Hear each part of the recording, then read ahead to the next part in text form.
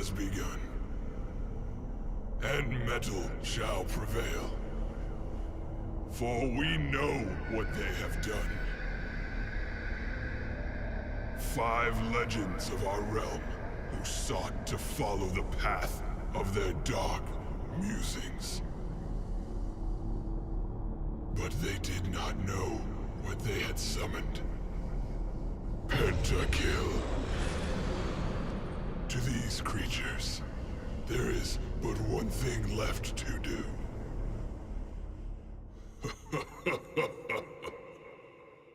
Heavy metal.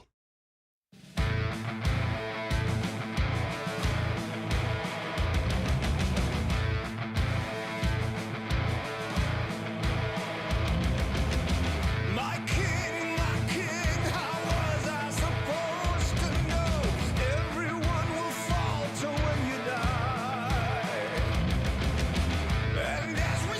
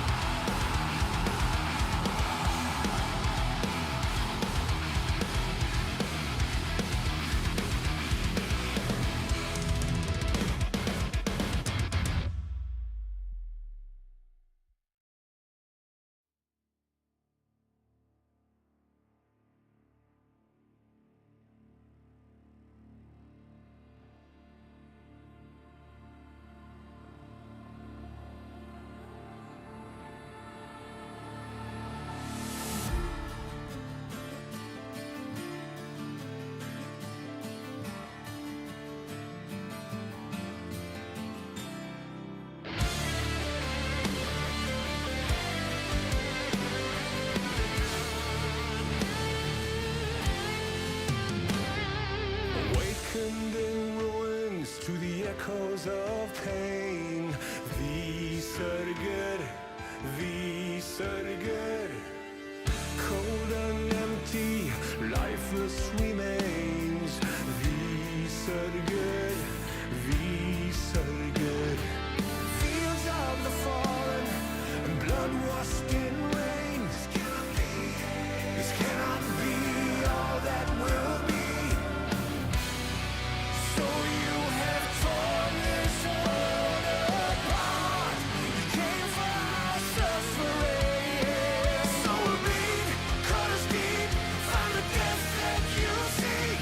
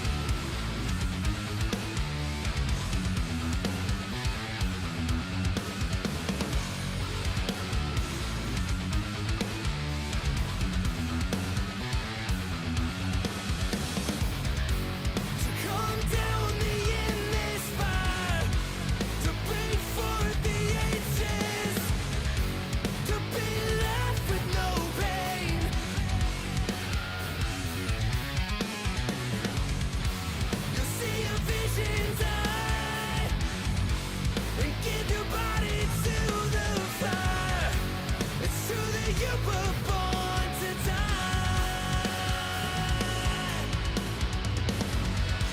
So now we set your spirits free. Let the lifeless clear away.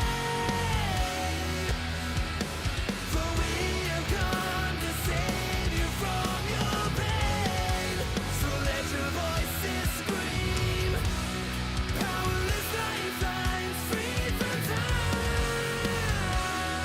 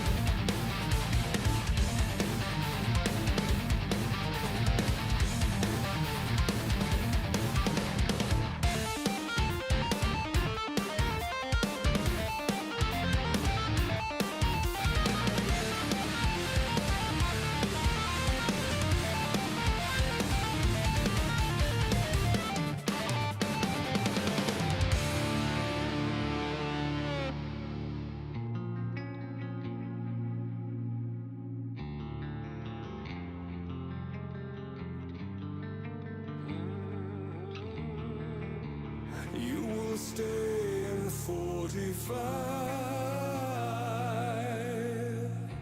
You will be our silent eye.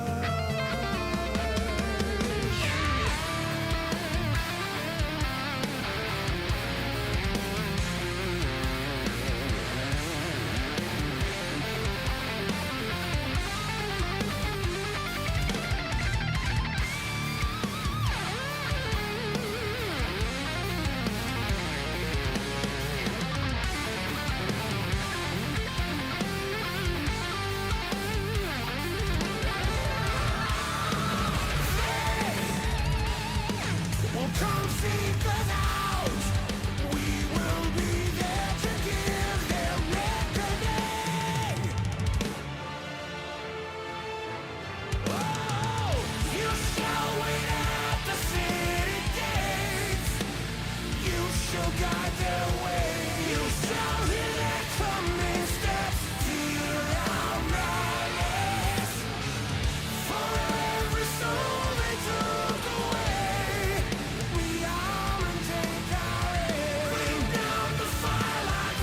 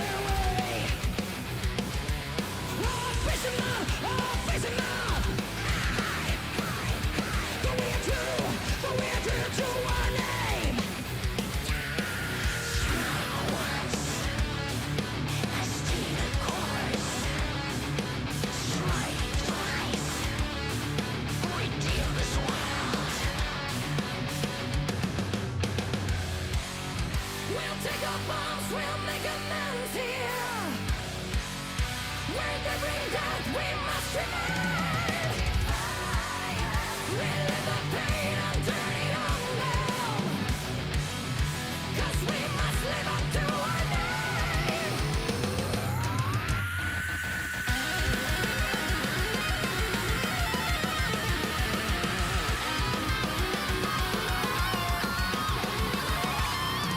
To those who intend on our end, we refuse to let you have the final say.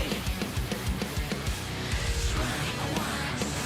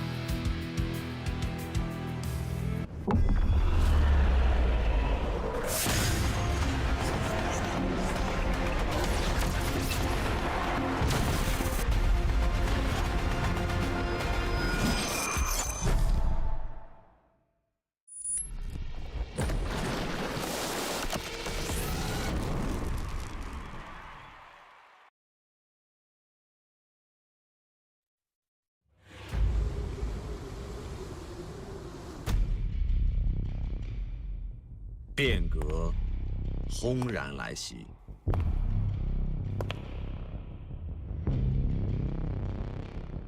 峡谷已是人心博弈。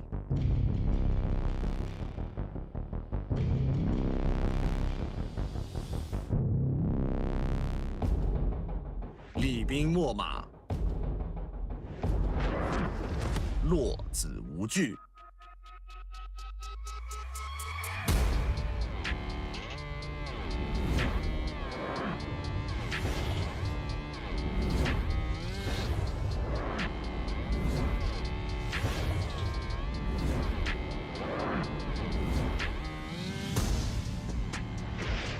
棋盘之上，协议子去九州，乾坤未定。这一手步步为营。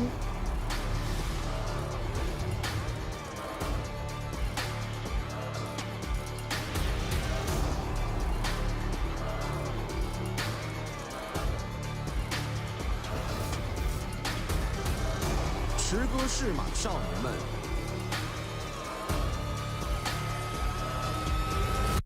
这个夏天，寸土必争。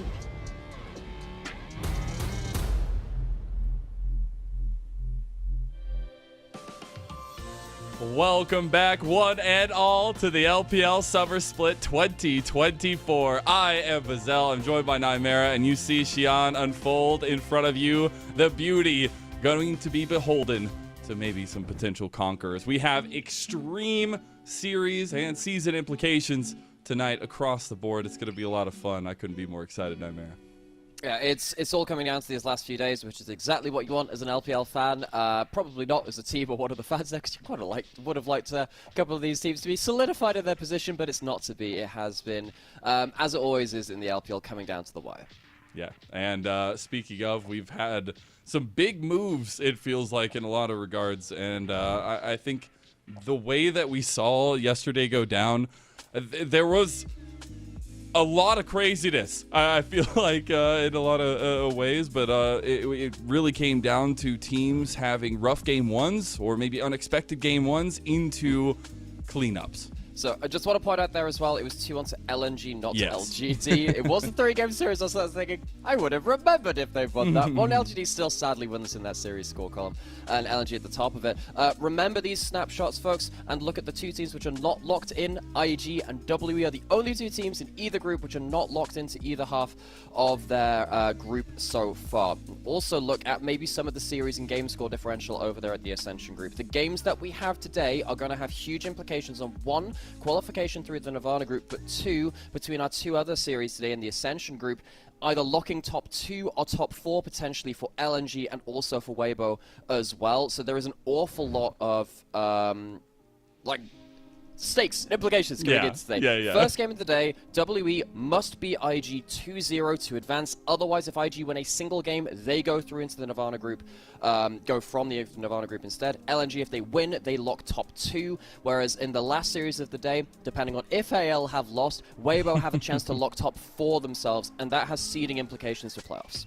Yeah, and if you don't know, seeding implications for playoffs are extremely important. You might be saying that's so far down the line, but the LPL playoff system is a literal gauntlet, and you want as much breathing room as you possibly can. Even though I will say, we've seen breathing room in our gauntlet pay off not very well to some of our legacy teams, but I do want to hyper-focus a little bit more on today and all those implications, because I can't believe it, but we're getting down to the wire here at the end of the Rumble stage. It feels like we just started it just yesterday, and we've seen some teams that maybe coming into the Rumble stage, we didn't expect to have some high highs, and I think we've seen maybe a bit of a roller coaster from our two teams here, WE and IG, in terms of that. Yeah, I think particularly WE, they've had, 5 roster changes? It could have even been more than... Look, they've had so many roster changes, it's really hard to tell how many it comes up to in total. This is the roster they're with now. Of course, Yang Xian has now been solidly starting over Hung in the jungle, and we have Abel, who is, of course, the 4th AD carry of the year for them in that role as well. It only is the solo laners of Wayward and Fofo which remain from the start of the year. Which, honestly, some veterans there that you can rely on. And those have been some of the highest highs, it feels like. You could throw a mark in there, too, with some veterancy. But it really has been Fofo and Wayward that you've been able to rely on a lot in some of their best moments. And I want to see them kind of lean towards that a little bit more. Use some of that strength that Fofo, at times, have been able to use. Because we've seen priority be the name of the game here. And Fofo's pretty good at getting that in a lot of regards. I think also Fofo just getting into side lanes too is a big thing for them. So using those pushing lanes early and then using that to go into a side lane and keep pushing a lane somewhere. Stuff like the Tristana was huge for them, and the LeBlanc as well. We saw that early in the group stage, and they did look good in that first round of groups. And then of course things really fell apart for them. Abel's come in. Abel has really tried to be the aggressive teamfight AD carry, and it's worked out sometimes. It has not worked out all of the time, or even dare I say most of the time, because this team has struggled in multiple facets of the game. That's why they're currently sat at 2 and 4 in the Nirvana group, despite the fact that they took a game off of BLG back in the group stage, and we thought that maybe they could even be angling towards the top kind of teams. That just hasn't been the case, and now they have one last shot where they must have a perfect sweep of this series. They must 2-1 to have a chance of advancing and not qualify instead for 2025. I love the wording, but it is a serious implication for WE. But on the other side, IG, I know coming into it, you said they had evolved because they aren't just the skirmish-heavy team anymore. I feel like a lot of the newer names have definitely started to find a little bit more promise as well here for IG. Yeah, I think that they've managed to find a good sweet spot for a couple of their players. I think GLFS or Griffith, I keep getting those names switched up because whatever. He's looked really good on the Lilia and stuff like that. That's added an extra kind of string to his bow. I think YSKM coming back in, someone who's a bit more veteran for this team as well, has added an extra kind of cutting edge in terms of teamfight flanks and then also carries through that top lane. However, for me, the core of this roster is Arn. I think Arn has been absolutely exceptional. I don't know what this team would do without this guy. Arn, in a weird way, is on my shortlist for MVP because of the amount of insane work which he's been doing for this team. I don't know if any other AD carry could have done that in his position. His Kai'Sa and his Ziggs feel like they have to be permabanned. He does so much great work for this team, and particularly now linking up with Vampire with some really solid laning phases and team fights. IG, they're much better than I thought they would be coming out of that group stage. And, you know, they are favorites coming into today based on recent form, despite their near loss to RNG. This team has definitely looked like they are not just that we'll fight you at every turn team. They do that with some decent setup and some different extra side strategies as well.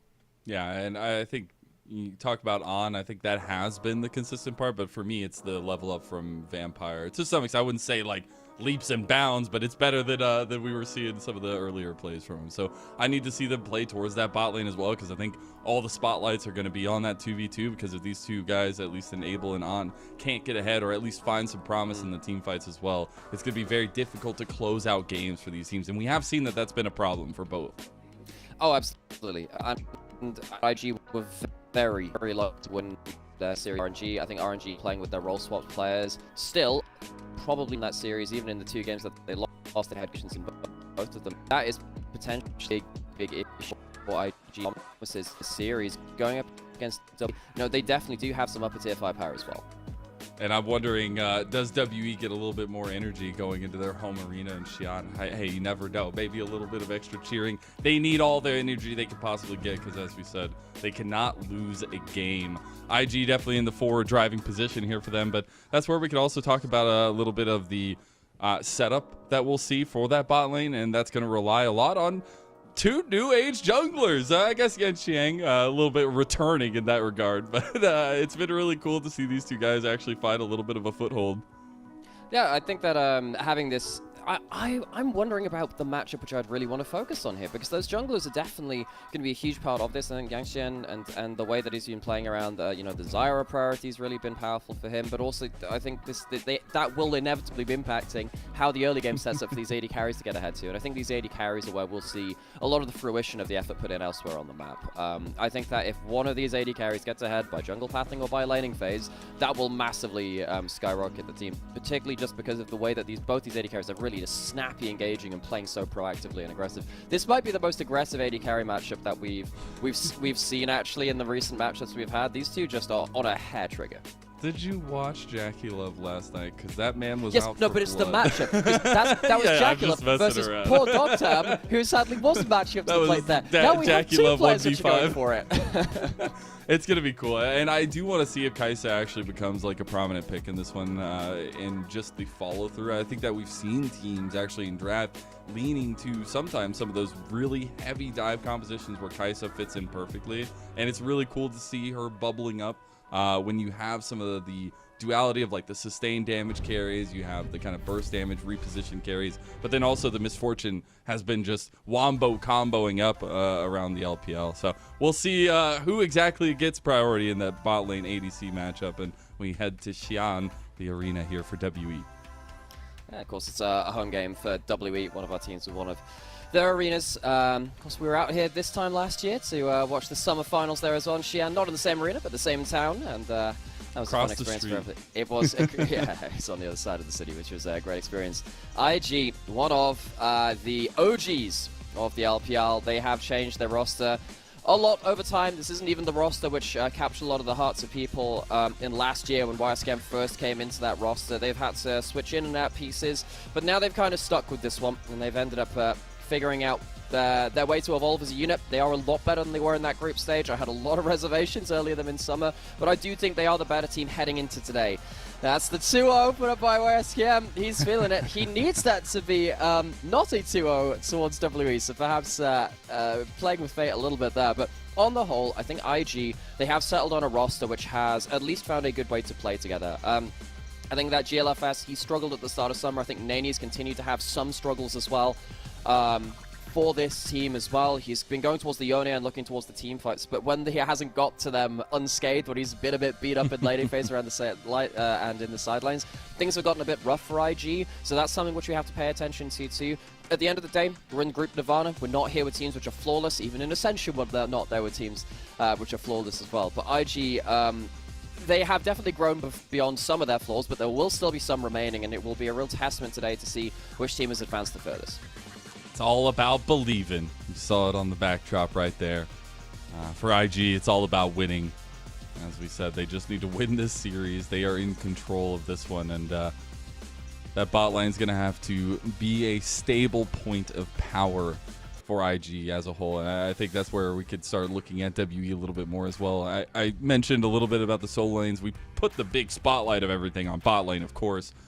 But I'm really wondering what kind of strategy they want to come out with today, because obviously we were already talking about this team not necessarily having the brightest of records here, and they are on a massive slump because they started off with the 2 wins that they have in this Rumble stage, and then now they're on a 4-loss streak. So finding a way to just get something to work, and the fact that you still, after going on a 4-loss streak, are in a position to make it to that next stage is incredible in and of itself.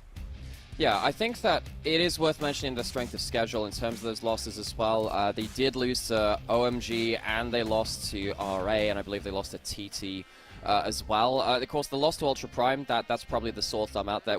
Ultra Prime, by the way, weirdly, never actually beaten a team below them in the standings. They ended up only winning against teams above them, which is kind of a fun little side stat there. W just so happened to be in that berth at that point. So it's not like WE have played against the worst teams in Nirvana throughout their performances so far. They were played against, the 3 of those 4 losses were against the teams which are already locked and have looked, on the whole, a lot better. So there is potentially an argument for strength of schedule here for WE and how they've looked. And now coming into this series, you know, they are playing against IG, who have, I'm trying to think of their own recent performances too, because they've definitely shown some good stuff, but there were definitely some games there which left me not feeling totally convinced. Again, that RNG series didn't feel completely solid. Their EDG one looked a little better than that, but I do think that there are some openings here from WE, even though I think that IG are still probably coming in as the favored team here. I think that WE, obviously we did say they have some firepower in their AD carry role, which might go head-to-head with Arn, but I also think this mid-lane matchup, because of Nani's own individual struggles in laning phase, and Fofo being still one of the real stalwarts of this roster, which you were calling out earlier in terms of the solo lane veterancy from him. If he gets himself hands onto the Lucian, which can be lane dominant, other stuff like that, which can start ripping up mid-lane matchups and start pulling away with huge advantages, there is a chance that WE can pull through that lane as well. God, I love moments like this because before we get into it, it's just everything culminating for these teams here. Like the implications could be more, right? Like you're either into the next round, which is still difficult. You have to remember the Knights round is not going to be easy, but you also have the possibility of literally falling off the cliff and not being back in the LPL until next year. And I know we're only a couple weeks difference from what it would normally be with the schedule we had last split, but it still is crazy to me. And so the teams that you're going to be facing up against, even teams like LGD and NIP from the Ascension group, yeah, I mean, they might look bad in the Ascension group because they've gone 0-7, both of them in terms of series. They're still in the Ascension group, and they still have some really good players, some really good like phases of play. So even when you look at Rare Atom, OMG, Thunderdog, and whichever one of these two teams makes it through, these teams, the wonderful thing about this format, and you know, it's been a bit weird getting used to the format with the two-group system coming through. So you have the group stage and then this Rumble stage where we separate into the winners and the losers of each of those groups. It has led to a lot more close matchups, and I'm hoping that the Knights rival stage, which is effectively our last chance qualifier for playoffs after this, which of course is what these teams are fighting for here in this first series. Hopefully that leads to some really tense, really close best ofs. I believe it's best of 5s in the last chance qualifier, the Knights rivals as well. So we finally get to see some of these teams really in those close, high-tension, high-pressure scenarios with a lot on the line. That is where some of my favorite moments in League of Legends come from, my favorite moments in esports in general. Like, that pressure and putting these players under that microscope and saying, okay, the lights are on you, the stage lights are on you, start sweating. I love seeing what they do in that kind of situation because there are very few things which can kind of bring about that kind of tension in the same way. And both teams playing into it. Obviously, we were getting some banter with the 2-0 signage and things like that. But it's cool to see a lot of the duality and some of the players having fun with it. And for the moment, the other players feeling really serious, feeling, okay, we got to lock in. We got to get this done. Because we did say that, you know, if IG win, they're in. But also if WE... They gotta win it all. They got a 2-0. Yeah. They gotta find. They have to find every, like, this 4-0 side. It can't matter. Everything that matters is these couple games that are gonna be in front of us, and I think that's where we can start talking about some of the drafting styles we'll get out of this one. I know we will see a heavy prevalence on maybe the Ziggs, the Kaisa. We'll see in the ban phase specifically, but I want to talk about what kind of facilitation we can get from the jungle. We've seen a heavy reliance on Lilia here recently in the last couple days, but it is maybe a position where the Sejuani, things like that are going to be a heavy priority too. Yeah, I think that particularly the Lilia, which you highlighted there, is such an important pick because to continue this conversation about the changing priorities on which flavor of AP jungle is best in the LPL, we started with Karthus, we went on to a bit of Brand. Lilia was around the place, but it wasn't quite as much there. And then, of course, Zyra was really the queen of the jungle for most of our LPL Summer Split, especially the most of this Rumble stage. Now we've gotten to a point where because of stuff like Braum coming into the support role, which brings less heavy engage, you need more engage elsewhere. And Zyra doesn't bring that, and Karthus doesn't bring that. Brand can in terms of pick potential, in terms of his Q/E combo, but Lilia can do that a lot better with a good swell seed, and when you are a good Lilia, you can do both damage and you can engage. It's a bit of a harder step up in difficulty and a lot of comps, but it allows you to play through poke, allows you to play through engage, and it can be very, very important. It wouldn't surprise me to see that either be first picked or banned away from IG the entire series because of GLFS's prominence on that pick. And there you go, it's on that ban phase. Lot of ADC bans down there to the 2v2. Abel's like, whew. Wow. A bit of heat in here right now. 3 bans. Obviously, the Zarya and Ezreal a little bit flexible there for IG's bans, but it is also the Brand, the Lilia, and the MF by WE on the red side that they ban away. We'll see what IG's first pick on the blue side is going to be. Ooh, so if it wasn't IG, I would suggest the Ashe, but actually, IG are one of the few teams that haven't prioritized the Ashe, and that's why it's the Kai'Sa. You see, all of these AD carries banned away from Abel are ones which are very, very, like, self-sufficient, and they can be a core of a team composition if they want to be. Yeah, I see these lane carry hovers over from Abel. I kind of want to see him go towards the Kalista and say, all right, you play that Kai'Sa. Let's see what happens. Pick in something lane dominant. I want to see it, because if Arn and Vampire are not winning lane, I think that's a huge core of IG which gets hit with it. You have to be winning that 2v2, it feels like, for both these two teams. That's why we put so much emphasis on that bot lane. We will see a traditional Corki come through the mid lane. Really nice to pair up with some more poke damage, things like that. Obviously, the Ezreal's already gone, though. See if we can get some maybe lockdown, some shot calling, decision making for WE. It is going to be the Leona locked in So with the Leona locked in, we had this mind game of the LPL where people were loving locking in Leona because it's just a very good pick in terms of what it can bring to the table. The only thing which countered it was the Ashe Braum, but because you've locked in the Kai'Sa, there's no Ashe Braum coming in. You could potentially still lock in that Braum, but I think Vampire would prefer to go towards something like a Rel or a Nautilus at this point. Also, normally we wouldn't see the Corki blind pick like this. We've seen a lot more prior on the Lucian, but because Nania struggled in the individual laning phase and isn't much of a Lucian player, much more of the Yone player, the Corki is much more happy, and Fofo is much more happy in that matchup. So that's the mind games we have coming on now. Now in terms of IG's next pick in, I'm trying to think if they want to go towards a priority jungler for GLFS, and that's the Maokai technically can flex between the two roles of jungle and support. Yeah. Right now, though, I mean, you're hitting all the check marks for IG's compositional strengths, right? Like you're getting the Kai'Sa down there for Odd. You're getting the huge Yone for Nani, and you got a lot of facilitation if it is going to go to GLFS. On the other side, you got safety, the name of the game for Abel, as the Xayah comes in, and we're into the second phase of bans already. Top lane focused by WE with the Kennen ban. Yeah, so what W are also doing is just banning other stuff which can threaten the Xayah, because right now, one of the reasons that some supports are good versus Xayah and others aren't in terms of the engage role is if you don't have to commit to Xayah but can still force her ultimate, you're right as rain. So Leona can do that with the ultimate, of course W have that on their team. Now, if you're diving in with the Yone or the Maokai, Xayah can pop that ult, and then you're still stuck in those feathers, which is a big problem. WE, I think they probably want to take away another one or two engage options where they can possibly across the map. I wouldn't surprise me to see them ban away something like that Nautilus. I think they're okay to let a Rel through because, again, Rel, once she's committed to that fight, is kind of in. That's why you ban the Nautilus. That hook can kind of end Xayah's fight before it begins if you land a good hook because you're perma-CC. The Rel you can react to a little better, which wouldn't surprise me Vampire locking in on that side. So we actually see the blind redacted could be taken away just in case. I love that we've had so much reliance on this pick and how disgustingly dirty it is.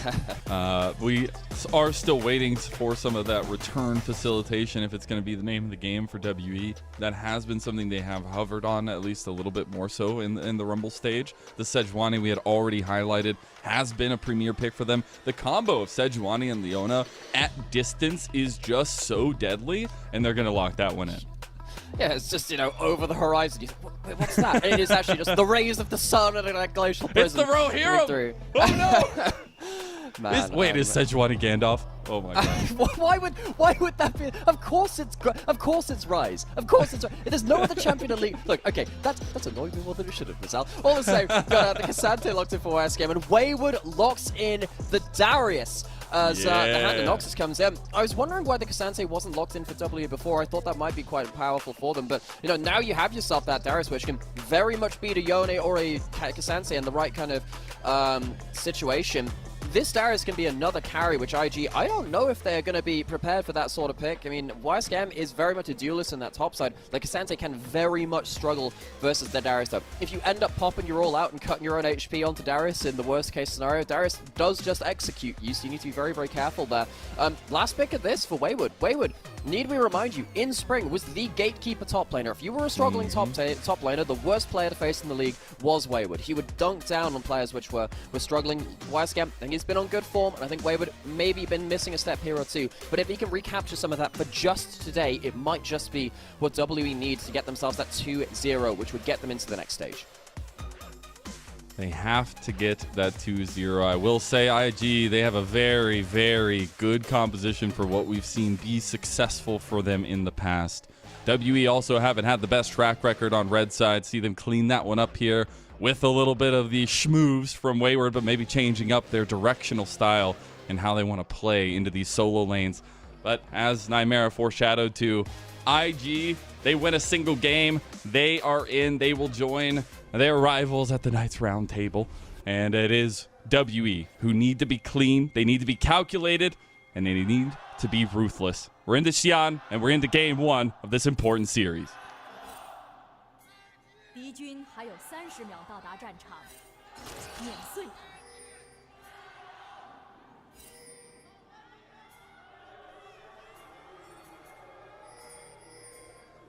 Love to hear the crowd, Xi'an. Still getting out early. I mean, it's not early for them, but getting out here and getting some energy going. But here we have to actually take a look at the early machinations of IG because they want some deep wardage into this bottom side, and I think the pathing and both jungler is going to be extremely important to keep close eyes on in this game.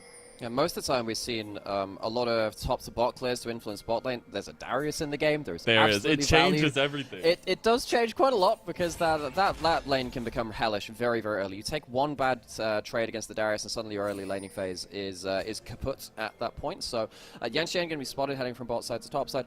I'd imagine W will find out that that'll be the opposite will be happening. Wayward just spotting that blue buff is not being started by GLFS. We'll probably have tangential information to say, yeah, there's probably going to be a Maokai Maya lane around about the 3-minute mark. We'll see exactly how quickly he gets up towards that. Wisecam, he's not even bothering walking up to the lane at this point. Wayward, important thing about this matchup, he can just hop in and out of this front bush, try and deny some XP. Wisecam, he's going to take a bit of a hard trade coming back to this. Yeah, he's just trying to force it because at some point you know you're going to be taking that damage. You just don't want to give him the empowered stacks once he gets all the bleed. And you can see right there, Wayward's getting a late auto attack, refreshes that bleed, he has an extra stack onto it. Just the auto attacks and that W starts so powerful. So already some XP missing from Wisecam, I believe, his bot lane. Of course, we did say that on Vampire they've had some strong laning phases. I think Vampire on the Rel has done a really good job of punishing it. Early level 2, not able to get anything at this point. Vampire, interesting fact, folks. Vampire actually plays on locked camera. He is really locked into things happening on his screen. But because I just find it's just one of the few players I've ever seen. Him and Doggo are the only two players I think in the LPL I know that play lock screen. But he's really good at hitting people on his screen, and his laning phase in the team fights I think have been pretty good. Whether that's a cause of that or one's a symptom of the other, that's a different story. But I think Vampire's laning phase has really done. It's really leveled up, especially compared to his debut, which is one of the worst debuts we've seen in the LPL. He has actually, he's proved a lot of people wrong, I think myself included, in regards to whether he should have been on this roster. I think Vampire has actually proved his place. Now it's a question of whether he can bring IG and help bring IG to the victories they need here today. Yeah, I mean, when Vampire was on EDG Youth, and especially in the off-season tournaments like the Moscow Cup, it was really cool. And then he came in to EDG, that chaos roster, and you're like, oh god, what is happening? Then he came to IG, and it felt even worse.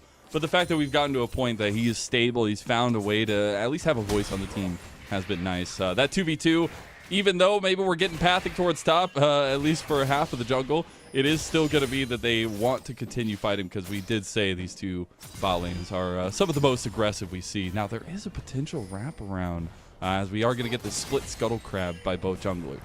Yeah, and also an interesting thing just happened in bot lane there, where Arn took a slightly early back to go for the cull. Abel got the slow push back, so his first back of the game will be on about 30 CS if he wants to get another wave, whereas Arn, his first back of the game was on 21. So the first combat stats of the game will be going over to Abel a little stronger, but Arn looking to scale up towards that first and second item by getting that cull cash and seeing if he can get early access to farm as well. We need to see when that first recall comes in from Abel. It should come in now, especially with his low mana, so that'll come through. And then I want to see if Abel and Mark can get themselves a lot more pressure, because they'll have the combat stat advantage briefly in this phase of the game. And you can have so much lockdown potential with their combo. I also want to point out we are getting our first backs for both junglers. The Faded Ashes, so the traditional, at least, AP style start for the Maokai, where we are seeing a lot of the Locket here in recency, but it is going to be a move towards top lane for Vampire and GLFS. They will be spotted out, though. Yeah, did have that reset from bot lane, which means that Vampire has a free move on the map. Chooses to go top lane and make sure that Wayward isn't blowing out this mad lane more than it should be. Now, it's already upwards of a 15 CS lead, so I was wondering whether Wayward was, because I saw the early waves and I was like, okay, it's not fantastic right now, but he went for a bit of a cheater recall, got himself that early wave push in, went back for some early combat stats himself. First backs of the game, if you manage to keep the other team, the other laner in lane, are so important, because if there's someone, if you're on, say, in this bot lane right now, because of the difference in those backs, Abel has himself an extra longsword, which means that up until Arn can get himself another back, he's going to be down in damage, which is a real problem in the early game when no one really has that many stats at all. And as we're using those backs, dragging the uncontested start here from WE, which is already onto the board here for W in terms of the objectives. Some early dragon cryo here. Really nicely done from WE to use that push, and that'll mean that they actually have time to maybe look at the other side of the map and contest for the grubs. Both teams definitely wanting to get some of these early objectives stacking for themselves to get them a stable platform to stand on moving forward. So, no one roaming up towards Grubs from this bot lane so far. We did say that combat stats kind of favor WE as it stands right now, but of course, combat stats only mean so much. Oh god, poor YSKO. yeah, that's Darius for That's Darius for you. Cassandra just said, can we just team fight at some point, please? I can do better in team fights, please! It's not quite as easy as that, though. Vampire misses the Q. Uh-oh, we got little combos there as Blade Caller waiting to be used, trying to get a little extra damage on. But yeah, they gotta try to find a way, I feel like, to bail out YSKM. I know he himself a big counter picker of his own, and Darius, we had known when Cassante was so massive to be a big pick into it, so Wayward's eating his lunch right now. WE do make some moves, though, on the top side after going for that early dragon. They did have the cross map to go for the grubs as well, and they'll just get all three uncontested. Yeah, so bot lane, the bot side, it was an early startup on that dragon. Of course, the grubs spawned after, so it's not like GLFS could have taken the grubs while the dragon was going down. The grubs weren't alive yet. Because Wayward is doing Darius things in top lane, can't really fight as this Cassandre early on into that lane pressure coming through from that. So WE get themselves a whole host of objectives. Bot lane at least is even, mid lane at least is even in terms of farm, and IG I think they'll be happy with that. Now I think the big question is you're getting towards that level 6 for Arn where he can join a play or get himself that quick auto reset in the way that the Kai'Sa can really get quite bursty. Is that going to be something that can get a big team fight off of and start pushing their own gold into the advantage? They have eaten a lot of early pressure, I think, and giving over those objectives as well, not exactly what they would have wanted to do. Ooh, nice little moves there from Vampire. Stagger the Zenith Blade. There was a hover over here by old GLFS. He does have level 6, and I think now that we have both junglers with their kind of setup tools, we will get a little bit more proactive on the map. There has also been an uptick in kind of the Blade of the Rune King item spike tempo gaming for the Yones, and I want to see if Nani's going to use that. He did go for the boots first here, so going to be a little bit delayed on that one. Abel stops his back. He isn't level 6 yet, on is. Yeah, so he got stopped by that W, which meant that he couldn't get a clean recall. So much of laning phases when you don't want to blow a teleport is can I find a break in the waves to get myself like a good recall, a good Q3 there from Nani. Going to take a decent trade as the Yone. Fofo probably needs to get himself his own recall. Yanshin going to now be here to fix the wave of bot lane, so Abel can get himself better reset than he did in that last phase of waves. Interesting thing to note here as well, not gone for the press the attack or went for that Conqueror as well. I've seen that occasionally on a couple of AD carries recently. Seen it on the Zeri. I think it's mainly the Zeri I've seen it on, but it's not something I've seen on the Xayah before. But Abel has been an innovator before, one of the famed genius AD carries. Even last year on OMG, he continued to innovate in that bot lane by having his Tristana priority and other things like that. So if this is something which is going to come to more priority, maybe it started with Abel's mind once again. Yeah, we'll see if the genius comes out in any case. But it is also where we have a pretty stable early game for both teams. There hasn't been all that chaos. We haven't seen the 2v2 lend out into any big advantages down here. I think the only big advantage you can harken back to is that top lane matchup, and I don't think anybody wants to look up there right now, especially if you're IG. And I actually want to see if WE find a way to play around this, or they're just going to leave Wayward in here to keep finding side lane advantages. Yeah, the side lane advantage is obviously very strong, and the problem with Darius, particularly when you have a Maokai in the jungle instead of something like a Brand or something like that, is he will 1v2 you. You will need to bring more than 2 people to the play with this kind of advantage. But the thing which IG want to happen the least in this top lane is to give Wayward kills. If that happens and you fail your first attempt to shut the Darius down, you're done goofed. I'm pretty sure everyone who's played top lane for the first time, think, oh, I'll pick up a new role, who's then had a Darius slammed into them, knows exactly what happens when Darius gets ahead of this matchup too far. Sometimes the job is just, the Lone Wolf mission of Halo Reach, that last mission? It's just at the top of your heads-up display, it says, current objective, survive. Sometimes it's just like that. It's perfect. Well, hey, let's see what surviving is going to be like in bot side, because the funny thing is, after all that early kind of movement from WE for both objectives, the timers are like right in sync, about 12 seconds or so difference. Dragon, number 2, yeah, that's important, but I feel like Grub again also has a big say in this conversation of which objective is going to take it. Yeah, absolutely. I think that, I mean, getting 2 early dragons for W is obviously really, really nice. Gives them better macro options later.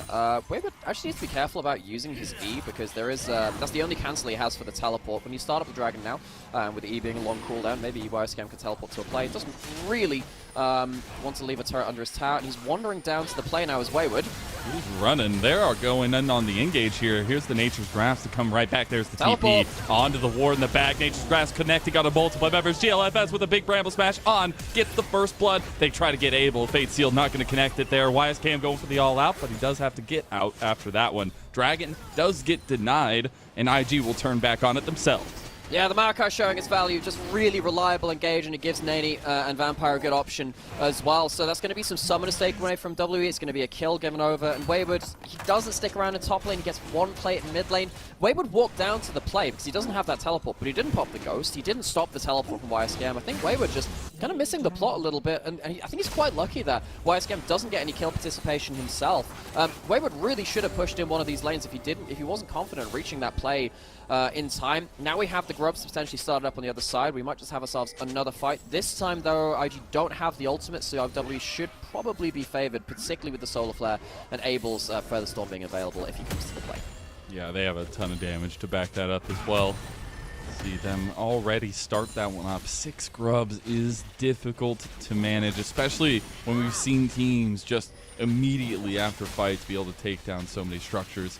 So really nicely done for WE is they did lose that dragon in the end, but they've had pretty solid neutral objective control so far, and obviously being able to lean onto Wayward's advantage up here.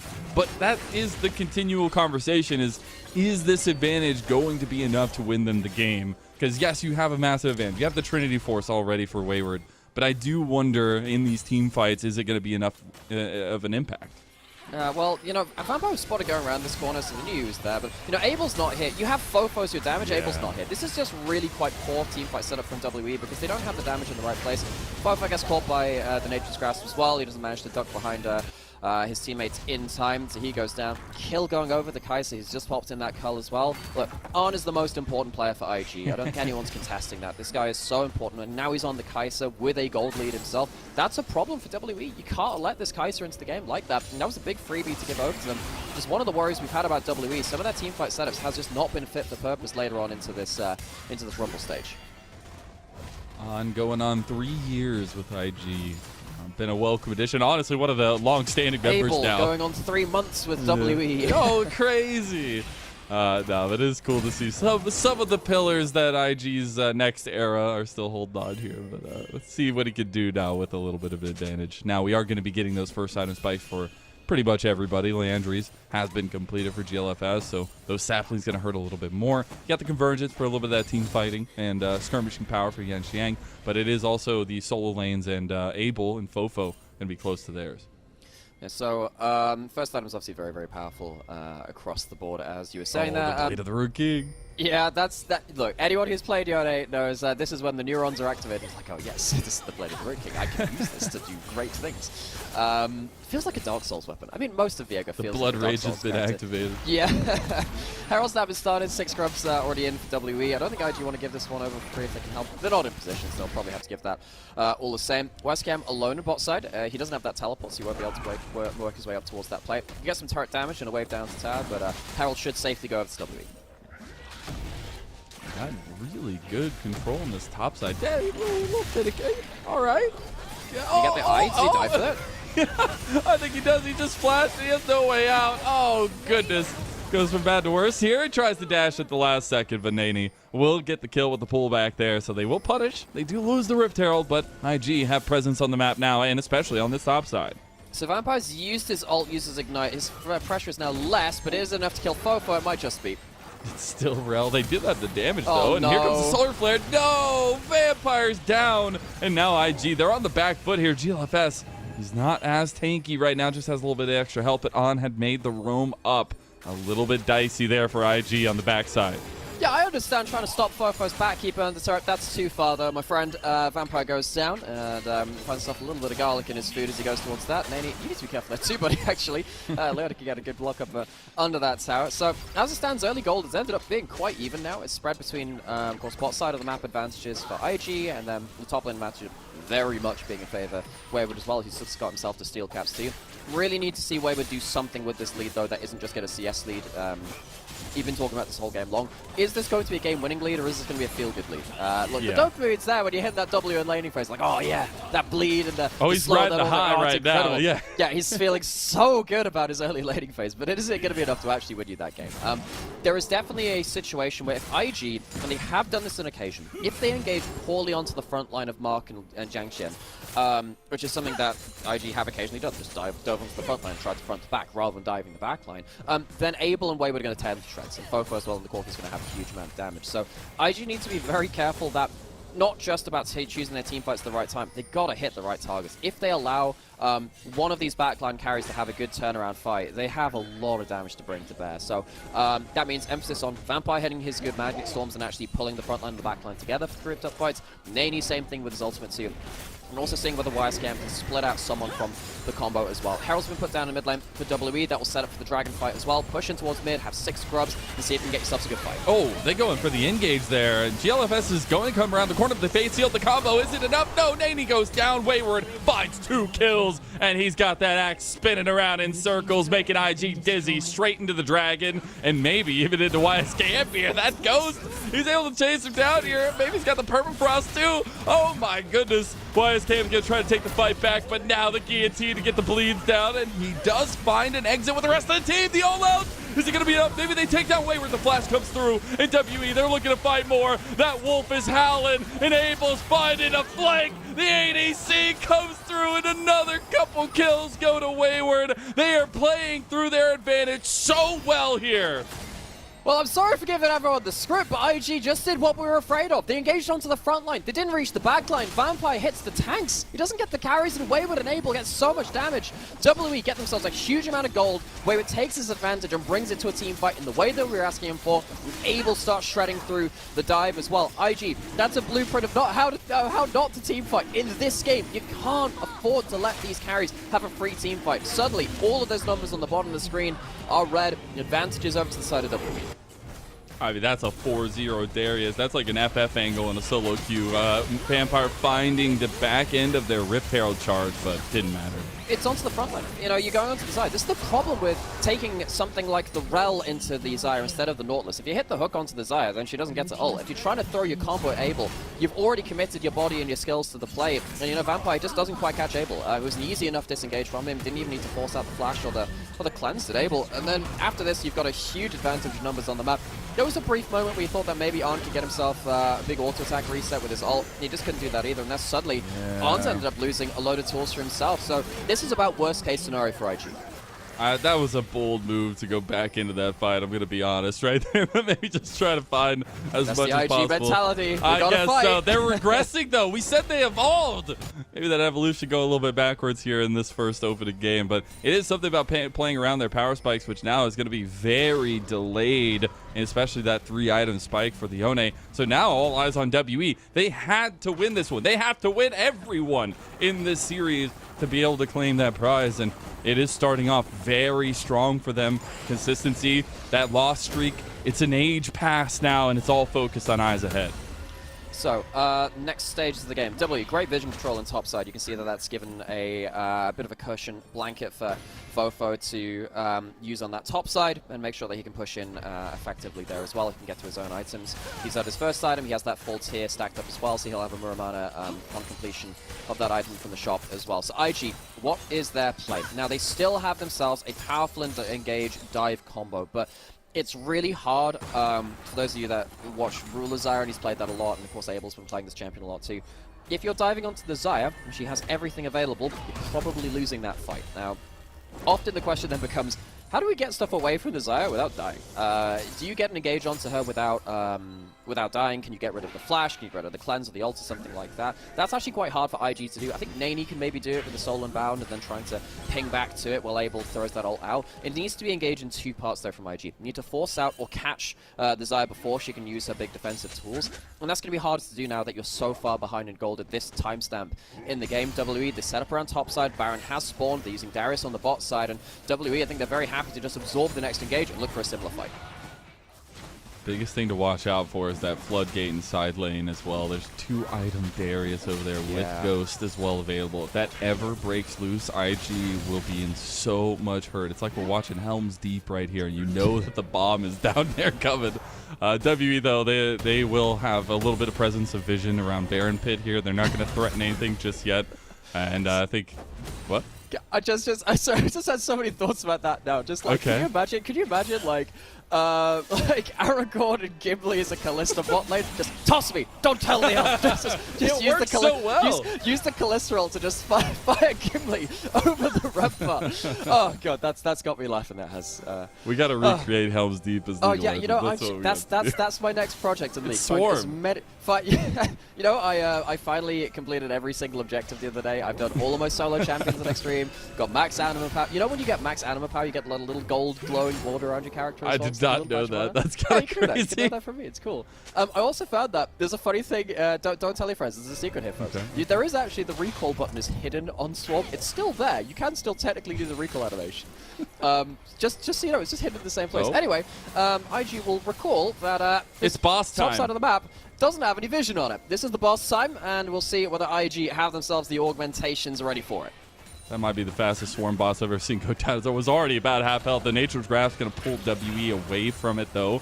Look at the run that is happening from Wayward. Those cats, you can hear them trudging up the river as he's walking his way to this fight, realizing he can't be caught like the last time WE didn't have that 5th member. He is the strong point as well. Yeah, I don't know whether I love Wayward so easily roaming to these sides. If he can actually bully out YSK more, and look at that CS lead, look at the gold lead. Yeah, it's YSK insane. He can barely hold onto his turrets right now. The problem you have with the Darius into the K'Sante into the Darius is that you have your 1W to push the wave away from turret and stop Darius from hitting it, but if you use that, you are also going to die. So that's the problem.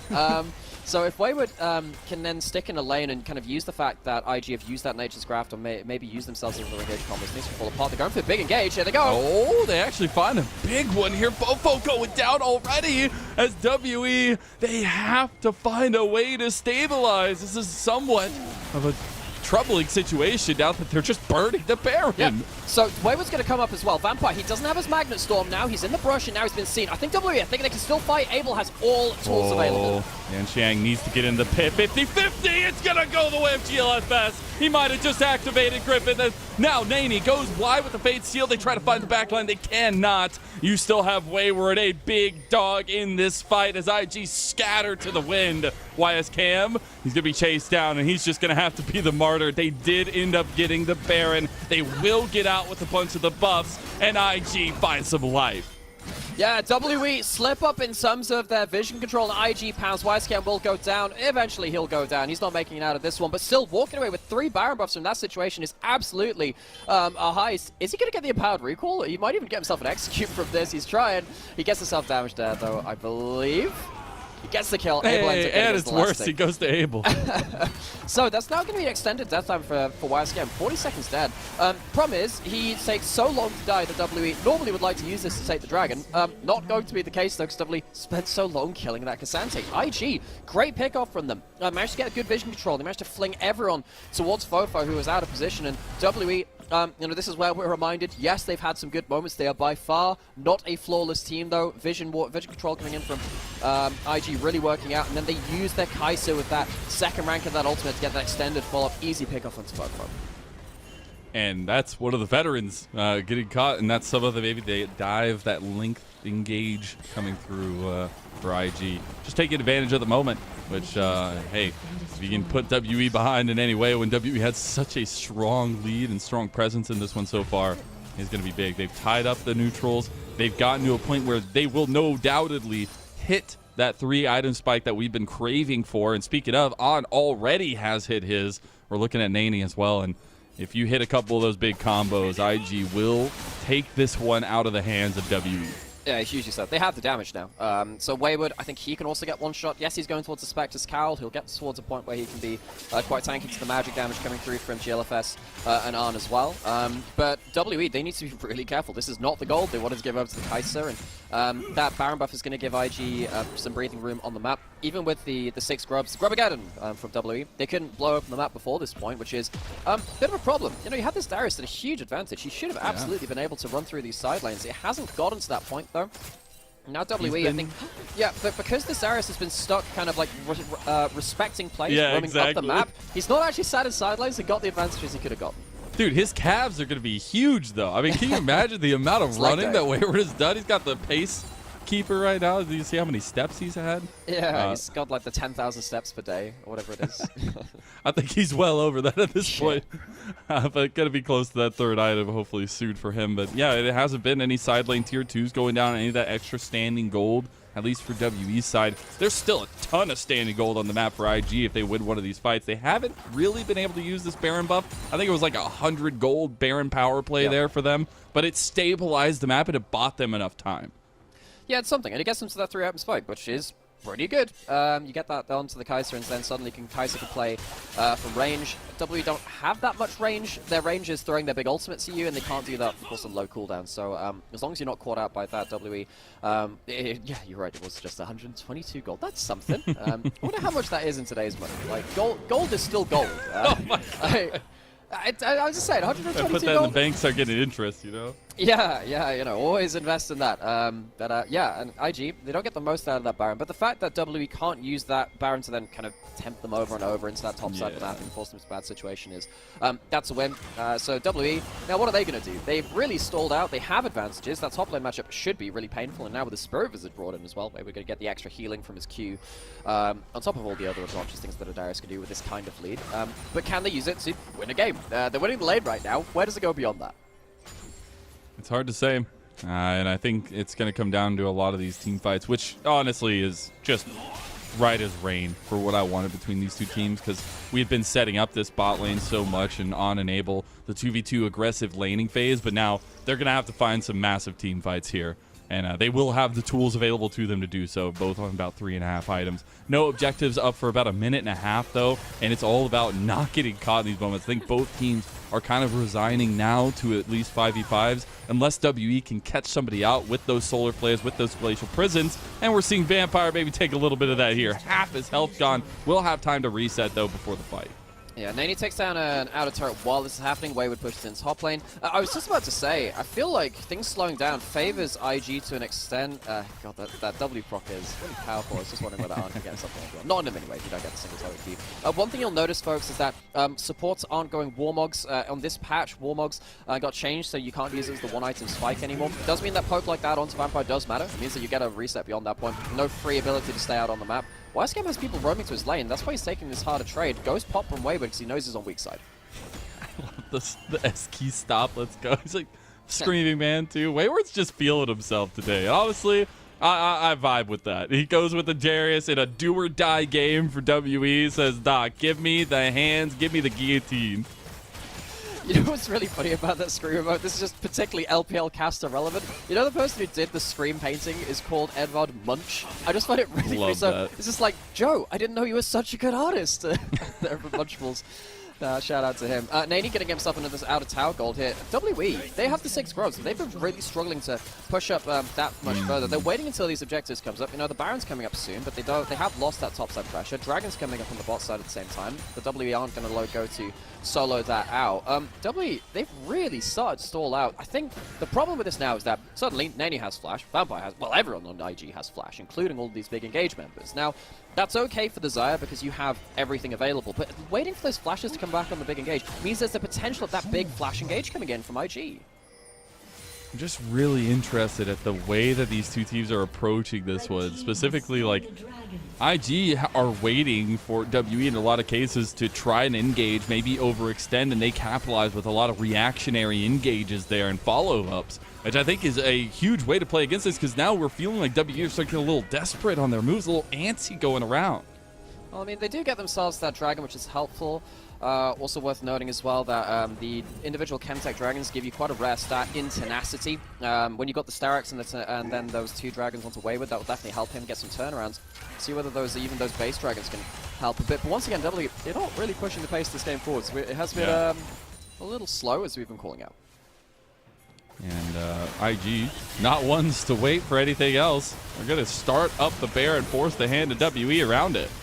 WE, Abel's not in a great spot right now. No tank stood in front of him. Teleport's coming in. Teleports on both sides coming in. I think we're ready for a fight. Yan Xiang going for the Glacial Prison. He's going to miss that one. He was waiting for a steal potentially over on the other side. They do end up getting the TP out from Fofo. So WE representing kind, but that's what IG wanted. And there is only one teleport from WE because, you know, Darius doesn't run that. Now, W, are they going to run back towards this too? They're going to get some vision control back. Right, IG, they still have themselves all of their flash engage tools. This is not good terrain for WE. Yeah, this is a rough pincer right now. Vampire is looking for it. He goes there on, can't find the engage with the Fate Seal. That's going to find it, and they get already one. Yan Xiang is down. They're trying to fight back IG. They have Wise Cam on the back line. Wise Cam going away, though. Look at Fofo. He's got the rockets, and Wayward's got the spins. Do they have it, though? Wayward, he can't keep it up, and he is down. Only a dog is left for WE to stand, and IG, they'll pull it back. They had themselves all their flashes. They had themselves the great engage, and it is only Fofo left alive. I don't think the HP bars... Well, I mean, if Fofo walks over, it could be dangerous, but he doesn't have the vision. That should be Baron going over to IG. WE, they slowed things down too much, and IG pulled the trigger in their own time, in their own leisurely pace. WE giving up another big objective. Even though they get themselves the inner turret, it's going to be IG once again finding a way back into this game. More than that, they're pulling themselves probably ahead in this game at this point. Vampire goes onto the front line again. I thought this was going to be a mistake. I thought that maybe giving Abel a chance to play around his feathers was going to be a mistake. But Abel, I don't think he has a great flash. His feather positions aren't great. His ult position wasn't great. And he ends up flashing right into the enemy team, and he gets hit by a sapling. So not the best team fight from Abel. I thought the engage from IG potentially could have put them under the bus, but they just about clutched it out before the second Darius Q comes through. And you know who had a hell of a fight? It's that man in the bot lane for IG, the man that's been singing strong the whole time on 6.7 thousand damage done on the Kaisa. A mainstay in recency for IG, one of the pillars it feels like in the new era for this team, and he is popping off now. He's on 4.5 items. He has the crit bloom, he has Seekers, and it's going to be IG looking to follow off of WE's potential engage, and look how much damage he does. That was a W there. Yeah, it's painful as heck. So WE, they didn't have Abel or Wayward in position to do damage. This has been a bit of an issue for WE. I feel like their carries actually haven't been positioning very well to do damage. Abel in that last fight, still using his flash, his cleanse, his ult, not really getting that much done. You'd expect more from a player of the team fighting prowess of Abel's track record. Wasn't able to do that. And IG, now they get to fight against Desire with no summoners. Now, the next time they find an engage, maybe Abel won't be able to even use any of those tools to get himself into a point to do that damage. Again, WE, they have themselves sold point, but they are still trying to weather the storm of the Baron. IG have finally taken the goal lead. It's slim, but that's saying something when WE have been so holistically ahead this whole game. They have stabilized. Wayward's still in a massive advantage, but we've seen that it doesn't guarantee team fight wins. The focus has been extremely nice from IG, and now the siege is coming to town against WE. They have to find something, some sort of life in this one, because you have to remember they can't lose a single game.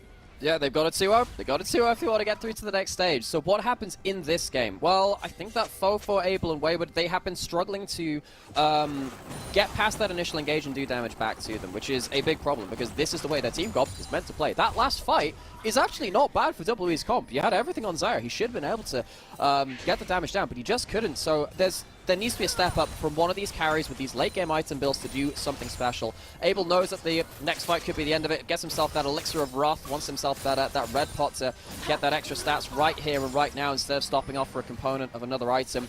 He doesn't have that flash still, will have that cleanse. Dragon coming up in 15 seconds. If IG don't reach the carries and WE's carries then turn around, that will look a lot better for WE.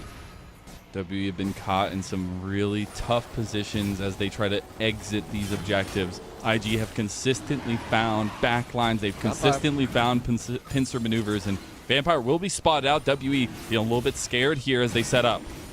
Yeah, Wayward just sticking around in the corner here. He'll be spotted on that ward. Vampire The has the improved Mega Blast Blast Cone. They have so much distance that they can cover here. It's a front to back, though. Maybe WE can pull this one out. IG feeling a little bit respectful as they back away. Dragon is still the contest here, Dibera. They are contested now. It's 5,000 down. They're going for the Dragon. It goes over to GLFS. Mia, the bait sealed by Nani on the back, but he goes back, and now you already got numbers advantage for WE. WE, they take the kills, but they lose that Dragon. It's still going to be something. Hang on. If he hits another W, this could be a kill. Not just in range there. So, WE, they get themselves at least those kills. Even now in Dragons, Dragon Conservationists are in tears. 6 of them have died. There's probably more to come at this point, as neither team can get themselves that soul. WE, though, showing what this team comp can do if you don't reach those carries again. So that's going to be a tower going down for them in that bot side, and at least claiming some territory on the map, which WE have struggled to do. This is the first time they've really managed to touch those inner turrets beyond Fofo taking that mid lane one in trade for the last Baron. And you're seeing the payoff that the 6 Grubs, that foreshadowing we said earlier, that what happens after you win a small fight, even a small fight, he's going to get backstopped there. But it is something where WE can punish extremely heavily on the backside of these fights. Now, on his full build, he might be looking to go through the follow-through, but you also have to think about some of these item spikes coming through on both sides. We're going to be getting to full builds as we take a look back at that fight. Yeah, you can see that Vampire is timing his approach really well with the Markel. It's just that WE managed to retreat well enough. They don't stick in the right kind of position for it. If Vampire had Flash, I think he follows up for them. He can't quite manage it. Then you're missing a lot of your big tools. You don't have that Blast Cone engage. Yes, it's a good smite coming through from GLFS. The Q smite from Marco, surprisingly high damage. But they don't have themselves that control onto the backline. Able full HP, Wayward basically full HP. That's not a fight which looks good for you. Now the next fight, you're going to have to do that again with Able having all summoners available. Yes, Vampire has his Flash, maybe that'll be the difference, but I always tend to favor Xayah when she has all summoners available. It's exactly what she wants to do against this kind of composition. Hopefully gonna be getting at least closer rather than to that full item build. Does have the BF sword to get close enough at least. But it is a calming state on the Rift. It is also, though, Baron coming about 45 seconds. We've seen the prevalence of IG willing to kind of force the hand of WE around that. They are going to have some big item spikes for themselves as well to maybe even fight that one out. But we also have to look at what the big entrances are. I think Able has to have clean team fighting here. On has to be primo, at least target for WE's big CC chains that they have. Yeah, hugely so. I think that WE, they can almost survive because their front line is very strong in terms of the Leona and the Suochuani. I think they can front to back and play through the front line. I think they always need to catch Arn, but if they can, it's effectively fight over. If Arn, look, Arn is such an important player. We've praised him so much. If Arn doesn't have a clean fight, I think you're absolutely right. This is going to go downhill very quickly from IG. Baron's started again. It's worse terrain for WE. The walls don't exactly help them in peeling back in the way they did around that Dragon. They're trying to go pushing in mid and then go towards that Baron, but at the same time, Nani is now a 4-item Yone trying to hit that side lane, trying to make sure that Fofo can't immediately just walk up to the plate. Both teams tension-filled in the mid lane, a 4v4 standoff while they watch what happens in the side lane. Wayward realizing his resources need to be with the team if they're going to have any success in these fights. He has been a huge hoover of the gold for WE, but it's also been a state where WE have consistently kept the lead and perfect timing that gold grab. It is a couple dips in the gold, but it is still WE that remains strong. Yeah, this is the kind of series I kind of thought would come through for one which decides qualification for the next stage. Like, this game could mean everything for WE. It could mean everything for IG. Of course, WE, they have to get that 2-0. IG, they win just a single game in the series, they make it through. Great poke coming through from Arn. Wayward caught out right now, but the rest of the team will cancel their backs and make sure that he's left with some support on his own. Dragon now coming up in a minute. It will be a soul for either of these teams at this point. The objective's gotten all the way through. The fact that both these teams have 2 of these Chemtech Dragons as well, the extra tenacity is genuinely quite impactful. It's an extra something like 8% per stack or something like that, as well as heal and shield power as well. Baron's now been started up, not waiting for the Dragon spawn, going straight towards this. WE, they need to respond. The Plasma does so much damage there. There's TP coming in. Nani will be there. They will pull off, though, as WE come around the corner. Not exactly confident to try to burn that one down, trying to pull some of the resources away from WE as well. Yeah, now WB, they can't be caught sleeping, though. If they do end up leaving someone isolated, then Arn's going to obliterate them. And right now, Yangshan, there's no damage right next to him. The poke keeps hitting, but every time this happens, I'm just worried about what's going to happen with Kai'Sa jumping in. And now with Dragon coming up in 20 seconds, Yangshan, he's going to have to make sure he doesn't get hit again, and that Warmogs can get some value. Yeah, he needs to start healing up a little bit. Needs to be in a safe spot, as he does. Here, IG, they're going to be first and foremost in position for this Dragon. Maybe an ultimate fight here to decide who's going to come away with this game number one, as they are just going to leave it. WB going to leave it. They're going to go towards the Baron instead. There are no saplings up there right now, and they're going to try and burn it down. It's not great terrain for WE, but IG, they're teleporting in. This will be YSKM. Nani trying to walk up with the rest of the team. Is this how we go down? As WE making the call, they go for the Baron play, but now they are surrounded by IG. They go for the play on this split side, though. GLFS gets a big Nature's Wrath, big face seal, though. Here comes the entrance. Oh, Vampire obliterated, but look at On. He's all by himself. He needs to find a way out of here. The escape button, as he does end up getting back one. Now he's trying to find another. He's going down, though, going golden, but there's nobody in any vicinity to help him. Nani trying to get Abel on the other side, but WE, they are able to fight back. They find the Baron, and now they're pushing down mid lane. Oh, it's a bit of an awkward flash over the wall from Fofo, but the damage is done. 50 seconds on and a Baron picked up for WE. That should allow them to break the base coming through now. IG, I think they did manage to at least scramble and kill that mid lane wave, but WE, without that Kai'Sa on the board, with 6 grubs, they might even look for an end of the game. There aren't big ultimates up from IG right now, and they have good tower killing potential. I think they might even go for the game, man. Wayward feeling himself even more strongly now. Picked up the Darius, and he is laying it down. They're going to fight their way into this one. They still have the Baron minions. YSKM getting low. IG, their hope here in this game. They got Nani, and that's a huge one. He's going to get a big set off of WE in that fight. The big pick off on Abel. Yeah, they managed to get Abel. He had no cleanse just at the end there. We're going to tank this up, and it won't be the end of the game. Now Arn is going to come back out onto the map. He has Zephyr here. He is beyond the boots build. He has 6 items, and Arn can potentially go and run back out onto this map. From what looked like a game-ending scenario, Nani saves the game, and WE now have to be on retreat. They have that Baron buff, but I don't think they can use it in the way they want. You got distracted by the right hand On, and you got smacked upside the head by the left, Nani, as both these guys having incredible performances to try to close this one out for IG and WE. They have been bruised and battered in this one for sure. Definitely, that is a word for it. We're going to late game now. And remember, folks, this game means so much. If IG win this, they go through into the next stage. They qualify and WE are eliminated. The extra tenacity coming through from this Chemtech rig is really helping GLFS out there. But Vampire gets obliterated. I think that Wayward ended up getting a really good E onto him. Fofo, what a great flash in there. Suddenly he doesn't have that. He's chasing down. Arn still dies. This should have been, I think, the end of the game, but Nani's heroics on the Nexus end up saving him. Ends up getting on top of Abel somehow, some way. And this is what saves the game. Great Q3 coming in from YSKM, box a couple of people back into the tower, gives him a good all-out angle, and then Nani manages to get on top of Abel right here as well. He did have that cleanse. I don't think it saves him, of course, the knockups from what really kills you from that Yone. Baron buff still up, though. WE looking to shove in with the waves. And they actually have a pretty heavy siege here. Both are going to take a hit. YSKM, the true front line right now. Nature's Wrath coming in. This is IG's play they want to try to make. Wayward still heavy front line. Glacier Prison goes wide. The convergence starting to tick up here. Look at Nani, though. He needs to get in. There's the Blade Caller back. They cut out Yanxiang. On finds one. This is what IG needed. They find Mark. That's a double kill for the Star On. And they want to follow it up as well. They still have Killer Instinct. Wayward needs to be careful. On stepping up, trying to go for it. Abel body blocks. Fate sealed in. Abel and On. They're going at each other's throats. But it's On who has a team next to him. And IG from the brink. It's Wayward. He's trying to fight tooth and nail, but the wolf will be turned into a pelt here as IG surround him on all sides. They're going to go for Alcove Gaming. He's throwing up the emotes, but it's going to be a sweet, sweet salute by IG. IG might just try and run down with a top lane wave. Abel dies trying to protect Wayward from that plasma proc coming through. I don't know if IG can finish the game because they don't have any grubs, and of course they don't have that Baron buff as well. It'll be an inner turret, but that'll be it. The game will go on.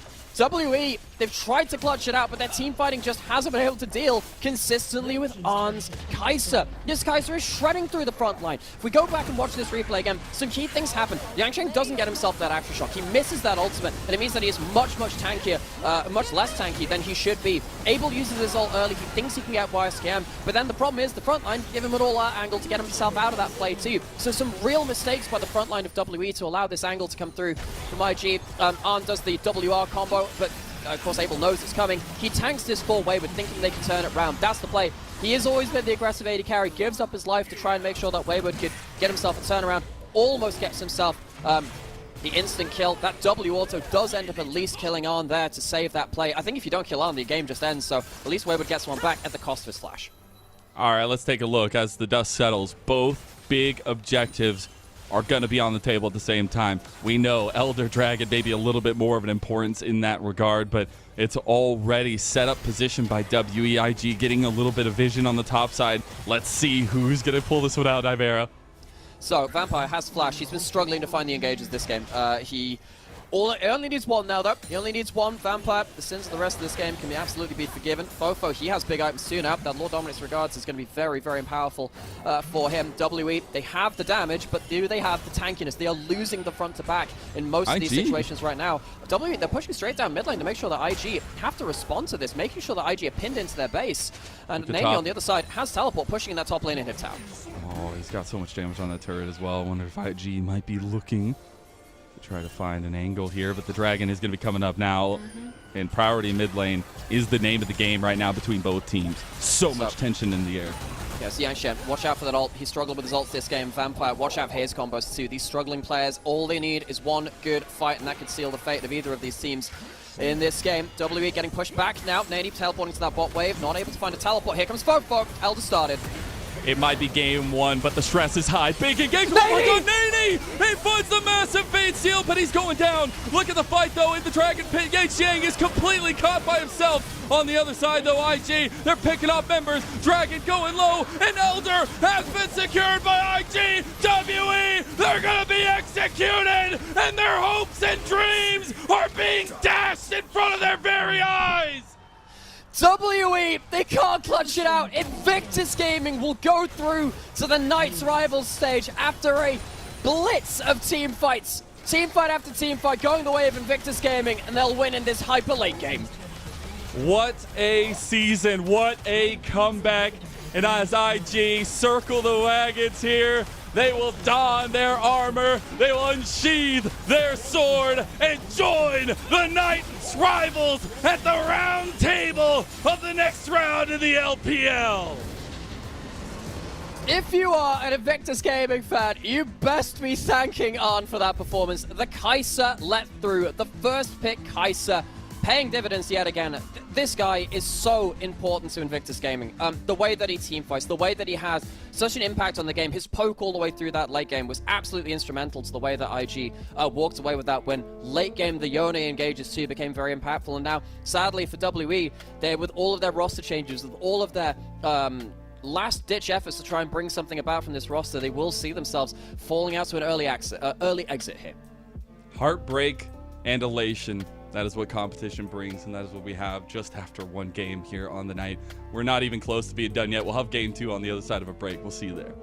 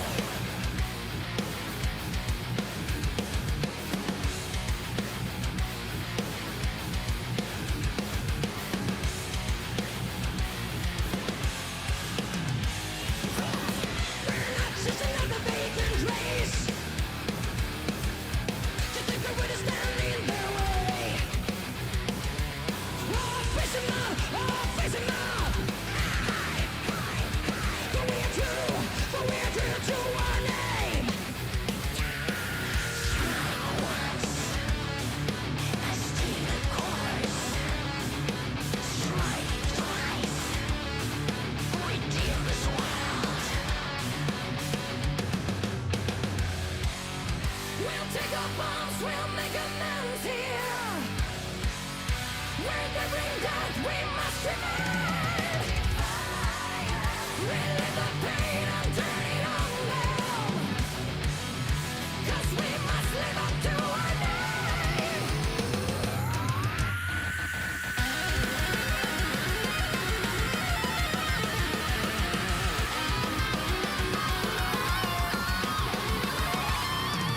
To the knowledge so intense on our end, we refuse to let you have the final say. Trying once,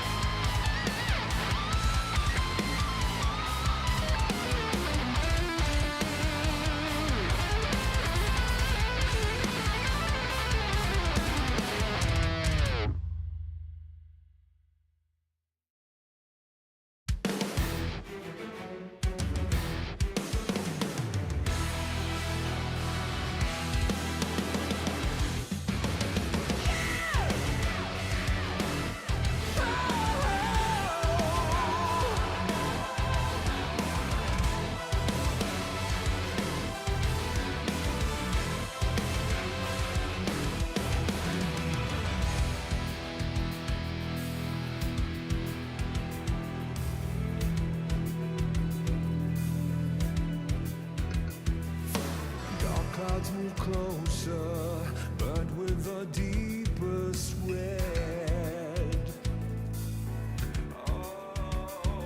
Beneath them we look on. When they part comes the hatred they bring.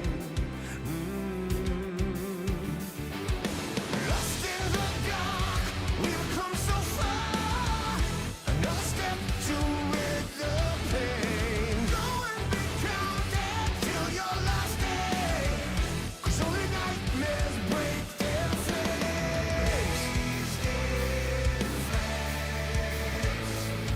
So stand upon these fallen lands and follow in our Father's plans. Yeah, until the end we will remain, and we'll hold on until our last breath.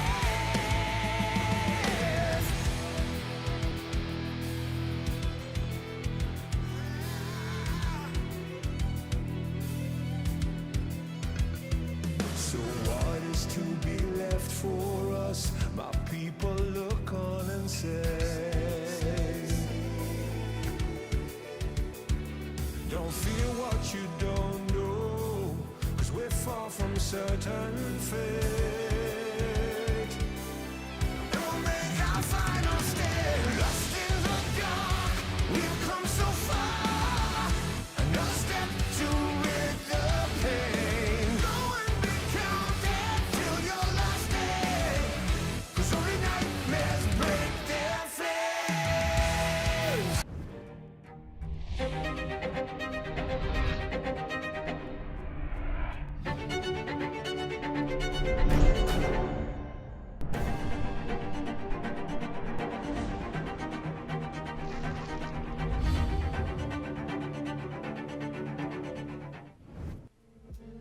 Welcome back, everyone, to LPL Summer 2024. I'm Mazel. I'm joined by Nymera. And yes, we are continuing on into Xi'an, even if the standings implications are said and done. IG will move on to the next round, while WE will be seeing in 2025. So we only get one or two more games left from WE now. So the pressure is off. I'm sure there's going to be some complicated emotions now as well. WE, they changed so many players on the roster. They brought in Yangshi into the jungle. They brought in a new bot lane after summer, and then they brought in another new AD carry partway through summer as well. So Abel comes in there. Arn walks away as MVP. Deserved. This was the player we've highlighted for IG all along. If you're an Invictus Gaming fan, you gotta praise your luck. You gotta thank your lucky stars that for some reason Arn stuck with this team and is on this kind of form. He has done an incredible amount of heavy lifting. Every single game that IG win, I look towards this guy first and foremost to see how he did, because he's so consistent impact in the game.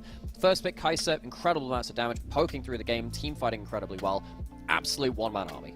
Yeah, I mean, you just look at these stats, they're insanity. And it's just rightfully so that he's playing Kai'Sa, and the evolution of IG is underway here. It definitely seems like there were some big slip-ups in this one, and you can see how much pressure was in this game, because for both teams it was extremely important. But hey, IG, all you got to worry is about that win column, and the fact that they got it shows a little bit of that growth.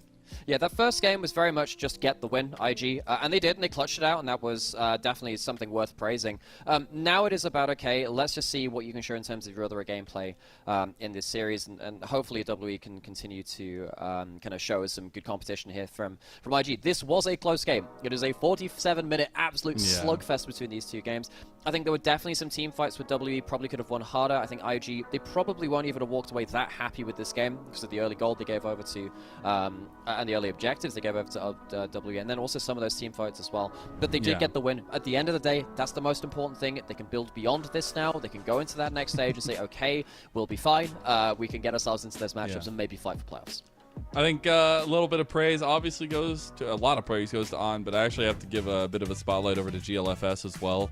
I think we've seen tremendous growth from this guy in his early entrance here into IG, and the fact that we saw him go to the Maokai, he was tremendous. I mean, both him and Vampire had 95% KP, and there was a lot of setup needed by these two guys to make their carry succeed, and we've seen IG dip into that well now multiple times, in GLFS having some serious ground that he's made up.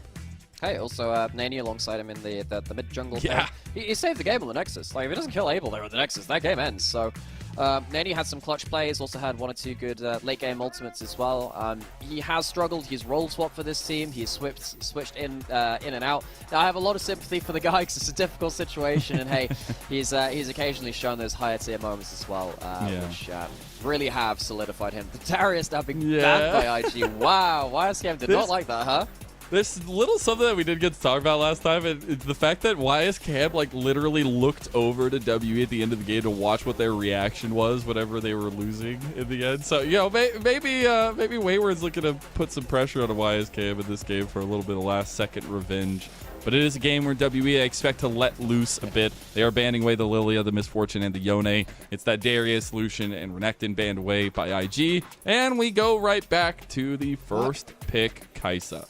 Why are we giving this on WE? Yeah, you can ban Do away. it, I mean, yeah, WE. that's fine. But like, I see that Yone ban. That should have been a Kai'Sa ban. I don't think that Nady was the game-winning factor over Arn. Arn is so incredibly impactful on that.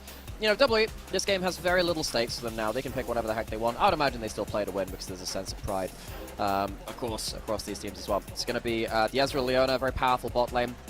Of course, IG threw 3 first-round AD carry bans at Abel in that first draft, and this is one of them that was taken away in that game 1, and it's now being locked in game 2. I think rightfully so as well. Career champ for him in the Ezreal, but also just how much strength it has and flexibility in the meta recently. It is going to be the Rakan to provide some of that engage but peel, and it's the Sejuani locked in for GLFS this time. So, really good go buttons from IG. In a lot of ways, I think this is even better engage combo than they had the last time. I think that the Maokai and the Rel. So I do think that GLFS played out the Maokai fairly well. It's just it's quite slow at the engage, and when you have players like playing on the Zyra, it's much easier to ignore that kind of thing. And of course, Vampire was actually denied a lot of engages in that first game. So one of the reasons that game went long is the fact that neither team were really getting the engage that they wanted. With Leona now in for Mark yet again, and now Vampire and GLFS having maybe a quicker engage combo because of that Sejuani over that Maokai. Maybe IG can find themselves a little bit more comfort. That first game got a bit hard on the color, I think, for both teams.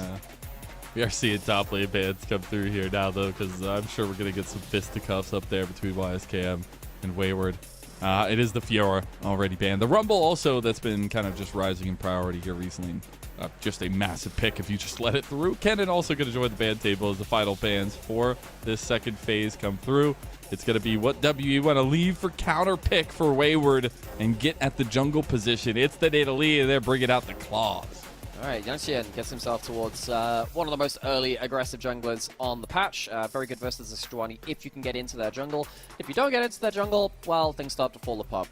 So Wayward likely looking for a setup champion top lane as well, if possible. If YSKM locks in something like this, oh my god, we just don't care. It is the Aurelia and the Camille locked in. Now the question is, who is playing what? Nady is also a top laner, but YSKM is the Aurelia, Camille, Gwen, Jax, Fiora guy.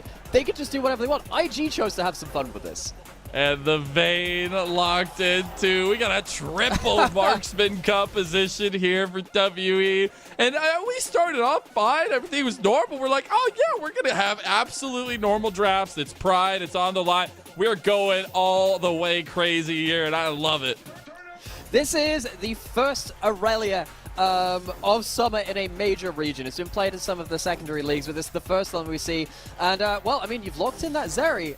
Zeri, I don't think enjoys playing against the Aurelia if you get frozen out on that wave. Now, and the thing is, there's not that much CC on the side of WE. You have a Leona, and that's it. And that is perfect for the Camille and the Aurelia. Now, I haven't seen an Aurelia in a long time, but it is always fun to see how you can dance around the minion wave, try and stack up that passive and look for those big assassination plays. It is hard to play. There are reasons we don't see it right now. It definitely loses value in the pro seed as well because it's so easy to kind of CC her down and kite her around. But if Nany can have himself a bit of a victory lap here, now they've made themselves through to that next stage by winning game 1, that would be a good celebration for him. It would be. And hey, you can feel a little bit more confident giving a previous top laner a top lane pick in mid lane. True. Nady obviously spending a lot of time with IG in their developmental system, most of that time in the top lane.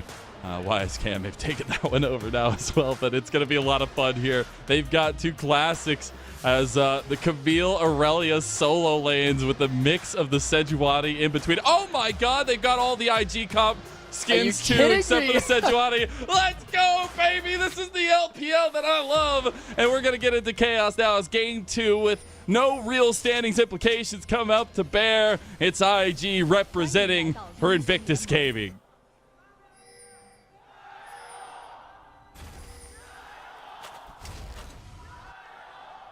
敌军还有30秒到达战场，碾碎。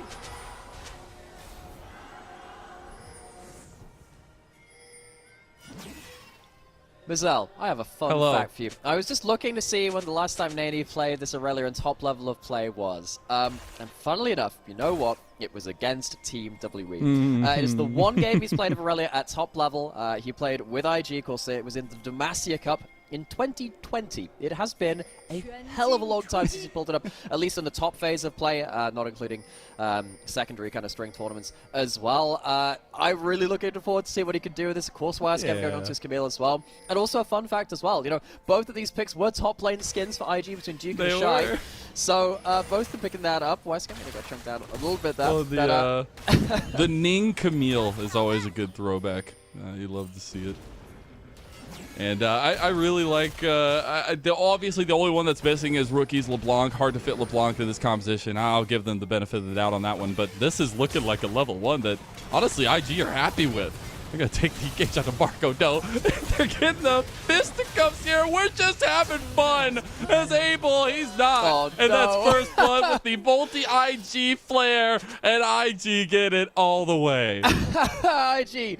Well, yeah, of course, that Camille was that jungle skin. Played like a jungler with a hookshot level 1 to get those stuns right off from the off. Arn gets first blood. WE, they just got ran through by Arn's Kaiser in that game 1. What an incredible player he has been. And IG, you know, I am glad that they're having some fun with this. And I'm glad that it's not just fun, which is like bad fun. They're actually playing out this early game well as well. YSCam zooming in that skin as well. Ning's old jungle Camille skin. And of course, Nady there on that. I believe that was Duke's pick of Aurelia back from 2018. Yeah. Fiora's with the Shies. So they had themselves that 6-man rotating roster. These And we skins saw are Fiora really banned cool. earlier. I'm just We saying. did, Just making yeah. I love to see it, though. I mean, obviously, there's a lot of fun being had by IG's members here with the kind of coordination. But it is also maybe a bit of a round of applause needed for them as they have stood the test of this Rumble stage. I mean, this season has not been easy for either of these teams, but I feel like we have seen a bit of resurgence, not from WE here recently, but specifically from IG. I think that deserves applauding. They made it past the line they needed to.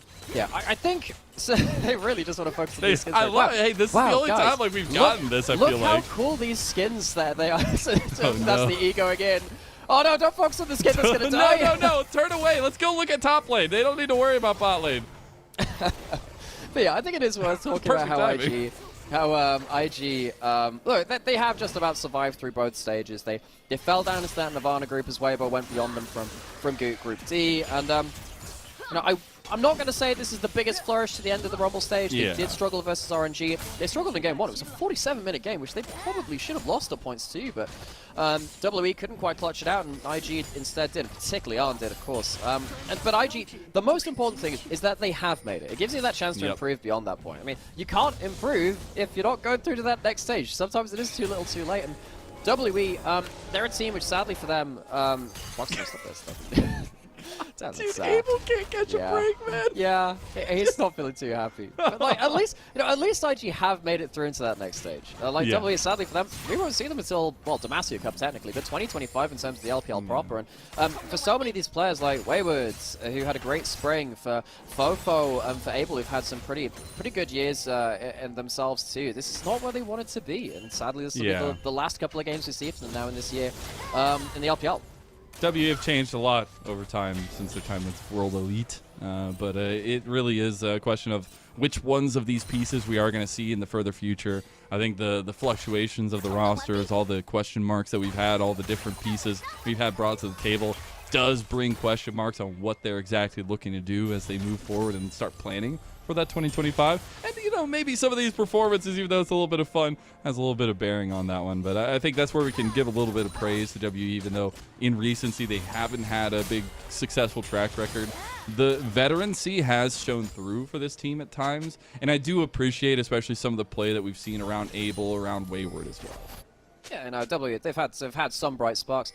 Problem is, they've just kind of not been able to stick towards that performance for very long. WE in spring for a while, we were questioning whether they were a top 4 team. I think actually in summer again, in groups, early on in groups, first round robin, we were questioning that again because they pushed BLG really far, and we didn't quite know that BLG had fallen off the stove a little bit. They'd got off the boil, but still, we were questioning whether they could have been top 4 again, given the level of some of our top teams from spring kind of taking a step down. They haven't been able to realize those promises either times. And it's really sad because W are one of the more unique teams that we have in the LPL. They play quite a structured style most of the time. They play around typically, they play around calmer engaged compositions. As Wayward does get the cannon minion. Yes, he does. Focusing on the fact that he also has himself one of the special LPL skins as well. This is the Uzi chroma for the Vayne. On the 10th anniversary of LPL, they gave a load of chromas over to their top 10 LPL player list of all time, and one of them, of course, was Uzi on that one. We have a roam towards topside and see if Wayward can channel his inner Uzi and get some other kills. Cat versus a bear. I don't know who's going to win, but there's a lady with scissor legs. Why is Cam's going down? He's using the X-Tech ultimatum. He's been low Wayward. He gets him. Big flash, though, and he gets one back. GLFS able to claw something back here for IG. Now get the second one. Come on, man. It's the battle, Sejuani. GLFS 2-0-1 gets himself a loaded goal. Nady's going to pick himself that way for topside as well. Worst Cam, I think it is fair to say, has not had an easy laning phase. Wayward once again says, look, Worst Cam, I know you're a duelist. I know you love these picks. So anyway, here's a Darius in the Vayne top. Enjoy yourself. Be down 50 CS and see you in the late game team fights.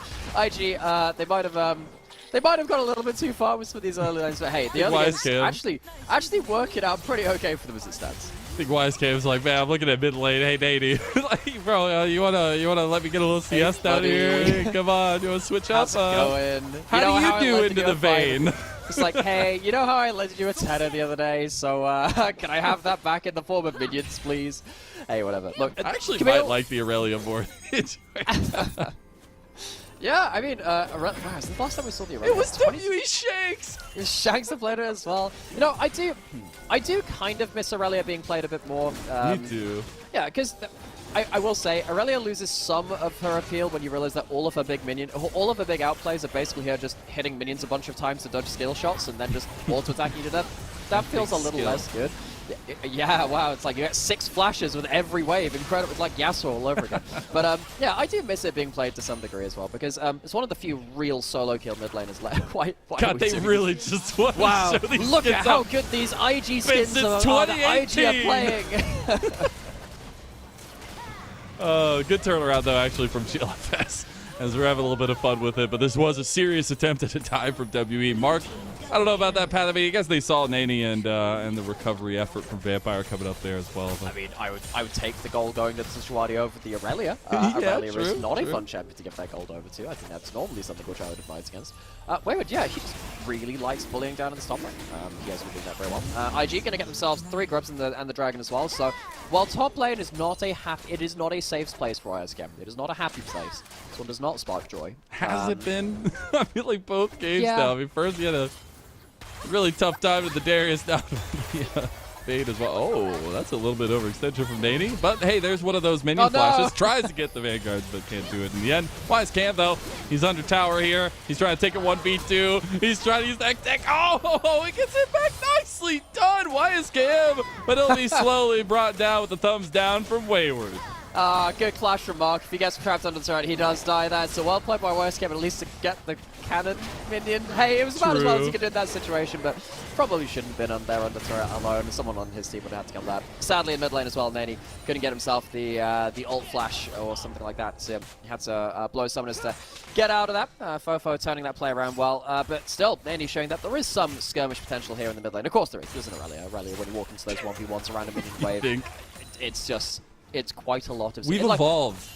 We've gone from 80s mid to now top laners mid. We're moving the spectrum here. Yeah, well, I mean, Aurelia was, she had a time in this on that. That's a really good, that is Oh awesome. my So god. presses the E before the ult goes down, so Yep. by the time it comes through, he can fly out there. Would have been the extra CC, but hey, you mean Wise kept showing some snappy mechanics and showing that it doesn't matter. This is the problem. Top players out there despair when they are counterpicked, and Wisecam is sadly no different to that. I feel for you, the top laners who've been counterpicked. Even in pro play, it is a difficulty we must almost face, and Wisecam will be waiting until he eventually hits the 1-2 hyper spike. Everyone before he has can to finally pay have their fun. dues. I guess that's what we're saying here. There is a move, though, from Mark. I guess as we get into it, we are 10 minutes in here, and there has been a pretty hefty back and forth. But the way forward for IG is leaning off their engage tools of GLFS and Vampire and then playing to a lot of these kind of go buttons they have. They're going to have all the follow-through you could possibly expect to. Oh yeah, I mean, like, this is going to be the dive comp that we see time to time.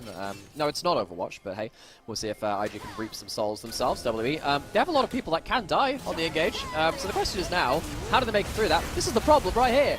Oh my god, dive. It's not Overwatch, but it might be a submarine captain here for IG as GLFS picks that one up. And he himself is 3-0 on the Sejuani now. Huge stuff from him, and a continuation of that massive domination in game number 1. Who would have thought that with all the duelists in the game, it's the Sejuani who's carrying the kills. Like, GLFS, man, he's just showing that Sejuani is damage carry after all. Doesn't have his ult this time. Going to be the grubs coming down. Teleport in from Nani. He has the ult on the flank. Massive flank here. WE caught themselves with their hands. no. Oh no, Nani misses another one. I don't think he's hit a single ultimate yet, but it doesn't matter. GLFS will pick up a 4th kill in the game for himself. They'll even get 5 grubs in total, and we're having a little bit of fun. But IG, they are coming away with this one so far, at least. Oh man. Well, you know what? Maybe it's just a way to celebrate GLFS and his growth within this It scene. really You know is. what? I think given that IG took a lot of gambles on a lot of the players on their roster, GLFS getting the kills. He has finally unlocked Griffith in this game. GLFS has evolved into his other form of his name. Wayward caught on this top lane turret's going to be shoved in. And IG, I mean, they're walking in with an early gold lead, ton of gold in their jungler. Not exactly sure what they're going to do with that gold on the jungler instead of, sadly, the Camille or the Aurelia or something like that. But Yeah. hey, we will find out where their creativity takes us. I find GLFS's trajectory really interesting as well, because he had an extremely short stint in LDL, at least as GLFS, and I think when you look at similar stories, you can somewhat see some of that short stint from like Sheer and things like that, but it really has been a quick development from this guy who just joined IG, or at least in the main roster of the LPL squad 2 months ago. Yeah, and you know, I'm trying to think. You know what we should probably do at some point? We should look back at all of our recent LDL rookies and see where they stack up against each other to some degree. In terms of time spent. In terms of time spent and in terms of what they've done with that time. Because, I mean, we've had some incredible rookies, like, I think particularly top of the tree for me is, of course, Milky Way and also 1xN. But, you know, you look at players like, you know, Yang Xiang and his startup here, it's like, he's done okay, he's had some moments too, but you start having to question, you know, like, which LDL players have had the best entrance and the resources they begin for that. Nani gets on top of Foe. Foe stacks up his passive. Dangerous. Gets the blade slow. Full build Aurelia has the blade. Oh my god, you're just an ADC in a top laner's world now as well. WE following this one. GLFS comes over, RKO out of nowhere. And WE, they're not even going to get a single one. It's another kill for GLFS. That's the one that we want to see carrying, baby. The carry Sejuani for the jungle. I'm loving this. Justice for junglers. Look at the teapot. No. Well, pour out a cup of tea for him. Like, I love this, man. Wisecam looking for potentially a kill up here. Has himself that ultimate available. But, I mean, like, I love the fact that there are so many duelists, so many AD carries. You know who gets all the kills? It's the goddamn Sejuani in the jungle. Yeah. I haven't even seen if he's using the Clear Love Chroma as well. That'd be fantastic if he was. I mean, Nani has full build because he has a Blade of the Ruin King on Aurelia. After that point, you are essentially full build. And yeah, this is the problem. You overextend versus that Aurelia, and things go badly very wrong. As the War Bear comes in, as the Bear Cavalry just claims another kill, as all is right in the world. If you're an IG fan, at least. Representing in strong. And going back to that conversation of kind of entrances into it, I think Nani didn't necessarily have the cleanest entrance. He's actually been one of the pieces that's been around for IG for a little bit longer than some of the others. But I feel like maybe still struggling to find his big namesake here so far in the LPL. Yeah, no, Neni has really tried to do what the team needs of him, role swapping, swapping in and out, and there is value to that. Now, the way I've phrased it before is that I have sympathy for Neni. Now, he's also been the reason IG have lost a load of games, so like, I'm not going to say it's been a perfect play, but I have a lot of respect for someone that does the role that they're given to the best of their ability and just tries their very best, you know, and goes beyond what we expect of them. I think Neni, you know, swapping in and out of the roster last year when YSKM was inconsistent, I think I had a lot of respect from them, and now coming into the mid lane. He might just be dying here as well. Oh yeah, my sympathy God. for him, but he's getting burst out, man. Oh, his static shift proc. He's back in. No, it's top laner versus ADC. Okay, well, that's unfair because he had Genxiang, but it is a 2v1 and one that WE will gladly take. Yeah, so as I said, I have sympathy for Neni, but you still have to expect moments like this. Fofo dunks down on him. The Zeri burst there is really ridiculous and gets a bit of help, of course, from Yanxian as well. WE still firing off a little bit. Of course, this will be some of the last games we see from them, which is a little sad, I think, particularly for the gameplay that Fofo has shown this year. Fofo has actually been a good good mid laner. Not top laner, Neni's the top lane between the two, if anything. But yeah, you know, he jumps over here, gets himself the full burst, gets the wave clear as well, so it means an extra turret shot goes onto Neni. Now, Fofo, he has chosen a side lane play as well. Duel in the picture-in-picture. Uh-oh, we're going to see if it continues here now. Maybe a little bit on the other side. This Wayward does end up getting away with the ghost. Yeah, so Wayward, showcasing the fact that ranged top laners give you a little bit of that dopamine for the first, you know, 5, 10, 15 minutes of the game, where the other player just has to sit there and just wait, and then they get something like steel caps and first item, and then it's the, you know, my turn now, effectively. Yeah. YSKM turns things back around and almost gets himself something from that. Of course, IG 5 grubs, they're able to push in turrets now very effectively too. This has been a very scrappy game. There hasn't really been that much rivalry. It's just been, hey, can I have a 1v1 now? Yes, you can. Here comes the fight. Yeah, they're going for the fight there. Mark is fully left out by his load, so YSK comes over the hook shot just to make sure he'll pick up that kill. The Glacial Prison, the dive! And I don't know, at this point we need to get them some nice Admiral-like hats for IG because they are just consistently finding the dive. Fofo pops the ult for the wave clear, clears the wave. He's Does so much damage. He does. I don't think he can chase anything down. He can be careful getting hit by stuns like that too. If Neni catches out with that one, you're dead, son. So Fofo blows an ultimate. Shiv and plus Zeri ultimate is a lot of chain lightning going between the two of them. Hang on, doesn't have ult. I was wondering if there was anything special. He just wants to step up, play a little bit. I'm just kind of used to seeing Arn in that last game, and his Kai'Sa doing a great many ridiculous things over time. Hang on a second. God, Wayward. So last time they tried to catch him here, he was laughing so loudly it seemed as he got away, and then now he's having a little bit more fun here, trying to dodge away. Oh! He's making some outplays, and Mark coming over to his saving grace, and they got the outplay. Wayward, he's laughing his way all the way to the bank.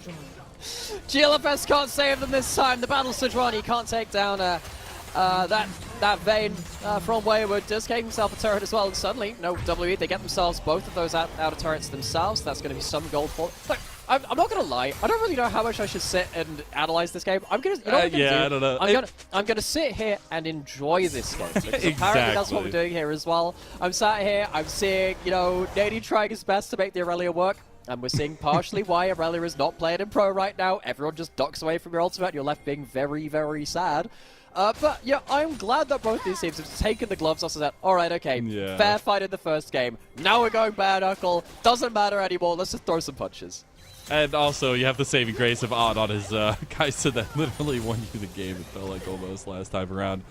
It is, if you're just tuning in now, wondering why maybe we're having a little bit more laughs than usual. Game 1, it was all the tension you could ever ask for. WE needed a win. They could not lose a single game in this series to make it to the next round. Unfortunately, they did, and now we will not see them until 2025. So the compositions maybe represent that a little bit. YSKM, he's on a hell of a flake here. Wayward, not going to spot him out just yet. Yeah, Wayward also doesn't have summoners. That's not going to be very helpful. Arn has himself enough items for himself for that E upgrade too. You do not want to be stacked here. If Camille gets into you with a multi-man stun, that's going to be a pain. Oh, Mark's been dragged way out of position there. No. This is a problem. Here comes YSKM.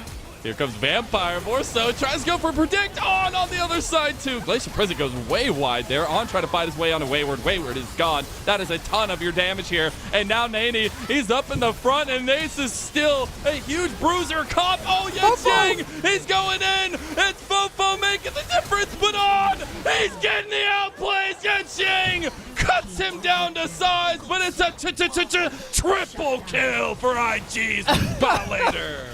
You know what? I feel like this game can be adequately described by the red side team's tag. Wee! It's just continually going down the slide into chaos. Like, neither of these teams is. You cannot convince me this is a serious game of League of Legends. Just can't. You know what? I'm here for it. We have no stakes. We're having fun. YSCam gets himself an angle of attack here, but of course the peel back comes through. Vampire gets a really good engage though onto Abel, allows Arn and YSCam into the fight. It just gets really messy after this point. I actually don't know whether the Camille ult helps or not at this point. Yes, it does take down Wayward, but it means that the backline still gets to like shank up a load of damage. Fofo has been doing an insane amount of work. You know what? Fofo, buddy, you know what? You tried. Credit to him. Hold on though. I want a slow-mo replay of that. Nani literally used Abel to go to a tank frontliner, and Abel's just sitting there by himself, just wondering, why am I not dead yet? As Wayward, he's going to wonder and have the answer given to himself here as he's down. But my goodness, this game's got a little sideways here. Yeah, carry on our wayward son into the afterlife.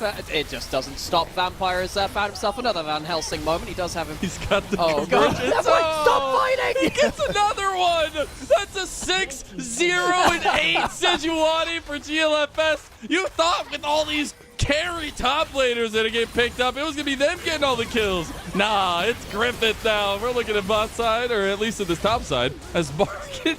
Oh no! Nani, I feel like, has hit a power spike, and W, we're not ready for it. That's a double kill to him. Yenching is in the middle of everything. The IG logos of 2018 come up. The skins are flaring. IG are feeling themselves, and they're taking the Baron on top of everything. Look, if we're going to do this kind of blockbuster movie, kind of like Hollywood Michael Bay shenanigans in this game, can we at least get a fun popcorn bucket or something? Can we get ourselves like the Dune popcorn bucket? Because I feel like we need some extra like merchandise here. IG, they're wearing their own skins, they're shilling out for them. This game has this straight Hollywood Michael Bay fireworks. I mean, Nady just takes the 1v3, knowing his team is going to say, yeah, I'll have a bit of that. Caps the dog on the turret. I mean, it's been a while since we could see Aurelia things in a game, but Nady's showing us a little bit of that here. It's so unfortunate because he had literally no say in this game whatsoever. But that's the thing about these picks is, like, at some point, especially when you're a triple marksman composition, I'm not good at this game. I am an ADC, and I know that I don't want to be facing up against these players on these picks specifically. You just don't have the mobility. You don't have the health bar when you're getting half health by one combo ability of either Aurelia or the Camille. So WE backs against the wall heavily here, and the Baron buff going to be helping this siege by IG.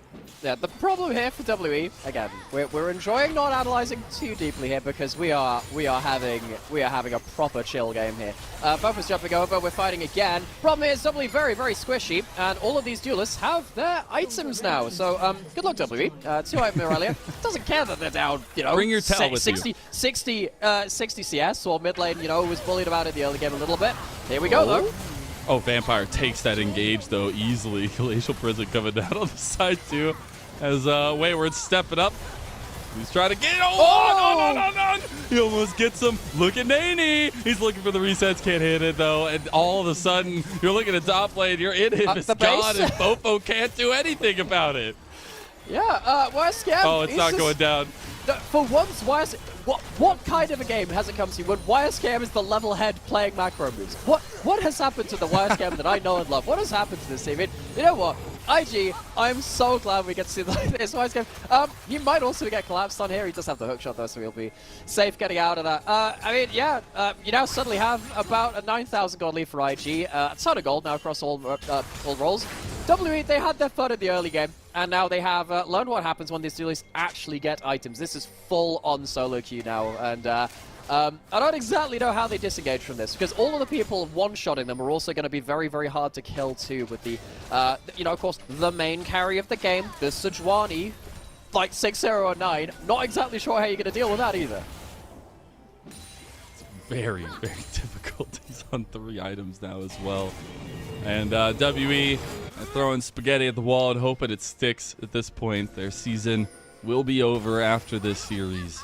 You just have to hope for a little bit of moment of brightness. I will say it's been nice to see some laughs, some smiles. You wonder how much of that is maybe the like kind of anti of what it actually is representing, but it's WE who are giving us a show.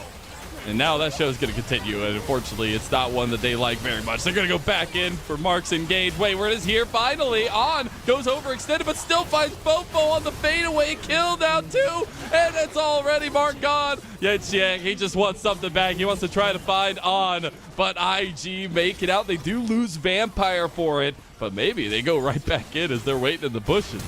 Yeah, that's still sticking around. That's one scam. He's going to get Abel obliterated.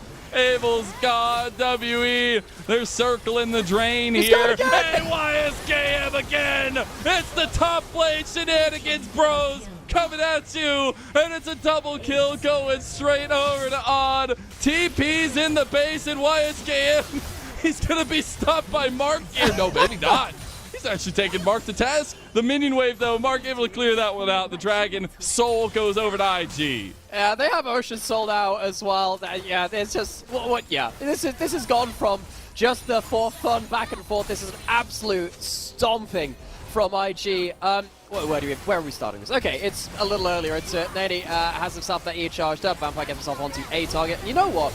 Arn on Kai'Sa might just be in my top 3 player champion combos to watch in the LPL right now. His Kai'Sa is so fun to watch. He's so aggressive, so good at getting down damage, and he gets himself a crazy kill as he dives into the backline there. Yeah, you know, there's a kill traded back onto Vampire, but that's the one person who's not doing damage. And then the problem is, you go back into the enemy triple, oh yes, we've got ourselves the kill. YSKM does the extended E range again, just showcasing how long he can get that 3D maneuver gear to get to take down the WE Titans, I guess, in this analogy. And yeah, it's just a choke shot after hook shot. The damage is insane. It's so crazy, the fact that he gets the double buffer there too. They are adding insult to injury now. IG, they are surrounding WE on all sides, it feels like, but primarily bot side here to try to get a tier 2. And WE, they got a couple fights left. Well, maybe just the one at this point. I don't know. There's just so much gold, so much tower killing potential. WE, yeah, it is just so destructive here from IG. What do they do? It's another one going forward. Yeah, you just can't even step up at all. The dive composition sinking down below the waves and sinking WE's hopes and dreams in this summer split. Slowly but surely, the IG logos come out. The signaling of the end as a sweet, sweet melody will sing WE off into their lonely, dark places, as 2025 will be the next time we see this team at IG. They rise to the moment and they claim a 2-0 victory. We've had some fun here today. Game 1 was all business, all seriousness. Game 2 was anything but that. IG had fun. They picked out as many skins as they could, plus just a Sejuani, who was actually the real carry of that team. GLFS, great series from him. And WE, a bit of a sad finish for them. There was a lot which we felt like they could show. There was a lot that we felt that they could have walked away with in that first game. Arguably, they should have walked away with that first game. But you know, IG, they'll get themselves into that Knights rival stage, which for those of you who aren't aware of the new format, is effectively the best teams from the Nirvana group and then the bottom 2 teams of the Ascension group fighting off the 3 last playoff spots. So there'll be 7 teams directly seeded in from the Ascension group, and of course we'll be seeing some of those seeding implications in our last 2 series of today as well. But IG still remain in the fight to qualify for playoffs. Incredible stuff there from IG, and absolute heartbreaking for some of the big names that will be bidding adieu to on Team WE. The veterancy was not enough. The changes to the roster were not enough. IG overcome it. I think GLFS showing off a really big microcosm of growth over this last. I'd love to see the two combining there for the picture. But it really has been a season of flexibility, it feels like, for IG, because there have been some really bad moments, but then you have moments like this where they cross the finish line. Yeah, the thing is, I wouldn't necessarily classify it as flexibility, because it feels like they're still winning games in the same way. It's just having that It's having that tenacity to stick in the game so you can finally use that. I think that they have actually been very good at like looking for those kind of in the pocket plays and get that big turnaround, and particularly Arn. And the more I look at this team, the more I think of Arn. I think it's great that there are other players matching up to him now. I think that his and Vampire's laning phase has gone from strength to strength. I think that was something which Vampire's really worked on. I think that GLFS has been a big part of this team too. Nani has gained himself a little more consistency. Problem is now they go up against higher and higher levels of competition, and the question is, we've seen them kind of limp into this last stage. It was down to this last series today from them. They probably should have lost against RNG. They had that game one was also a game which, against a better team, they probably would have lost that too. So I'm happy for IG. I love watching this team when they're playing with flair like that. I think they're an incredibly entertaining team when they're on all form. Where does that stop, though, when they finally come up against a wall which will punish them for some of these sloppy engages and punish them for giving up some of these early fights and objectives? I think it might be coming soon. So they do have some time to turn it around, but they do need to step up again. They have done it before. They need to do it once more. And if there's one way to go into the next stage that's going to be all important matchups, it's a 3-win streak to finish off the Rumble stage here. It was against opponents maybe a little bit more tied into their position of the standings, but nonetheless being able to take some of that momentum forward and lean off of what we saw in that game number 1, not game number 2. That was crazy. That was wild. I doubt we'll see that in a must do or die win game. Aurelia has a 100% win rate in major regions, by the way. There you go. All right, results-based analysis. But in all actuality, it's looking at how they utilize on, how they play towards that bot side. I think GLFS showing the Maokai, showing the Sejuani, being able to facilitate to a lot of his carries is something to kind of hearken back to as we go further for IG. I can't believe that Arn has walked away with 2,000 plus damage per minute games. Why are we giving him Kai'Sa, man? Why are we doing? I get the game's too short, whatever, have fun, but guys, don't give Arn Kai'Sa. He will first pick it. He'll carry a game with it.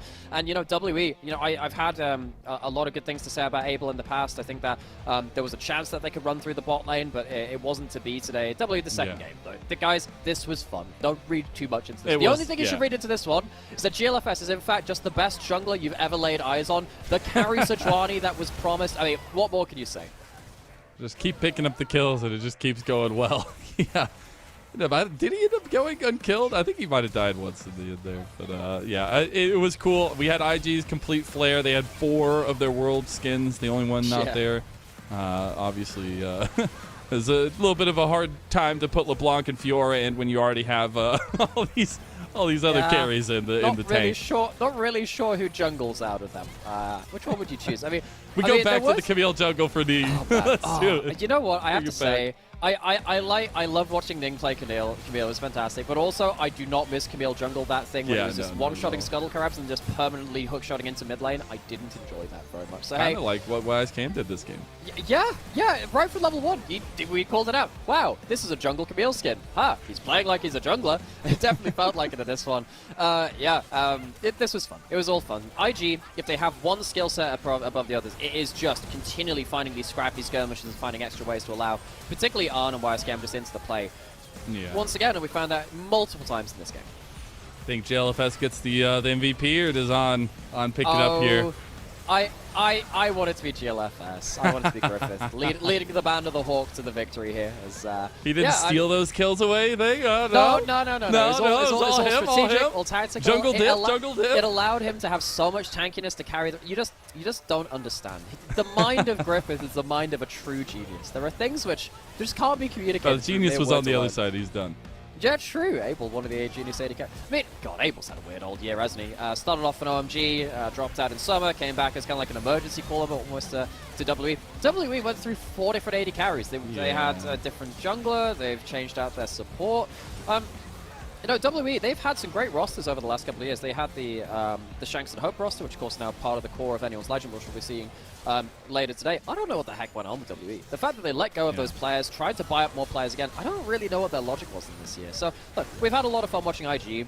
As a send-off to WE, though, I'm very sad that they couldn't get something out of this roster, but I'm quite surprised at the decisions that they've been making, because I don't really get what the logic is. Hung was a huge part of their macro. Brought out for Yangqian. I think Yangqian didn't have a great series. He's been fine, but I don't really understand what he brings over Hung, I suppose. The bot lane probably did need to change, but I don't get where the current level of form from Wayward and Fofo went either. Just so many different back and forths in terms of overall form. Fofo and Wayward were verging on, top 3 in spring. Maybe you can make some arguments about it. They were good, is the main point there. They were in the conversation. W just couldn't string together more than half a split of something good. First half of spring, looked great. First half of summer, looked pretty good. Or the first half of groups, maybe less than half in that sense. But, they really struggled to get themselves that form they wanted over time. And unfortunately, we will not get a chance to see if that form ever does come to bear here. I'm sure there's going to be some massive changes. Maybe not. Who knows what the offseason brings. But again, we will not see WE till 2025. A legacy org in the LPL will be bowing out here. But it is also a little bit more praise. Give it over to IG. Looking forward to them trying to figure out what comes next in that Knights rival stage. But also what comes next here in terms of who gets that MVP. Because I'm still begging the question. I don't know. Is it like... GLFS was huge. He was huge. He's good. Like, the thing is, like, in any YSK, game... I'm just going to say, YSK went down like 50 CS all game, and he still had the That's clutch true. wins. Yeah, I think you could maybe just put it to YSK because it was just so funny watching him flash in time after time, just not giving a damn about the laning phase. In any game that IG win, I kind of just raise an eyebrow towards Arn and say, well, it is Arn, and it is IG. But then you kind of... This is the problem, where I think Arn is genuinely on my shortlist for MVP, because IG could not do this kind of gameplay. They couldn't do anything like this without Arn. He's been so good, and it just brings everyone together onto the same page. It makes every player look better. It's not like Arn is the only person doing well. GLFS gets himself the MVP, so I got the right call. The Deathless Sejuani, I mean, the true carry. What am I talking about? Yeah, there's no other carries. This Arn guy, he's okay, but Griffith, the Band of the Hawk leader right here, this guy right here, he's the true carry. The carry battle Sejuani. Didn't have to match the other IG skins to be impactful. Maybe it's because he didn't have the IG skin that he was able to get all the kills. I hadn't even considered that. That's so funny. The only non-IG skin whatsoever. The only one not with the IG They were there skin. trying to advertise their skins and said they've done exactly... Just play stuff which isn't IG skins. You've learned it here. It was a little bit of fun, but it was a serious series to start it off. IG handled business. They will move on to the next round. We do bid adieu to WE. But now we have more standings implications, and we are going to be moving on to Group Ascend. It's a banger, as it's LNG versus anyone's legend. Do not miss it.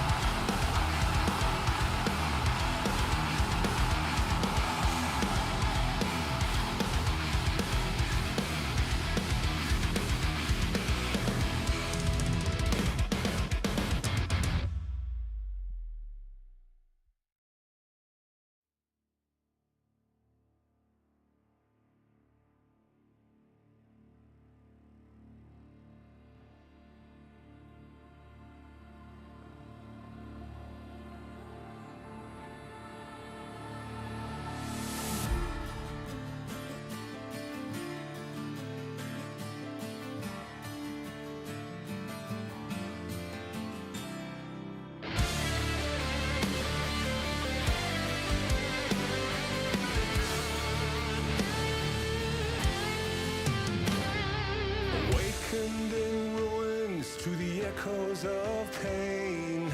Vi sörger, vi sörger. Cold and empty, lifeless remains. Vi sörger, vi sörger. Fields of the fallen and blood washed in rain. This cannot be all that will be. So you have torn this world apart. You came for our suffering. So we'll bleed, cut us deep, find the death that you seek. But just remember, we retreat, but we'll live on. Those that die aren't forgotten. Just remember.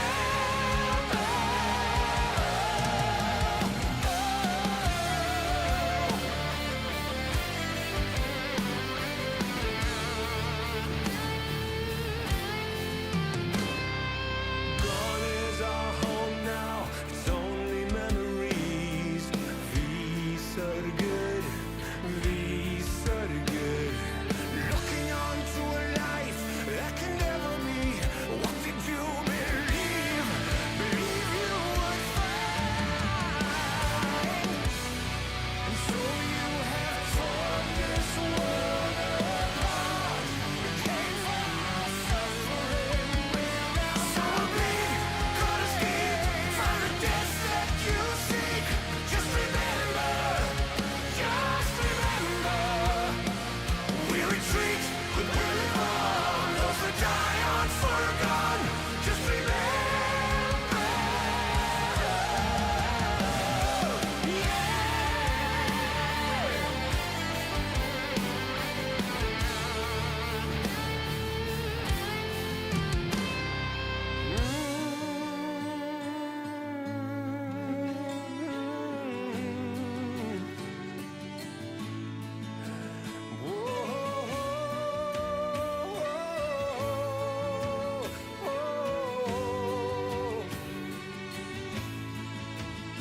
So we'll die and we'll fall here. We're lie torn and broken. Die but will not be forgotten. We remain and we stand here.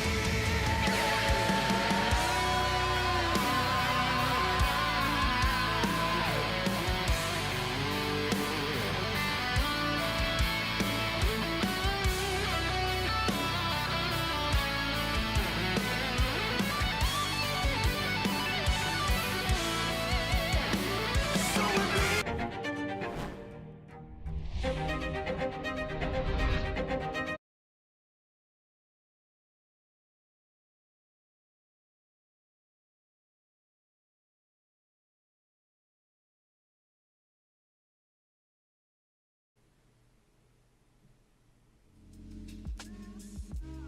Welcome back, one and all. Straight back to the LPL Summer Split 2024. We have ascended and we have jet set our way to Suzhou, and we are having our second best of three kickoff. Standings implications abound. LNG versus anyone's legend, and we're already getting into the thick of things now, Nymera.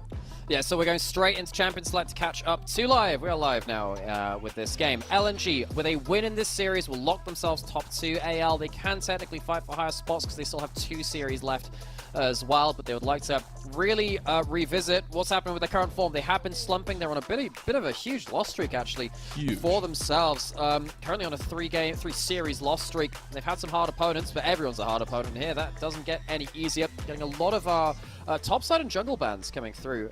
None of the AD carries been hit, none of the mid laners hit. The thing I find interesting about anyone's legend is they got a lot of the easier opponents out in the first couple that they had, and that's where all their wins came. And now these last 3 very difficult, as they've had JDG, Weibo, and Top Esports, and it doesn't get any easier. As you said, LNG and BLG awaiting here. LNG at least first, and then BLG to finish it off. So we'll see if they can muster some strength as anyone's legend. Gonna grab the Lucian first pick, and I love that for Shanks. Yeah, Shanks has struggled compared to his group stage. He's come up into this Rumble stage. I was thinking he was the best mid laner in the LPL. He has lost a lot of laning phases, but the Lucian is so lane dominant, it very much helps with that. LNG, do they want to go towards the Ashe Braum? Do they want to go towards the Ezreal? There are a lot of good picks available. With the Leona off the table, the Ashe Braum loses some value. And of course the Lily has been left through as well. So that is your premier damage plus AP engaged jungler as well. It's one of the few AP carries that can do that from the jungle. Weyway is a hell of a good player of it too. You also have to remember LNG coming off a little bit of momentum yesterday. They did lose a game to LGD, which maybe isn't going to be too happy for them, but still themselves playing back-to-back series. See if they can use some of that. I love the AP damage coming out from LNG, but now we got to see where that AD is going to be coming from as the Lily and Ziggs combo setting them up. So, of course, you can now get the Lily asleep into the Ziggs bomb, and Gala might just be the best Ziggs in the LPL. This guy's insane. Very surprised that Ashe has been let through to this point. Ashe Braum is an insane combination.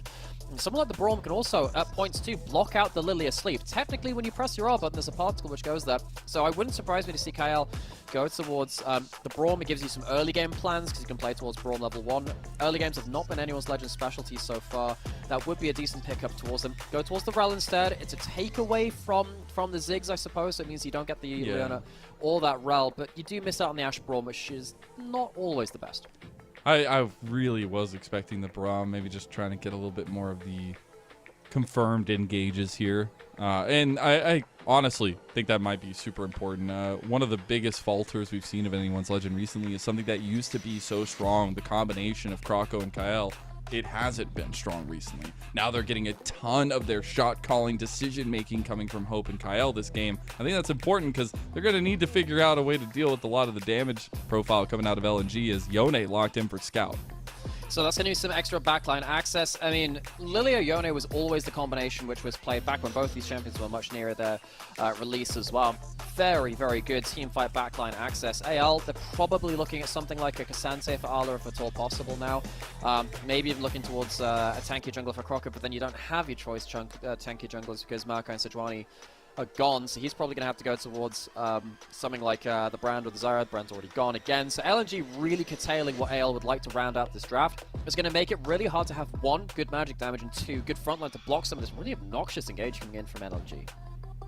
You have to take away some of the lockdown that they're going to be looking for in the second phase, because we have seen obviously the 4 carry compositions, but getting a little bit of CC chaining for LNG is going to pay dividends here. The Kennen ban right now by LNG as Ala getting a serious talking to there. Obviously Tabe having a lot of say in how the direction of anyone's Legend has trended upward for a lot of this season. Obviously not recently. So, a lot of AP options removed off the table now.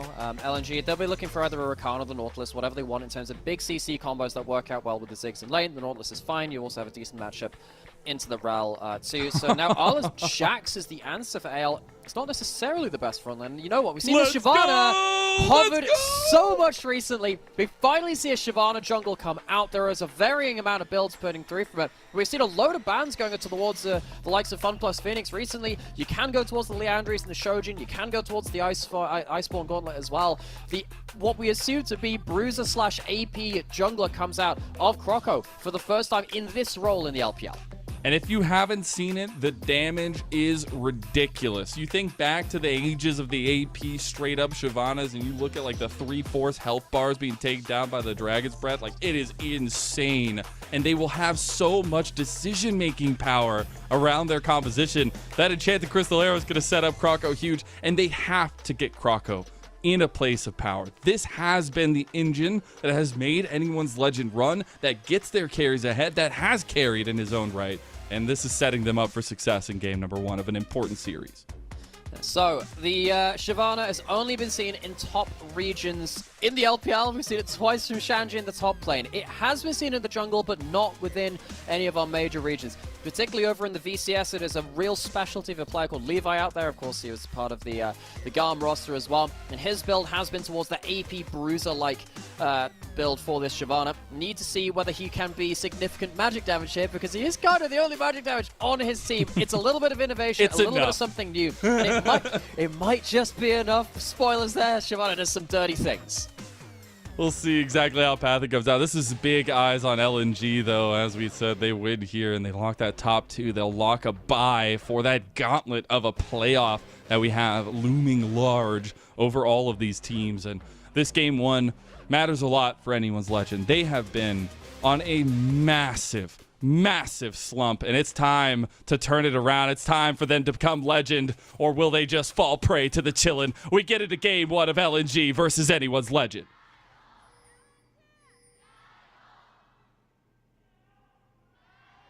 敌军还有30秒到达战场，碾碎他。 Shujo actually having a little bit of cheers back and forth. It's not all LNG favored, even though a lot of this Rumble stage has been on the Rift. I think they've been able to slink their way with some weaknesses exposed along the way, but nonetheless, the results are all that matters, right, Naimera? So, yes and no. Yes, because if they win here, they lock top 2 and they get the Guardian Angel. What that means is that they start off in the playoffs with that double elimination. They can take themselves a loss best of 5 and they can run through the lower bracket if they need to. Anyone's legend, of course, they can't fight for that buffer anymore. They've lost too many series. And yeah, no, LNG, the fact that they have beaten our top teams, like all of our top teams in spring, is absolutely huge. LNG beats JGG for the first time in 3 years. Gala beat Ruler in a series, which is a rarity for him. So, God, I'm trying to think. I think the last time he beat Ruler technically in a quote-unquote series was in Worlds 2020, something like that, where he won the best of 1 in the group stage of that tournament. So that's been a big historical moment too. And you know, considering this happens now, the Ignite's dropped. Oof, that's gonna be a big flash burn. You will have Hex Flash, so still some viability there, but you love to have that kind of flash Reg line engage. Kyle getting the flash out of Gala too. He's not gonna have Hex Flash. We'll get a little bit traded on him, but that bomb did not hit, so getting away with a little bit of a better trade, and it is anyone's Legends bot lane right now. Yeah, so that's going to be pushing bot lane, ready for Croco to go down towards the bot side as well. He's gone towards the Scorched Claw, and he has himself that fleet footwork, and looking at his runes as well, he went towards the Cosmic Insight for a little bit more cooldown reduction as well. I would imagine Croco, the build from this jungle, because again, there's no magic damage on the team. For those of you that missed what's happening with the Shyvana, we haven't seen it in major regions. We have seen it over in Vietnam in the VCS. We see Shojin, Liandry's as a core duo, and then you see that kind of going towards into a flexibility of either more damage or tankiness later on. The last time it was played in the LPL was 2019 in the jungle. By 5 Meteor! years. By Meteor. Was that technically when it was Meteor instead of his name? Remember when he had the typo in his name? It's been a long-ass time. Oh, goodness gracious. But it is something we're talking lightly of, but it is something we've been seeing rise up in priority in the new patch as well. So we'll see if it actually pulls that off. That level 6 mark, really important. You do not want to have your clear path be invaded on, and so far we are seeing both junglers just kind of being okay with culminating their clears on bot side. But right now, anyone's legend have the forward hand here. They do. They have that bot lane push, and of course they have more flashes now than the new bot lanes. They can force some plays. Getting farm onto the Shyvana early is obviously very, very important. If you do go towards the Leandries, go towards the Faded Ashes. Level 4 compared to Weiwei's level 3. Does manage to get himself that 4 off those wolves. But Croco probably looking to get himself those Faded Ashes for that clear speed early on. Shyvana very, very fast at clearing. Needs to be a little careful here because Sensei's taking good damage against him. Shyvana wants to stay active. You want to that first clear being done, no issues. That's perfectly fine. You still want to stay as active as possible. Make sure that your damage threshold is always a threat. But we have also seen, and I want to give a little bit of praise to Weiwei, the Lilia has taken the league by storm again, it feels like, and you're going to be able to have a really quick clear speed, especially now that you have the Faded Ashes, and both junglers seemingly going to be pathing towards this dragon spawn. Potentially so. I think there's a really interesting conversation about who is the best Lilia in the entirety of the LPL. Hang on a second, might go towards Q3 here. If he'd hit that, that might have been a kill. So I'll lucky to get away with that one. Can't stop the Demolish coming through. But, you know, when you have players like, I mean, obviously, Kanavi and Tien have been excellent on this pick, and well, they've been excellent on everything, realistically. Then you also have Xiao Hao, you have Weiwei as well. There are probably even players I'm missing there. Those are just the names off the top of my head. We have 17 teams in the LPL, and there's a whole bunch of them which are really good at Lilia. There's a reason why it's ended up rising to priority. Becomes that extra engaged threat, and of course when it combos up well with meta picks like the Ziggs in the bot lane, or stuff like Misfortune that we've seen a lot of too with the Sleep Bullet Time combo, playing Lilia is a must in the LPL right now. Every team is using it to great effect, and I think this is one pick which I just continue to see getting more and more value. So as soon as you get towards that Fated Ashes first back, you just hoover through farm as well, and Weiwei. He'll look to get towards that Liandry's and then towards the Seekers as well. As soon as you have that, the team fights are so disgustingly powerful. So watch for Weiwei to reach that point of power and see if you can leverage off of Gala and Scout to help them get their own engages. This is exactly what you want to see from anyone's Legend, though. They have a very powerful pushing bot lane. They need these dragons stacking up for Croco on the Shyvana. And True, they'll be able to get this one as well. Forget that Shyvana has a passive. That's a thing. A little extra, a little extra.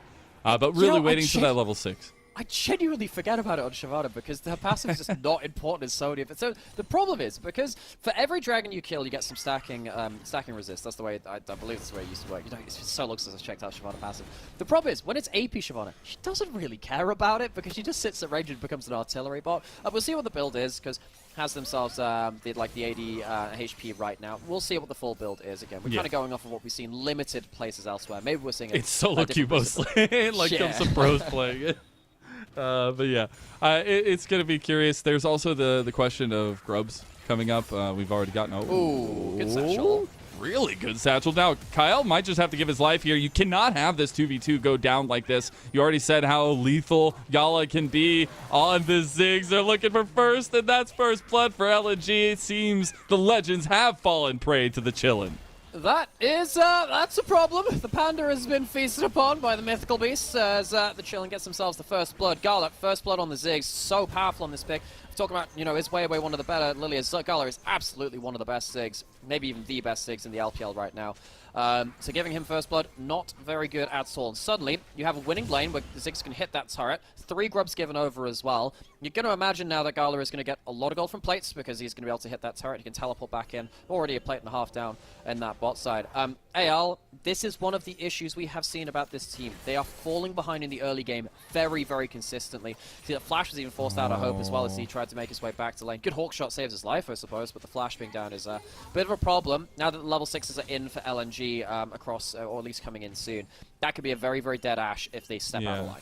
Yeah, I mean, both level 6 power spikes for these teams unlock so much of what they want to do on the map. So I'm very interested at maybe the uptick in tempo that we're going to be getting over these next couple minutes, because first Hope has Enchanted Crystal Arrow, but you're also going to have the Dragon's Descent there by Croco and try and find any sort of damage he can on the back end. Weiwei's going to have all that set up for LNG as well. And we won't at least have a lot of that pathing going into each other just yet. But I'm wondering what this mid lane priority could lead to if LNG want to punish it.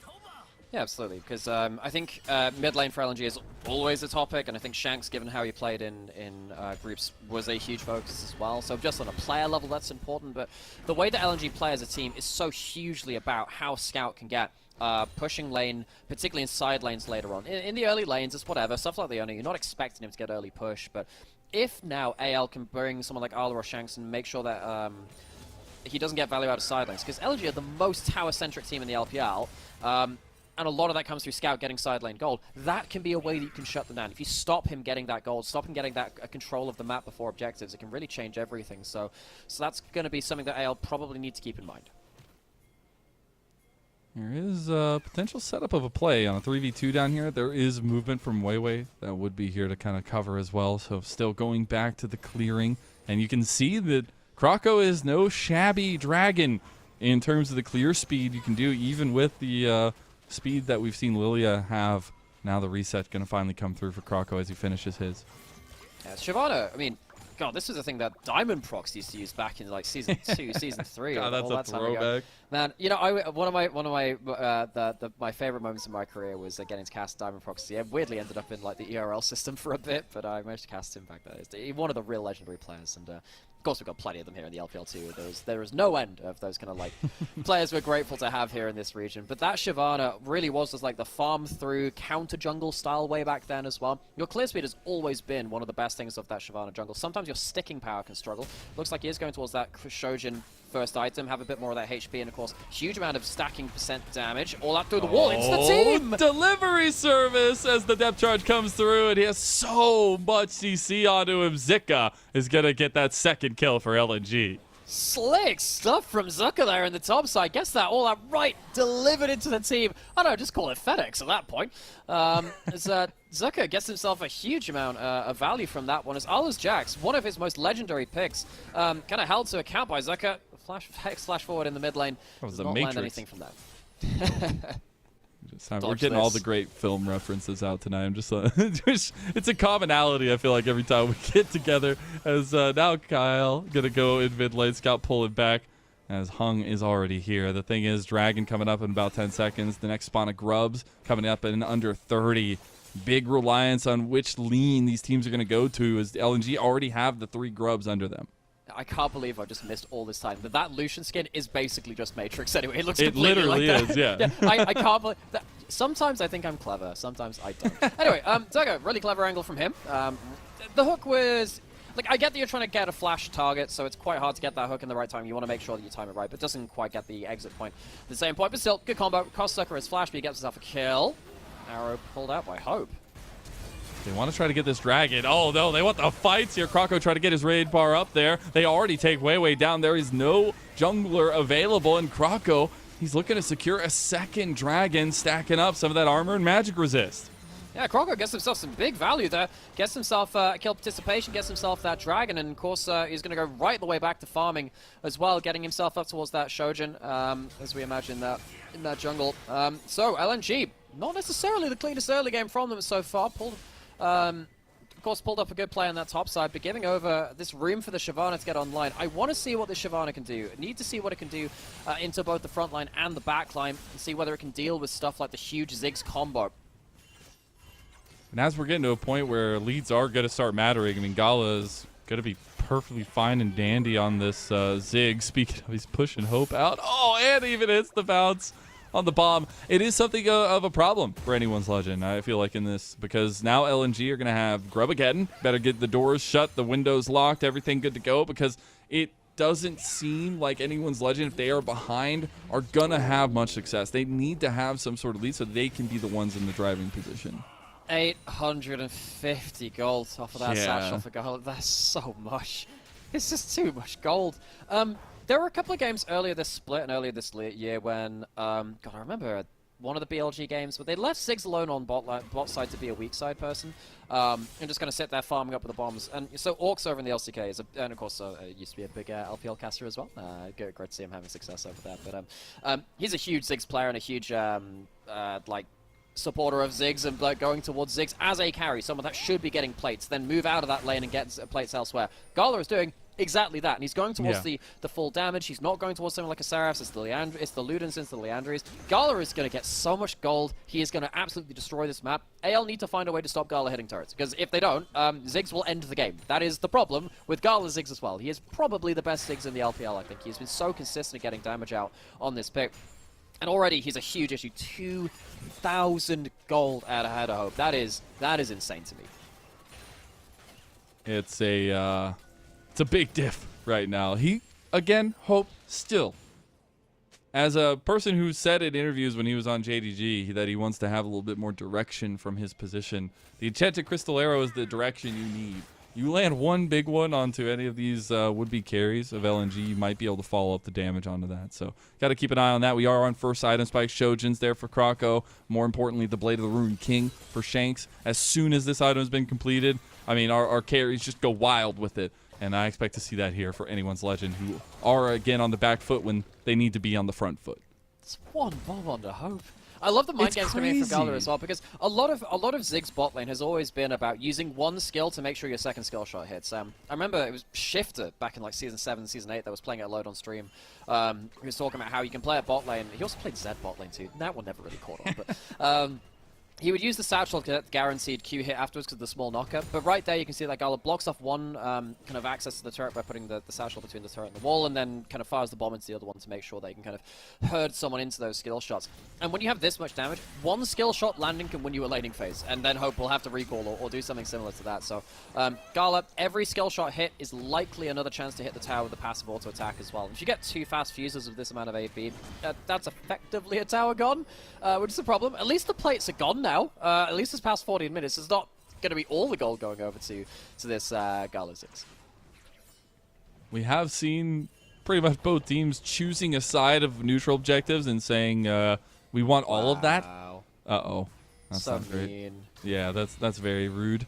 It is all the dragons so far by Anyone's Legend, but all the topside objectives by LNG. They'll be able to get a lot of this standing gold or use this Rift Herald as a distraction if they want to.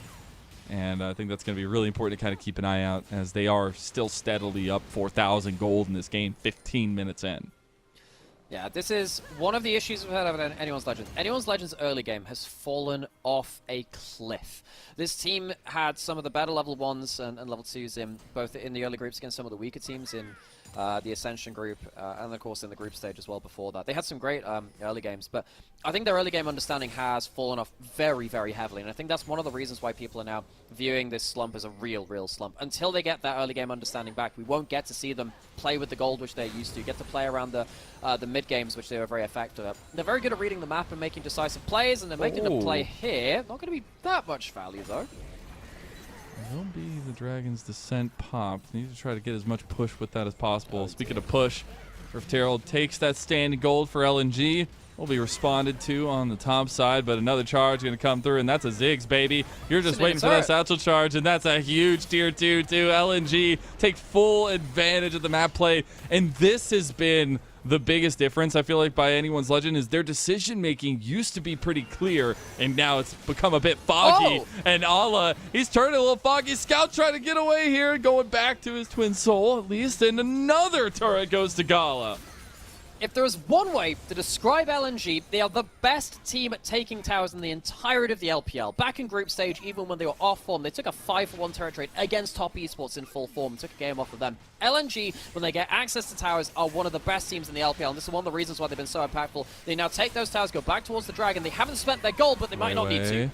He's in a little bit of trouble. He's going to pop the Lilting Lullaby. Here comes the combo there. Straight onto Croco. Ala has come in. He's by himself. Now Kyle coming over to the side. Now Kyle by himself. Culling going through. They've got the damage there from Shanks. Shanks dashing for it. Scout getting low, but the all-out comes through. Over onto him. Now Scout trying to find the play. Almost dies himself. Zika dash into safety, but it's not going to be safe for long. Ala was looking for the counter-strike. Hope coming on the side. Now Kyle sacrifices his life, and Gala comes up with the kill. And Gala has been the main name we've said time and time again in this game 1. So it's not the best fight from LNG because they hadn't spent their gold from that tower take, which is great. You got the towers. You still need to use that gold. They have it now, though, and they still walk away largely with the fight. I would imagine AL get a bit more out of that because they were just behind the pace of the game. And of course, they stopped the Dragon kind of instantly going over as well. Weiwei goes in, puts the ult immediately onto Croco, try and take out that jungler early on. Great CC combo. Hung goes straight onto that. One of the reasons why Lilia is such a powerful pick is moments like this. You can get yourself that pick and engage potential, and your extended fight mobility with that cube rack up is really, really powerful. Makes it very important, of course, that Shanks takes him down. It means that Weiwei can't get himself the extended play. Shanks, overall, very good fight from him. Gets himself onto the board. Sadly, just doesn't have all of the items at this point to be completely broken in these fights. Dragon started up again. Yeah. Picture, but LNG get themselves still a decent fight. They've spent all their gold now, and it's going to get worse from here. All right, Croco showing off some strength against Scout up there. But again, then you see how much damage that does. You see what happens if you don't have a massive lead as Croco on the Shyvana. I think you can see the potential, if they did have a lead, to be very oppressive. But now we're seeing the utility of Weiwei's Lilia really come to bear in these fights. Absolutely. I mean, yeah, the Shyvana is a decent pick. I think we should be seeing it, particularly when the first string of AP junglers are down. I think when you go towards, once you get towards that core 2 items of the Shojin and then into the Liandry's, very, very powerful champion at finding out a lot of people on the sidelines. I also think later into the game, once you get that Shojin and Liandry's, there's a decent chance that Croco could be 1v1ing Zucker on the Xante. We saw that Shandu was playing the Shyvana into the Xante matchup because Shyvana's base damages are so ridiculously large. When you get percent increases from the Shojin and that and the Liandry's, it gets problem. Flash force out of that too. But yeah, Croco, huge amounts of damage later into the game, but he needs to find the right targets. I don't think you can dive in 1v3, 1v4. That's going to be a huge issue. He needs to find split fights somehow.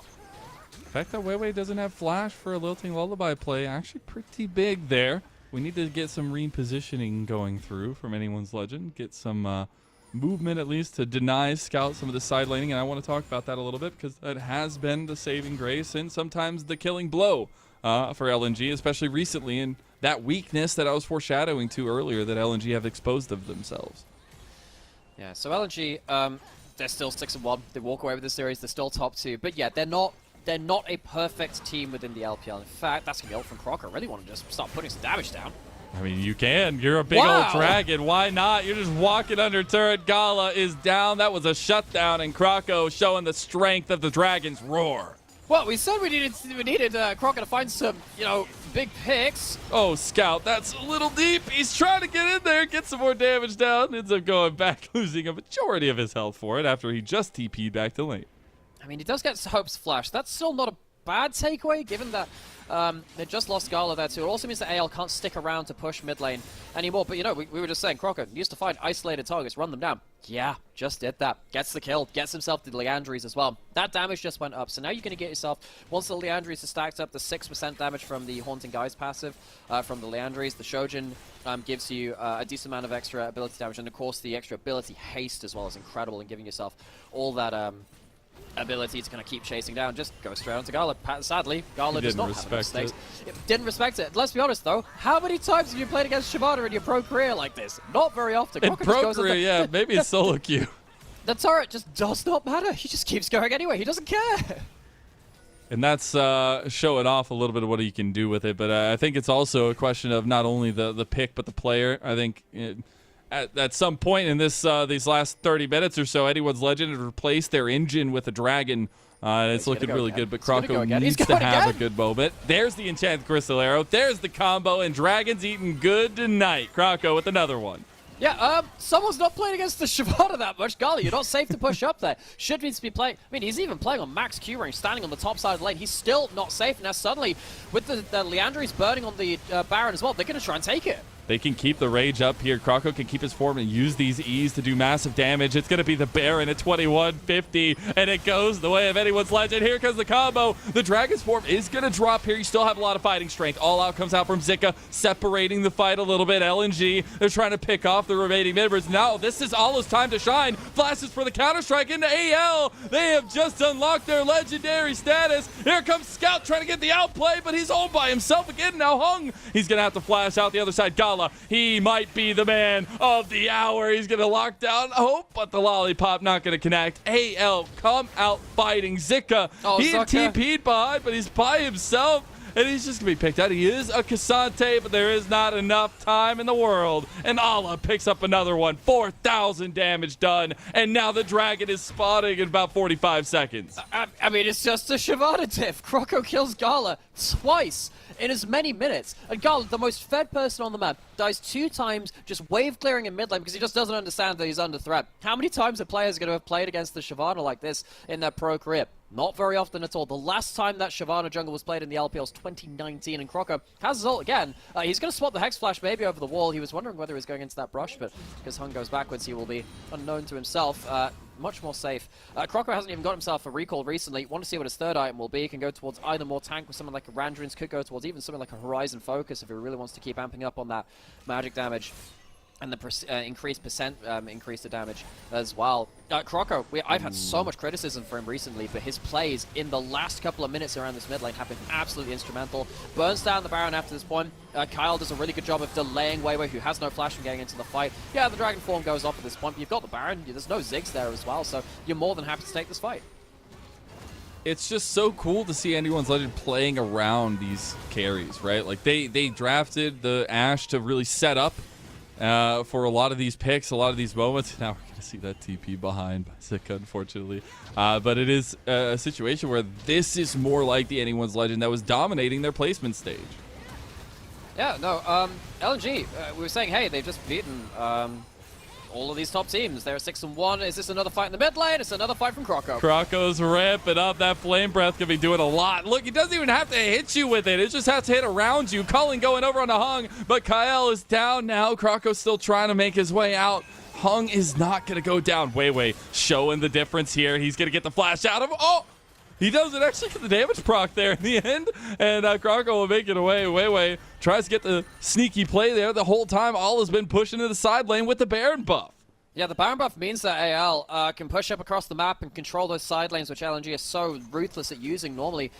Big problem in that mid lane play is that I don't think that AL have managed to go back and get themselves a base. They can do now. We'll see what the next items will be, particularly from Croco, who's going to get himself a lot of components. He's going towards himself more Magic Pen at this one, so it might be something like that. Crypt Bloom for the extra cooldown reduction. Of course, Shyvana, what she wants to do is use that window of time of ultimate to get as many E's as possible, but she doesn't necessarily want to be fighting right here, taking all of the damage. She's not quite as tanky as you'd like to be. Kyle and Croco do get themselves initial amount of damage onto Hunk, but it's much tankier target than that Ziggs. It's not instantly one-shot at this point. You can see the value of way with the extra movement speed from the blooming blows, getting a lot of value here. Almost taking down Croco. That would have been a big scalp to claim. And I think it's also, okay, well, we don't even get time. Enchanted Crusader locks down Scout. He gets picked, and it's actually a big amount of gold going to Croco in the end. I think 500 there. Croco keeps getting more fed. I guess this Shyvana is just OP. Feed the dragon, somehow. feed the dragon, feed the dragon. Yeah, they're doing that. I know we had already 3 dragons up as well, so it's an extra bunch of resist coming through. It's 5 armor and magic resist per stack, so it's an extra 15, which is alright when you've got a load of HP. It'll help you be a bit more survivable, and it gets them closer towards that soul as well. Croco is just so fed. You spot the soul unbound, and he goes back into a bit of a dangerous spot there after that point. The arrow hits, and Scout almost gets himself out with some good buffering, but not enough. And now suddenly LNG behind the game. They are well and truly behind the game now. As I think with the extra dragons on top of that for AL, that is going to put them ahead in another metric besides gold as well. And this is why we were saying, okay, LNG 6-1, but they've beaten a lot of these top teams. What's happening against the other ones though? The FPX series was weird when they reached late game. LGD the other day wasn't really that convincing. I want to see LNG give me a good performance, because I want our top teams to be playing the best League of Legends they can. And clearly for LNG, this has not been an easy game for them. I think a lot of that has been curveballs thrown by AL, but the sequence of oversteps by both Gala and now some other members from LNG around the map have made this job a lot easier from AL. And that has been a little bit of the weakness of LNG in Classics Pass here recently, at least.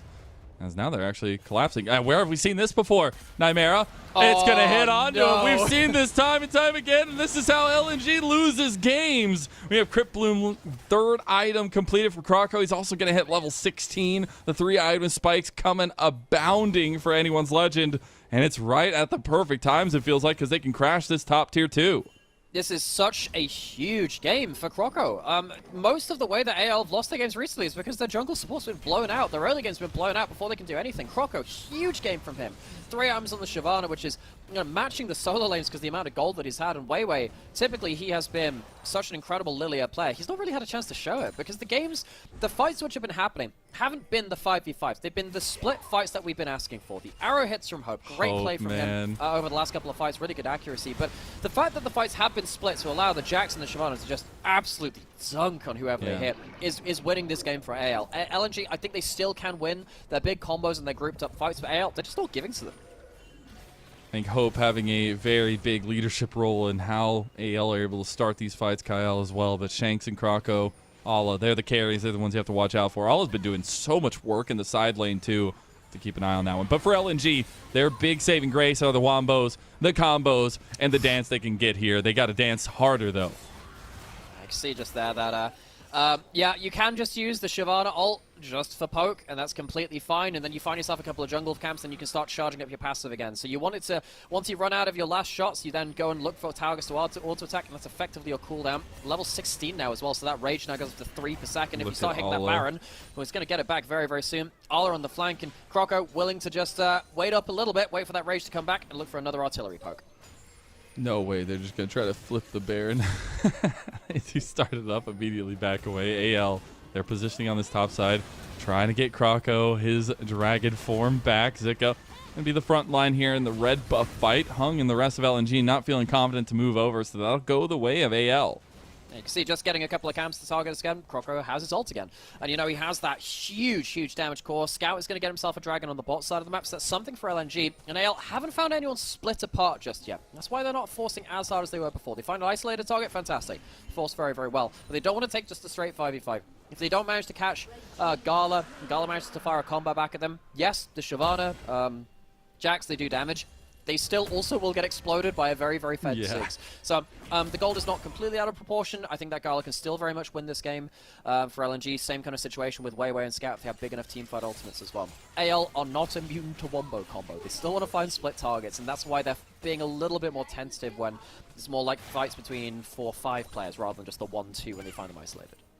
And they got to start reassuring themselves around the Dragon, man. It's going to be a while till they have to answer that call, but they're so close to a soul. They could start forcing fights potentially around the Elder, but again, maybe trying to take those in-betweens instead. We are getting a ton of presence around this Baron. AL can do it surprisingly fast as well. They can do because they have themselves. I mean, Shyvana always has good camp speed. Again, going He's onto doing that it. dragon. Again, doing it again because they have the extra dragons, has the extra resist as well, which makes it a little easier to tank. Has that dragon's descent. We might get ourselves a full team fight for the first time. Kyle can't be the one getting chunked early. The Baron gone down. This is another one for anyone's legend. Allah tries to go over Nagala. Big flash, though. Look at it on the other side, though. Weiwei was looking for a lilting lullaby in the pit, though. Kroko's going down. 600 smackaroos go over. Now we're getting Trey's back. Anyone's legend repositioning onto the left side of the fight. Kyle still full health. He can go forward. We're about to get the TP back in by Shanks. They want to keep the fight going. They want to keep the fight here with LNG. Here comes Scout, though. Zika is fighting the pickup. Allah almost gets him, too. Scout has come in. The saving hero for LNG as Kyle, he's still there. Allah, he can't get the combo with the counter-strike and Scout, he's there. He's getting the damage down. He can't do it, though. Allah, the counter-strike goes back up, and Scout is left wanting. Allah comes out with a 6,000 hammer down. Anyone's legend get the Baron and they get the fight. LNG, they double down on their losses as they try to claim some of those Baron buffs back, trying to make sure that AL can't use them. And they just double down. They were waiting for the 5v5 and they can't execute. Now AL will get themselves well and truly onto the map. It's only the 2 Baron buffs themselves. They won't be able to get the full court press as easily as they could have done before. But LNG, I think they just end up tunneling too much. They tunnel way too deep onto this Baron. Gala uses his ult quite cheaply here. It gets some chunk out, but there's immediately some honey fruit. Gala gets a ton of damage down, even without that ultimate being available for the end of this fight. I thought at this point maybe LNG could just call it quits and get like one last player, but I think Gala does so much damage it almost baits in the rest of the team. He gets a huge satchel in just a second here, which opens up Zucker to get an assassination onto Hope. This one right here, as they try and follow up on the engagement from Kyle, it opens up Zucker to go towards Hope over here. They realistically should have called it here, though. At this point, this is where you need to just get the heck out of dodge. They stay too long, and when you get into these messier split fights, yeah, you are going to get a load of value from either Jax or that Shyvana or whoever's left alive. When it becomes more about the split fights, AL win. It starts as a big old 5v5, but because it ends up going so messily and it's only the Jax alive, yeah, Allah's Jax comes to play. And you wonder if that Q3 hits, is that the difference maker? I don't even know if it really is, as Allah able to make a massive outplay there. Now he's on 3 items. He's 5-1. And this whole AL roster, I mean, this gold grab is going to be a doozy with the flip around that anyone's legend have done, and now they're looking mid lane. Again, you don't even have to hit it. Yeah. And right now, so what you're doing with the Shyvana build is getting as many % damage increases from your kit as possible. You get 25% when Shogun's fully stacked. You get 6%. Oh, they want him. He's going to take damage now. They actually take a Fate Sealed in. They're going to get the Enchanted Crystal Arrow. Kroko is still alive, still kicking. Zika going to take him out again. He's the Dragon Slayer of LNG, and he might be cosplaying here. There's the depth charge going to Hope. They get the lockdown. This is what LNG want. They're in the choke point, though. You got to be careful. Zika going deep. Allah is still there in the fight, but Scout has come back for revenge. Allah all by himself. Shanks trying to fight their way out the solo lanes of anyone's legend in a 2v5. Can they survive? Allah, he's by himself, left out to dry. He's gonna burn the flash, and he is going down. So ends the Baron push of anyone's legend. LNG find the pick onto Kroko. It's amusing about how much damage Kroko can do with all these % increases. Yeah, he's still not immune to LNG getting that pick off. Weiwei gets the sleep, and honestly, that could save the game. If AL got themselves that locking across the map with all of those Baron waves coming through, things could have changed so much differently. Kroko, of course, he has that flash still. Maybe he should have flashed over the wall. I don't think it matters, though. The engage from LNG is really, really well put together. And the fact that LNG win this fight with the Ziggs ult missing, is huge. If you don't have that Shyvana getting those split fights and getting the extra damage in, I think we have seen that, while AL have played very, very well around those split fights, they are not immune to LNG in the 5v5. The 5v5s favor LNG, the split fights favor AL. It does get close because the amount of gold and power that AL have, but this is not their favored fight, and it shows. Yeah. I think that's the most difficult part, is you can like see how much fighting strength the individual pieces for anyone's Legend have. But we can't even talk about that much more because there's another denial happening. LNG have gotten 3 Cloud Dragons for themselves. And for a team for anyone's Legend that really wanted to maybe close that early stacking out for themselves, they haven't been able to just yet because LNG are putting constant pressure around that objective timer. I have to say, I'd be a little bit heartbroken for AL if they don't win this game. They have done so much good work. And they do get a decent Baron power play out of this too, so they're still ahead in gold, but it's just not the game-ending play that they would have wanted. Problem is now, it's much harder to force the split fights because we're getting to the phase of the game where wave clear is so instant and you have Ziggs. So Ziggs is, that's basically all you need to say there, really. Unfair. Yeah, we remember Season 4 and why we had to change Baron buff to buff minions because Ziggs would ruin games and stall them out to 50 minutes every single time. Yeah, no, AL, they can't necessarily force the split fights anymore because the wave clear is so instant, which means that LNG can immediately wave clear, group back together, force the 5v5. Now, you do get value out of AL from Croco doing the Dragon's Descent and then looking for that big poke, but what we saw just there is that if you're in the Dragon form, you don't have the same kind of level of escape either, which means that you can be threatened by Weiwei, who's even going towards a Banshee's Veil after this, so he's going to be a little tankier as well to some of that magic damage, and also ignore some of that engage coming through from AL from that Ash Arrow. This needs to be somehow a phase of play which allows AL to get onto isolated targets before the fight begins. We have seen in the 5v5, LNG are still going to out-team fight AL, despite whatever's happened in the previous part of the game and how fed the Shyvana is. And isn't it so funny that we have turned back in LNG in the late game, 35-plus minute games. Not something that's been here recently for them, but we've always known them as the tortoise of the league. And now they'll be able to prove maybe some of that team fighting that necessarily hasn't been their biggest strength this split. No, it hasn't been this split. If anything, LNG, they've had to learn to teamfight again after figuring out how to take towers again. They've done a lot of relearning. Croco was a little bit of danger there. But, LNG, this game was not slowed down because of them. Or rather, like, them choosing not to do anything. Gala got caught off and they've been forced to stall. I think this one is kind of on AL extending this game, particularly through Croco just exploding this game. And now we do get to the point where we're getting into truly hyper late game towards that 36 to 30, 40.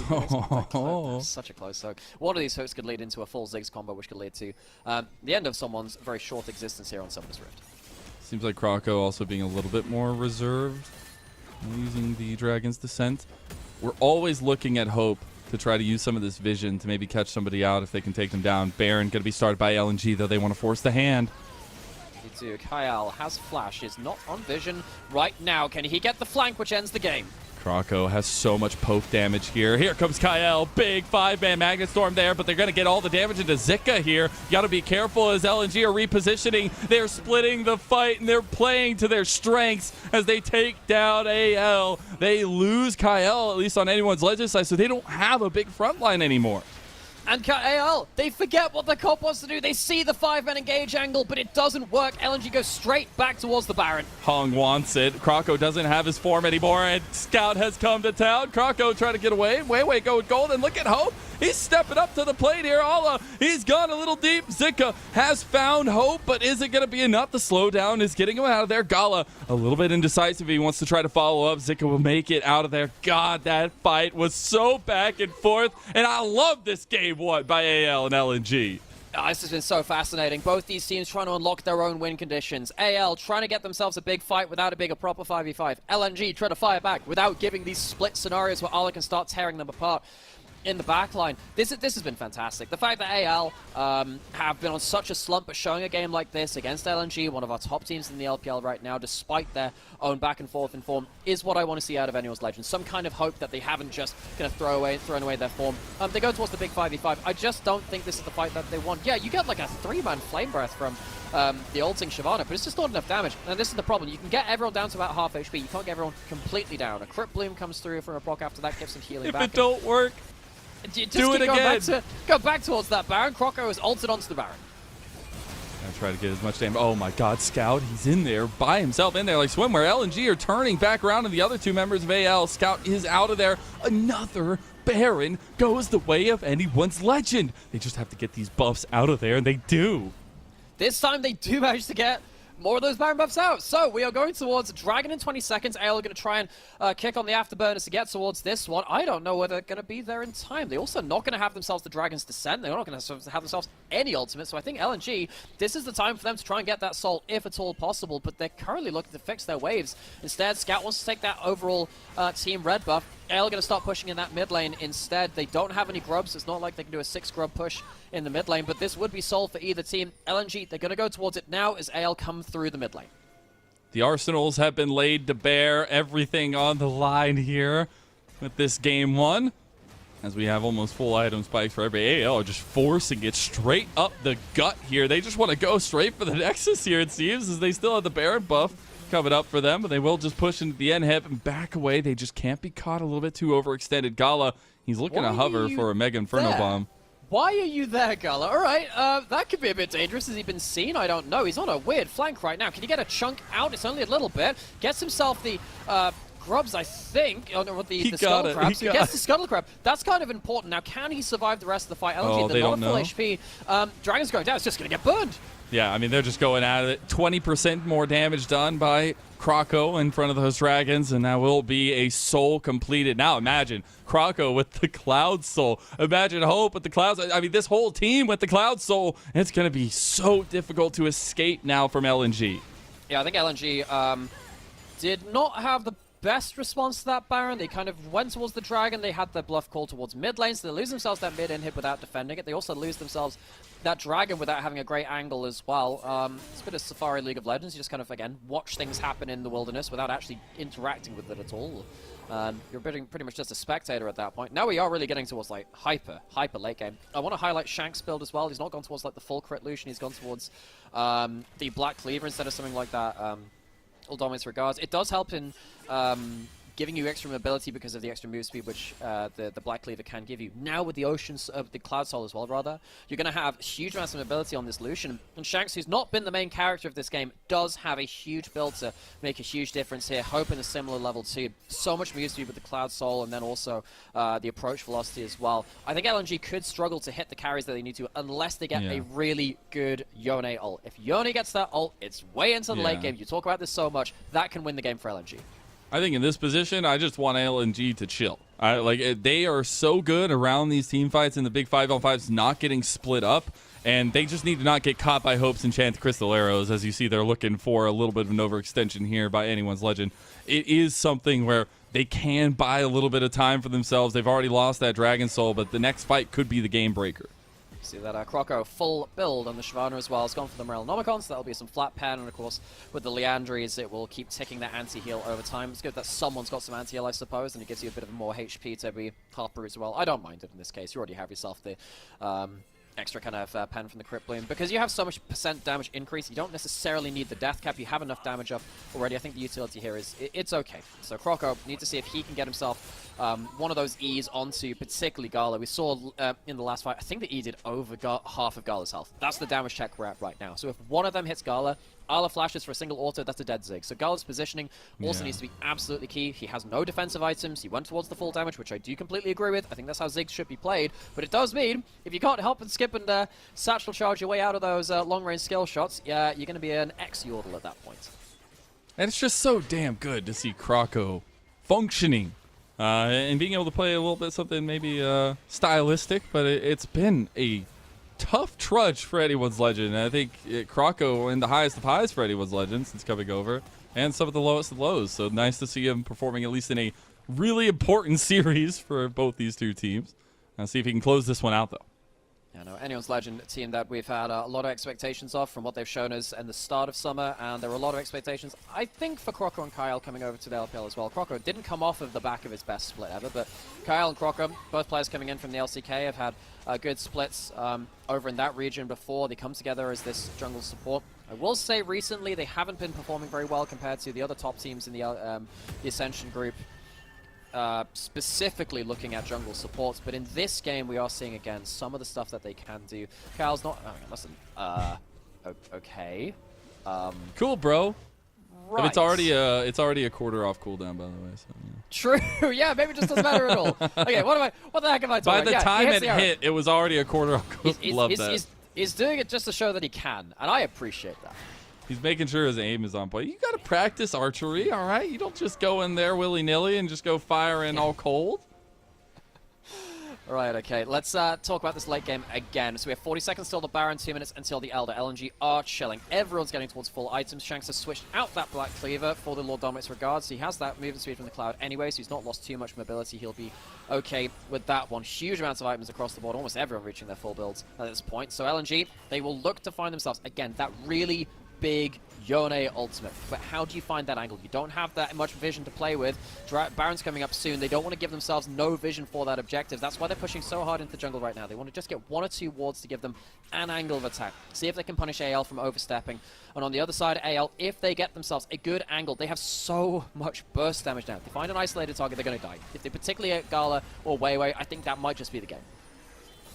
See Krako starting up the Baron here. Does have Allah on his side, but LNG are going to move in to push them out of this one. Just trying to pull the temperament of LNG. They're going to TP on the back with Allah. LNG are the ones that just started up. Enchanted Crystal are going to hit the front line. Zika going to block a lot of that. Krako on the other side. Massive damage onto Gala. Look at Allah. He's on the big flank. He might be the death knell here. Kyle goes in. Gala's gone. AL, they're picking them apart one by one. The refight by LNG is looking good, though. Scout's still alive. Hope has just been guarding out LNG the whole time, and the Dragon's roar can be heard from Krako as the legends do become legendary. It's one body left, and that's right into the body bag for Scout as anyone's legend have pulled it through. Anyone's legend, lost streak, be damned. LNG, top of the table, does not matter to them. They pull out the Shyvana, and honestly, this game is a bit of a Shyvana diff. Krako catches out Gala enough to put them into contention and put themselves into the game win. It's been back-to-back 2-0 losses. It's been a tough schedule, but anyone's legend, they're not ones to back down from a fight. And they will grab game 1 right out from underneath LNG. Incredible resurgence for Krako. An important series again for LNG. Well, for both of these teams. Anyone's legend, they can push up towards higher in the table. We weren't expecting them to based off of recent form because of their loss streak that they've been on. But LNG, this is a team that could lock top 2 with a series win here today. The fact that they lose that game and in the way that they did is quite telling, I think. They overstepped in that mid lane. They weren't expecting that curveball coming through from that Shyvana. And particularly, the Shyvana dives forward onto mid lane to catch out Gala. Gala was the most fed person on the map, and he couldn't end up keeping himself safe. And that stalled out the game. Enough for AL to win. That weakness that we highlighted might be showing itself a little bit there in that mid game as well. We will see what happens in game number 2. LNG need to bounce back after that one. We'll see you there.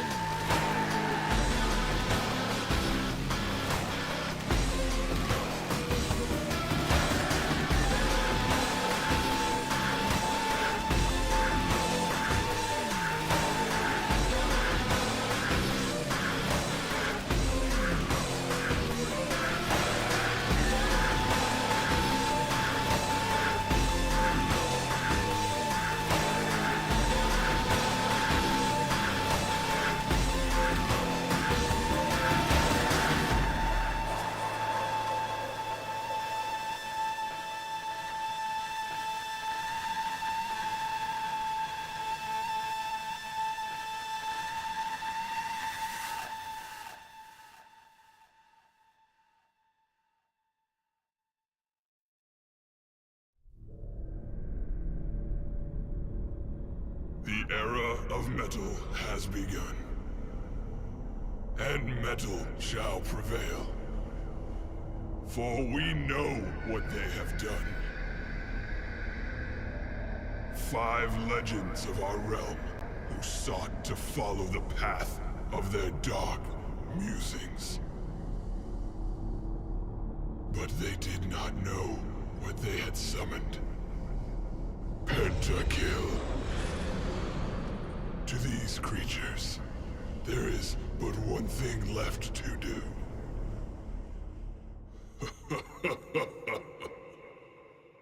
Heavy metal.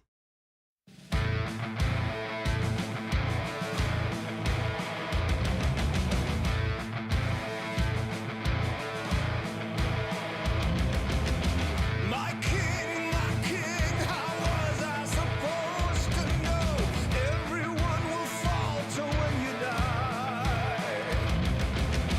And as we speak, the army of our enemy is approaching our gates. We cannot fly.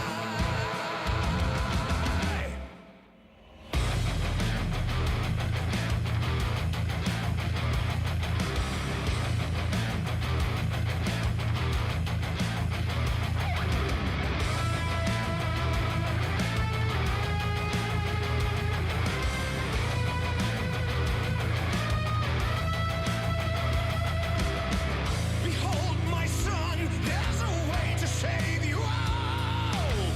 Don't you despair, don't be petrified. There is an armor, ancient magic made it strong, and you shall wear it when you face the fight.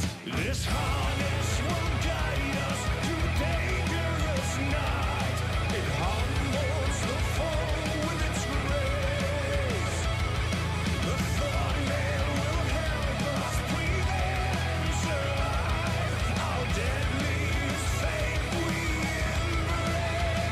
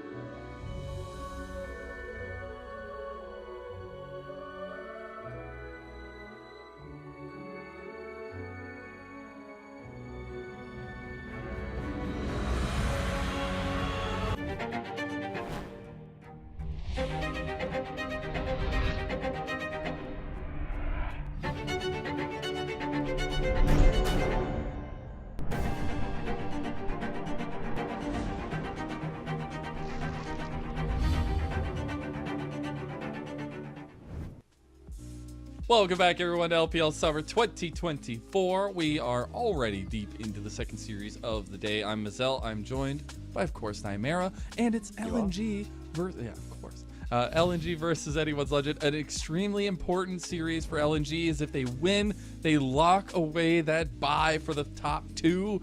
But they faced a little bit of trials and tribulations as there was a dragon in their way, and Croco, he lives again, finally having some say in Anyone's Legend's game plan. It's been a while since we could say that Croco was like the game-determining factor for Anyone's Legend. I think of the players on Anyone's Legend who have suffered, Croco is one of the first names to crop up on that. Great shenanigan. The fact that he managed to get those two, that's an incredible amount. That's insane. If you out-damage a Ziggs, you know what? Fair play to you. And a lot of how Anyone's Legend walked away with this game was that those two picks in a row in mid lane at about 2 minutes as well, when Gala was trying to wave play, after Gala was so fed out of that early game. The fact that he got both those kills, it probably speaks to Gala in his inexperience of playing against the champion in the threat range, because you're not safe even under your turret at that point. But also Croco knowing when to pull the trigger there as well. It's been a while since we've seen Croco be able to be this impactful in a game. He's typically been shut out quite a lot, so this opens up now a lot of different conversations about this series. LNG, yes, they're 6-1, but is this now a done deal in the other way? Have they found their own blueprint to beat them? Isn't it so fitting that in the last series for LNG, we're getting all the question marks thrown our way for them as well? It's a little bit of a rocky one here for them, but it is also where they started off with a pretty hefty advantage for Gala. They got the tower taking that they were able to do in that mid-game, but then that has also become kind of the question that we've wanted to keep an eye on the whole time, is their mid-game, but also their side laning that's been taken advantage of a bit here recently. Because what happens with LNG is that they are the best team at taking towers in the LPL, particularly when they find ways to get Scout into sidelines. And we've seen him in last year, he was playing the Tristana or the Nash's Tooth Azir, hitting sideline turrets, and that was how LNG even took JDG to 5 games in the summer finals, and this was the super team of JDG. And then you look towards this year, and now he's teleporting into Zucker's pushing sideline or something like that, and they're using the Herald and the Grubs really well. And that covers up their other weaknesses, because I don't actually think LNG are that good of a team-fighting team, not for a top team. If you look at your JDGs, your top esports, and of course BLG, I think they're better team-fighting teams if you just give them a straight setup. Now the thing is, LNG don't win in that situation, so the way they've covered that weakness is by getting such good mid-game tower-taking potential that they have pushing sidelines. It opens up entrances of opportunity for them, so they can attack from different angles, and it also opens up a lot more team fights when they're ahead in gold. That's been where they've been really impressive to me. What we saw in this first game was actually Anyone's Legend shut them down in the mid-game, so they couldn't get towards those side lanes, and suddenly they were hemmed into their own side of the map, and I don't think LNG are very good from team fighting from behind the game. Now, if you can continue to punish them in their mid-game, and in those side lanes, as you were just mentioning there, maybe that's the blueprint for success against LNG. Is it easy to achieve every game? Well, we're yet to find that out, but that's something. Not easy every game, because they are 6-1 for a reason, able True, to yeah. claw away those wins in a lot of ways. Obviously, their loss was actually an astounding one, a 2-0 loss to FPX in that week 3 of the Rumble stage. But this is also where we have to think a little bit more of how Anyone's Legend can continue to push this forward. We saw that if Croco and a little bit Kyle gets involved, gets active, this is where this team can find a lot of success, but that's also been the question mark here recently. Yeah, we're just looking back at some of the shots of the players from earlier before they went on stage as well. This would have been before LNG ate that unfortunate loss in that first game. And, you know, they still have a chance. They just have to win the series. Absolutely they do. And, you know, I still expect them to come back with a better answer. The fact that they lost with a lot of their recent counter picks, the Lilia, which has been running the LPL recently, the Ziggs, which Gala is one of the very best in the LPL on, the Yone, which, you know, Scout's Yone, I think earlier in the year and earlier in his career was not something I was particularly impressed by. He has been getting better and better at the champion. Wasn't always the best game from him in this one, but still had great teamfight impact. They lost with those picks. These are not bad picks for the side of LNG. And of course, Zucker's Cassante is also a champion, which he's very, very comfortable at this point. If you're not comfortable with Cassante at this point, I don't know when you ever are going to be as a top laner. But yeah, LNG, they're going to have to adapt something. See what that adaptation is going to be on the blue side this time around. Maybe a little bit matching their namesake. Are you kidding me? The Shyvana bad Dude, first round? I Wow. mean, hey, did you watch the same game I just did? Because, I mean, there might be a little respect needed to be given Krako's way. Maybe they wanted to think about taking it themselves, but no, not going to be the case. Also, the MF going to join that for LNG. On the other side, we're taking away the blind picks that we've seen very prevalent in the Lucian and the Renekton. So with the Ash band, I think Lilia is the obvious first pick now. The Ziggs could also be powerful too. I think Lilia is the obvious first pick, unless you want to go towards the Leona. So Leona is going to be that choice, and now it's over to Annual's Legends to see what their first picks are. They just go with their own version of Engage as they get the Sejuani Yone combo here. And it's been something that they've been really willing to go to. I mean, both these mid laners have been loving the Yone, but we are just firing it off here. And speaking of fire, it's the Rumble and the Tristana for LNG. Rumble and Tristana both nerfed on this patch, but still strong. In fact, actually, I think that the nerfs to these champions is good for some players because they're already good enough at these champions to make them work through the nerfs, and now they're just going to be banned less. Scout didn't really get to play much Tristana this year. He was one of the best Tristanas in the league last year. He's very good at getting those pushing lanes, and against the Yone, you push in the Yone very, very hard, and you can control him in side lanes. So now we'll see with LNG with two very powerful solo lane lock-ins whether that will fix some of their mid-game issues so they can get those strong individual matchups rolling and giving them some breathing room on the map, which they didn't have in that first game. Also, just love to see all that focus down towards bot side here. Try to take away any of those big power potentials for Gala and Hope. I got to throw a lot of respect Hope's way for the arrows he was able to land last time around, but being able to take maybe more of a shot calling leadership position from that ADC role. He is also just ruthless in the ADC position too. He at the beginning of this split was a major reason why AL was able to close out a lot of their games, but now we'll see if it continues to be the focus down there, and it is. The Kaisa also joining the roster of bans. A lot of AD carry bans. I mean, of course the Lucian doesn't really count a spot lane pick right now, so now you're asking yourself, okay, well, what's left on the table? We might be getting to the point where, you know, Senna could be a pretty good lock-in, could lock in an extra tank frontline for one of these teams, potentially for LNG. That'd be, well, no, not for LNG, because they have the Leona. You don't really want to go towards that. So maybe for AL, they can go towards that Senna if they want to have another tank frontline. They'd be quite low on damage if they did that, though, so that loses value. Varus, not honestly not great for either of these teams either, because there's an equalizer and a solar flare on one side and the Yone ult on the other. So you're really starting to lose a lot of powerful AD carries at this point. You're going to have to start digging deeper into the champion pool. I want to see the Gen. Oh, no, I wanted to say it before it got like it. They beat you to the punch, buddy. Jin was also something that we've been seeing here recently as well. We actually saw it mid lane by Insanity earlier in the LCS, by the way. Absolutely crazy, man. Love that guy. But we'll see what the answer is going to be, because now you're looking at Hope to again be in a very utilitarian style for this ADC position and have a lot of the setup for the other pieces around him. I will also say Jin doesn't necessarily like Xayah. No, Jin can sometimes get into the Xayah because you can at least play from outside of her auto attack range. You can enforce her ult by comboing up. The problem is that you just don't necessarily have the same kind of wave control that Xayah can do at some points in the game as well. Plus, Xayah just kills frontlines better. If you go front to back, Xayah can hit the tanks harder than the Jin can, obviously. And with the Ivern being put through, it's going to be harder to cut through that Leona. There isn't a true tank outside of that Leona, but if LNG can put Daisy down, it can give a lot of issues to AL, who don't really want to be sitting around trying to cut through that as well. I think you see a very obvious game plan right now for LNG. They do want to front to back. They do want to keep their double marksman safe here and kind of turtle up and get the damage down, the sustained damage that they're going to have plenty of. Anyone's Legend, they can't do that. They need to get to the backline in some way, shape, or form. It's going to be a little bit difficult with the tools they have available to them, but they do have some of those skip the front line dive tools. Yeah, so will it be a battle of front to backs? Will it come down to the side lanes a little earlier? Definitely helps in the last game for anyone's Legend. They don't have the Shyvana this time. They won't have that same kind of X factor coming out from the jungle. If they can get themselves this Yone into a good position where he can have a value in a side lane, maybe Shanks can give themselves a leg up against LNG in a style which LNG have started to gain more and more power of. That Rumble and the Tristana, very, very powerful for them in that mid game where they suffered in that game 1. LNG are not shying away from long series in this Rumble stage. They've had a ton of 3 gamers here. and they're going to need to do that again if they want a hope of locking that top 2 in the LPL Gauntlet playoffs. This is the last series for LNG, and they already faltered once. Anyone's Legend picking that one up and running with it. We'll see what Game 2 has in store.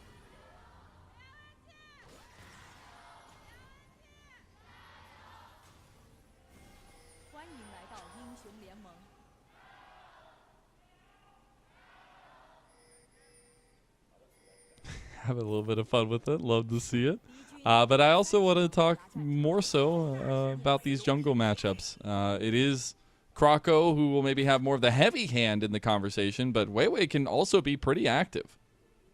Yeah, and Ivan is pretty good against Sejuani in some ways because so Sejuani's ult will fly through Daisy, but Daisy can then stand between Sejuani and her team if she jumps over it. So there's definitely some cases where in team fights the Ivan can have a lot of value there, in kind of giving that buffer between the frontline engage and the backline, which of course AL we're going to need to be very, very aware of because they need that follow-up.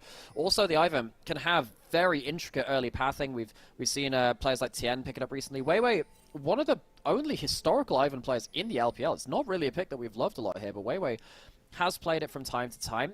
He's pulled it out a fair amount last year on Weibo when it was asked of him. So I want to see what Weiwei does with his early pathing and whether Croco can read it. Croco's early game has not been where he has succeeded so far, and he'll need to have himself a strong start here. He's going to give himself the super clear, set himself a couple of marks, and he'll clear himself back towards them afterwards. So you, of course, as the Ivan, you don't actually have to stick around and kill the camps. You just have to put the mark down, cost you a bit of health and mana to do so, and you can go clear through them in one fell swoop.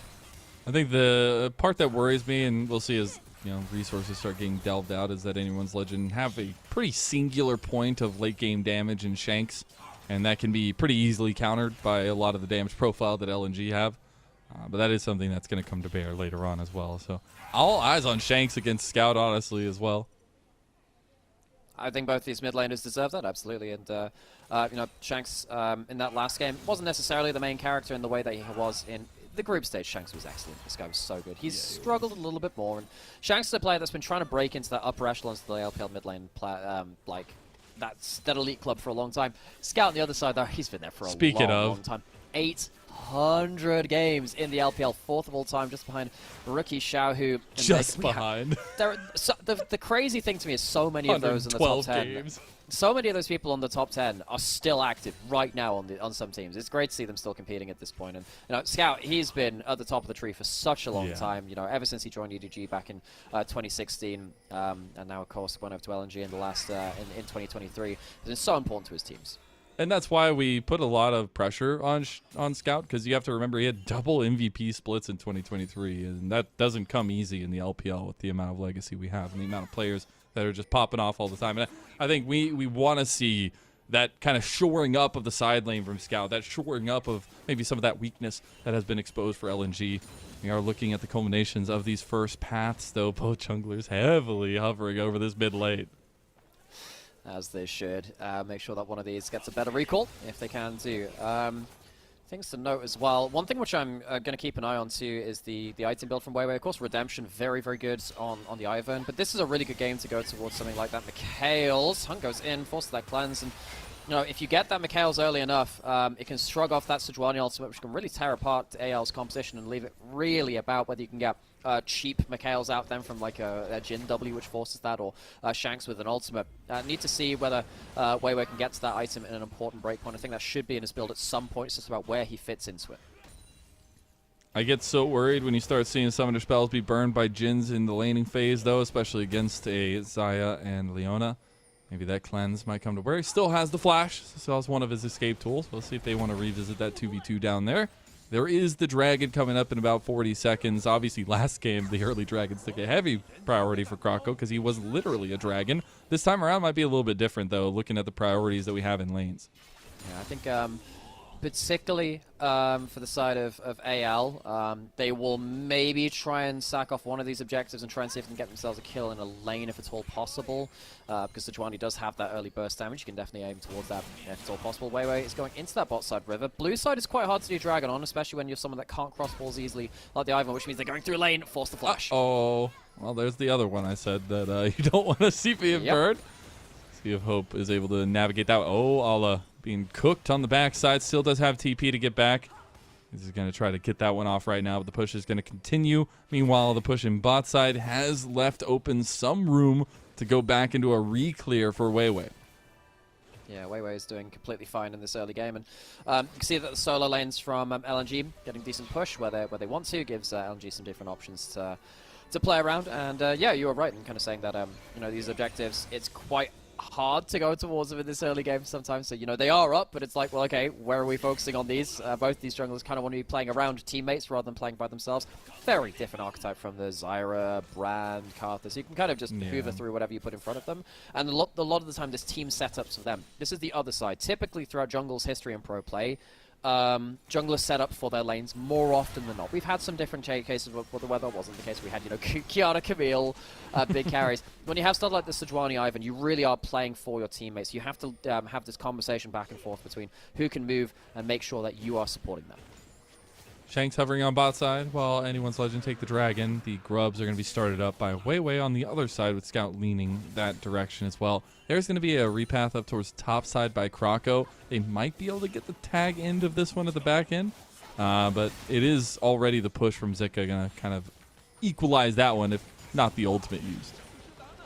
So, let's have a think about where the first fights of the game are going to come into. We don't have level 6s from supports yet. Of course, when you have Solar Flare, things get very, very easy to force plays. That's one of the reasons why Leona is really good right now. Very tanky, but also just really good at forcing fights. And don't always have to die for it either. Someone like the Nautilus, if you throw the hook, you kind of feel bad. And of course, someone like a Rel, yeah, once you're in, you're in. Leona's kind of been best of most worlds for the support. You're very tanky, you have a good laning phase.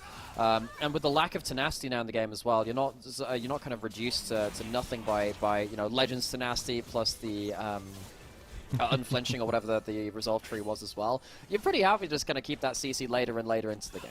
Yeah. I will say, just taking stock of some of like what we'll see initiate a lot of these fights, like Weiwei does have some kind of engage for his team, but you're really just looking at Hung for those instant turnarounds once he gets to that level 6. You have a couple options on the other side for Anyone's Legend with Kroko and Kael, though. So they will have a couple more avenues forward here, as Zika not actually going to get hit by the Arctic Assault. Does end up burning the flash anyways, though. Has to flash out from the W2. Would have been that stun, and that would have been pretty bad news. Still have the Glacial Prison as well. Weiwei pulls out Daisy, sees what she can do in wreaking havoc in bot side. Might just zone them out here, and bullies them off. And Jin hates Daisy because 4 shots is not enough to break a rock, or at this point, a cupcake. Honestly, I feel like 4 shots should be able to break a cupcake, but maybe not. Maybe it's just really hard cupcake. It's like one of those cupcakes that's been sitting in the like work break room for like a month or something. Yeah, it's like, you know, apparently the difference between a biscuit and a cake is whether it goes like stale. Well, whether it goes like stale in terms of when it goes stale, does it go like soft or like hard? Pretty sure that cakes they go rock hard. So like that's the worst one for them. As Zucker, he might be more easy pickings in this top side. He has no flash this time. Oh, he's gonna use the equalizer on the wave, try to clear it down. It's not gonna be fast enough, and he is just cooked under his own turret. Kroko almost going down there, but that's first blood for Anyone's Legend. Early burst damage coming out of the Sejuani right there. He has himself the double point for passive, but because Scout was roaming up, Kroko also has to flash away from that wall. If he took the long way around, Scout might have been able to jump onto him and get a kill. So, flashes out. It's still going to be Zucker picking up most of the wave, but the kill going to Arlo is really, really nice. If Cassante gets ahead of the matchup, it gets so much easier. You can get yourself towards that first Merc Treads by towards a Kianic Rooker, and if you get that early enough, it really impacts that laning phase. So, high value gank there from Kroko. Gets something onto Zucker, who... I think Zucker has been somewhat of an unsung hero at points for LNG, but recently hasn't looked nearly as solid. I was a big Zucker defender earlier in the year, even in spring, when LNG looked not great. But I think when we come through into bits of the Rumble stage, I mean, Zucker, yeah, even though he was a huge pickup for this team, on paper, I suppose he was a huge buyout when he came over to LNG in 2023. He's, in this summer rather, he's kind of struggled to have that same value. Even in the last one, he had some decent team fights on the Cassante, but he's not been quite the game-changing play he has been at other points for LNG. And he'd be layering a lot of his damage down in these team fights because he's going to be a major point of their kind of AoE or separation of Anyone's Legends composition once we get into those 5-on-5s. But we're getting a little bit closer. We're inching towards that here. We are going to have first item spikes at least coming through for Weiwei. The Moonstone, a little bit cheaper of an item. But there is also a question of repositioning for this grub priority. LNG have already gotten 3. They're looking at a second grub again in as many games. And they're going to put all bodies up here, TP even from Scout in the mid lane to push out. The real hobbits of Grubageddon. But what about a second one? Don't think he's there. Anyway, see if they can get towards that. They do have themselves powerful ultimates coming back off a cooldown, particularly that, of course, that equalizer. That's the one which was used a little earlier. Get the top lane push. Scout going to go into mid lane to see if they can achieve the same thing. Weiwei just looking to maintain the lanes right now, but Croco and Kyle off vision. There's the drifting. They got the quickness combo there and the grenades. Oh my god, Zika's just in a bounce house, and it's not for a birthday party, it's for his death. LNG, slower to the punch. Croco and Kyle, they have not been great recently as a jungle support duo, but they move first there and they get themselves an important kill, which leaves them openings towards this top side of the map. Zucker won't have his teleport when he comes up in 10 seconds, and he's already used his equalizer. LNG, they do have less ultimates to face because Croco and Kyle spent them, but I still don't think they want to take the 4v5. Weiwei not going to have as much agency there. There's the blade caller, though. We said this matchup could get a little dicey for the Jhin. We see, though, in the other side, Grubs, 1 taken by anyone's legend, 4 still on the table and grabbed by Weiwei. AL not confident to step up in that regard. They will end up losing at least some might spawns over to LNG. Yeah, they stopped the 6 Grubs going over. It's still pretty powerful. Jump in mid lane, forcing the ult out, and that's going to be the end of that. So Shanks ult down. LNG at least get themselves that objective. I don't know exactly how easily they're going to be able to hit towers consistently through this game, because Zucker has been put quite far behind comparative to what you should be with this matchup. Even after the nerfed Rumble, you should still be ahead in the early game here. I don't know how easy it is going to be for them to hit the turrets and use these Grubs in the way that they would like to, because that's the thing about Grubs, and I think there's a conversation to be had, and mentioned it once or twice before, how I feel like LPL never really massively transitioned well away from the double heralds, away from Grubs. They have gotten better at it, but double herald really messes the way that you play around your macro. And when you get those Grubs now, it is all about how you then utilize them after that point. We've seen teams plenty of times get 5-6 Grubs and then stall out because they can't actually get the point where they get the tower trades that they want to do, and they can win out on them because they have that extra tower damage. And LNG will have to showcase that they can do that in this game. Dragon being started by AL. Not sure there's going to be a huge contest from LNG. Gala's not in position just yet.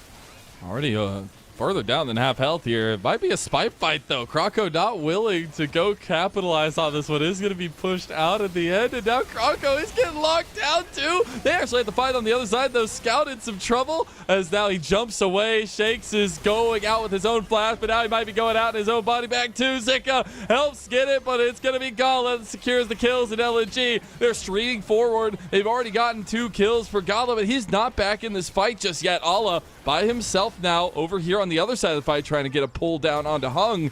He's going to try to get his Q3 knockback. He's in trouble now. Curtain call going to be opened up, but is it going to be in time? Ala able to dash away. The equalizer going to be used in the end by Zika.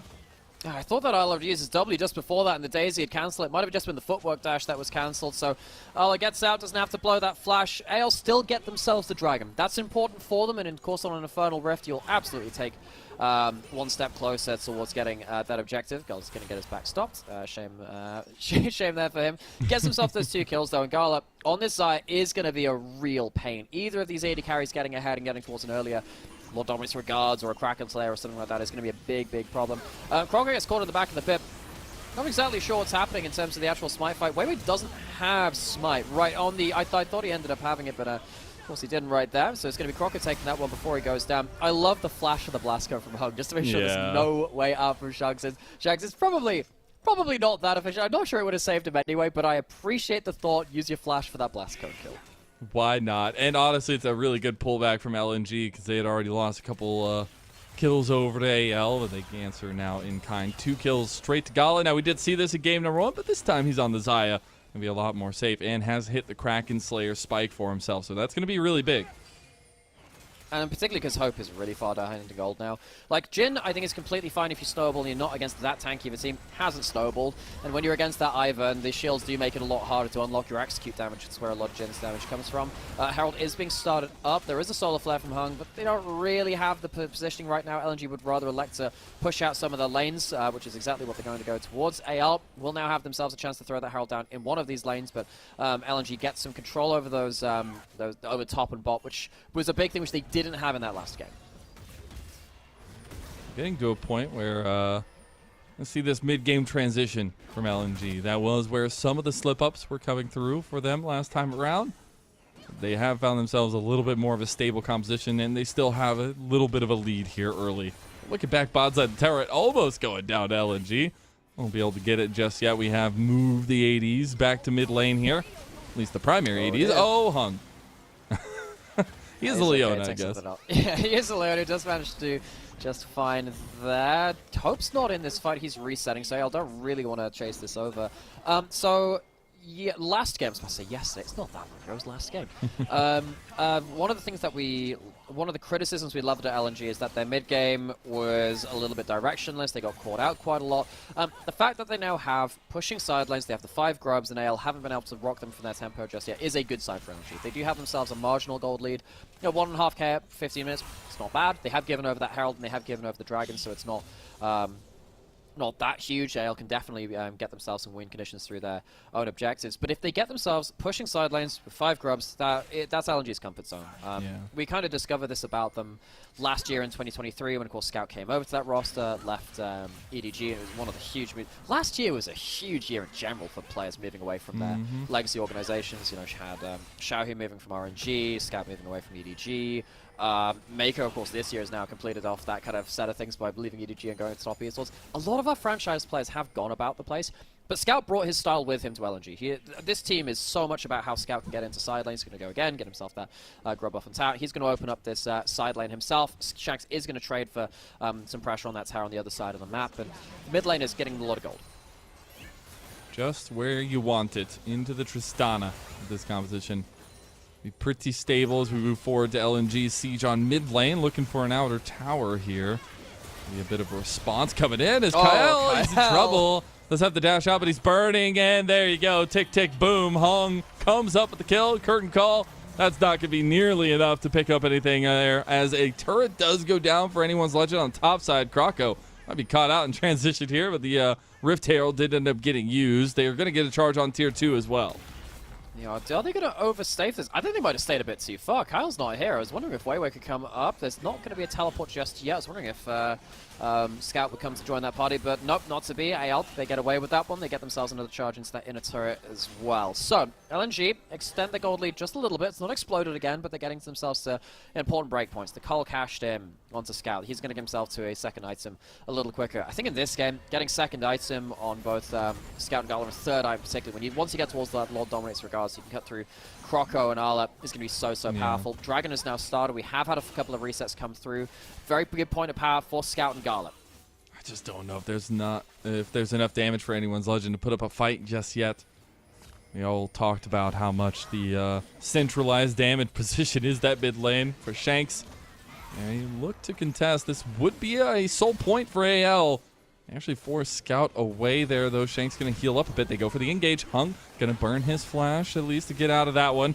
Re-engage with the Solar Flare. Going to go a bit wide there, though. Turret is being taken to the side. They're going to get the TP coming in from Zika. Dragon is the focus for anyone's legend. This would be Soul Point and an Infernal Soul. Gala, he's going to burn that Featherstorm. Going to try to get the big Blade Caller, too. They're blocking them out, but the Equalizer, they are getting blocked out themselves now. The Dragon goes to none other than Gala. Here comes the Fade Seal from Shakes. He's the damage, but he's gone. And now LNG, they need to pick up the scraps, but look at Hope. He's popping off now, too, and 2 kills have gone the way of Ala as well. Hope still full health. Hope with the dancing grenade up there as well. Double kill goes to them. And AL out of nothing make miracles. LNG get the Dragon, but they lose the fight. Gala's not going to get ulted. He's surely going down. Oh, he's getting one back, though. That's huge, but 4th shot's the charm. And Hope, he has 3 kills now to match Gala. And they're going to get themselves maybe this mid lane outer turret too. So AL get themselves a whole load of kills. They don't get them soul point, but they get themselves a lot of gold. Again, once again, LNG, their team fights are looking really, really quite poor today. They do have themselves the pushing side lanes this time. That's typically been their answer towards a lot of these team fights. Gala, in this one, blows himself the cleanse early, uses that Featherstorm early. I thought that the Equalizer and the Featherstorm was still pretty good, though.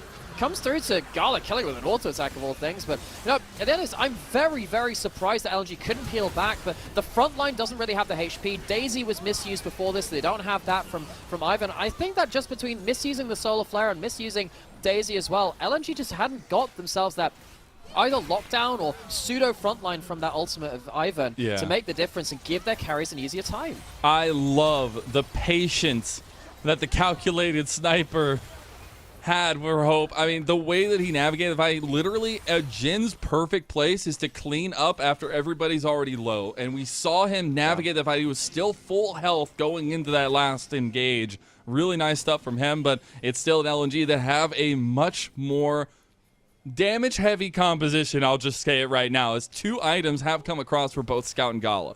Yeah, and those flicker blades give you a huge point of power for LNG. Do you really want to point out again, though, that Hope, well, not again for the first time, because he's just bought it now, he goes for the Serpent's Fang, second item, so that means that the shields coming in from Weiwei are going to be a lot less valuable. It means if you hit someone with that W, which you can do onto any picked target, their shields are going to be much less valuable. Weiwei, he did initially buy up that Mikhail's as a second item, chose to go towards the Redemption for the AoE healing instead, try and get himself the maximum value for just getting people up to higher amounts of HP across the team instead of shrugging off that Serrani ultimate. Wouldn't surprise me to see that Mikhail's coming in as a third item anyway. But those items, there's a lot of thought put behind them, I think, in this case. I think that these ones have been considered quite a lot. I think LNG at this point, they're probably waiting until 3 items until they can get Last Whispers in for Scout and Gala. I think at that point, then the damage becomes really, really quite hard to ignore from AL. But they need to now get to that point, and I say that because AL just had a great last fight. They get themselves onto that second dragon. If they can get themselves towards Soul Point in 2 minutes before those items are built up from Gala and Scout, I think LNG might be in a bit of trouble around these team fights again. I said I was a little worried about their damage profile now, but I think Cassante is also starting to show his teeth against this composition that is pretty squishy on the end of fights here. So Ala now on 2 items himself, going to have a lot of tankiness to his name and a lot of say in how he can access the backline. We said from the beginning, AL need to find access on the backline. The front to back is going to be LNG's bread and butter. And I think those front to backs become, it puts even more responsibility onto Weiwei on the Ivan. Yes, you have your shields and your shields, but honestly, the Daisy positioning and the Daisy micro needs to be great this game. You don't have a true tank outside of that Leona, and Leona is, you know, tanky and is very tanky, but it's only one person, and people can avoid that. Croco is now going towards top side. There might be a teleport coming in. There was a ward drop. Frick, Ala, 3s are ensued. Could potentially go towards that one, taking the bot lane turret instead, and the fight's not been called just yet. Might have to come right now, though. Hung goes in. Shanks, he's looking for a little bit of extra damage there. Nothing else going to come of it. No TP pulled. Ala staying in the side lane, trying to push this one down and do a tier 2. LNG, they were trying to get some tools used out of anyone's Legends pockets, but they don't end up getting it. Yeah, that's good discipline by Ala. Gets himself that gold. And yeah, he's so far ahead of that Rumble matchup. And yeah, he is. Rumble, yes, look, Rumble's been nerfed. Should not be there behind 2,000 gold for the Cassante.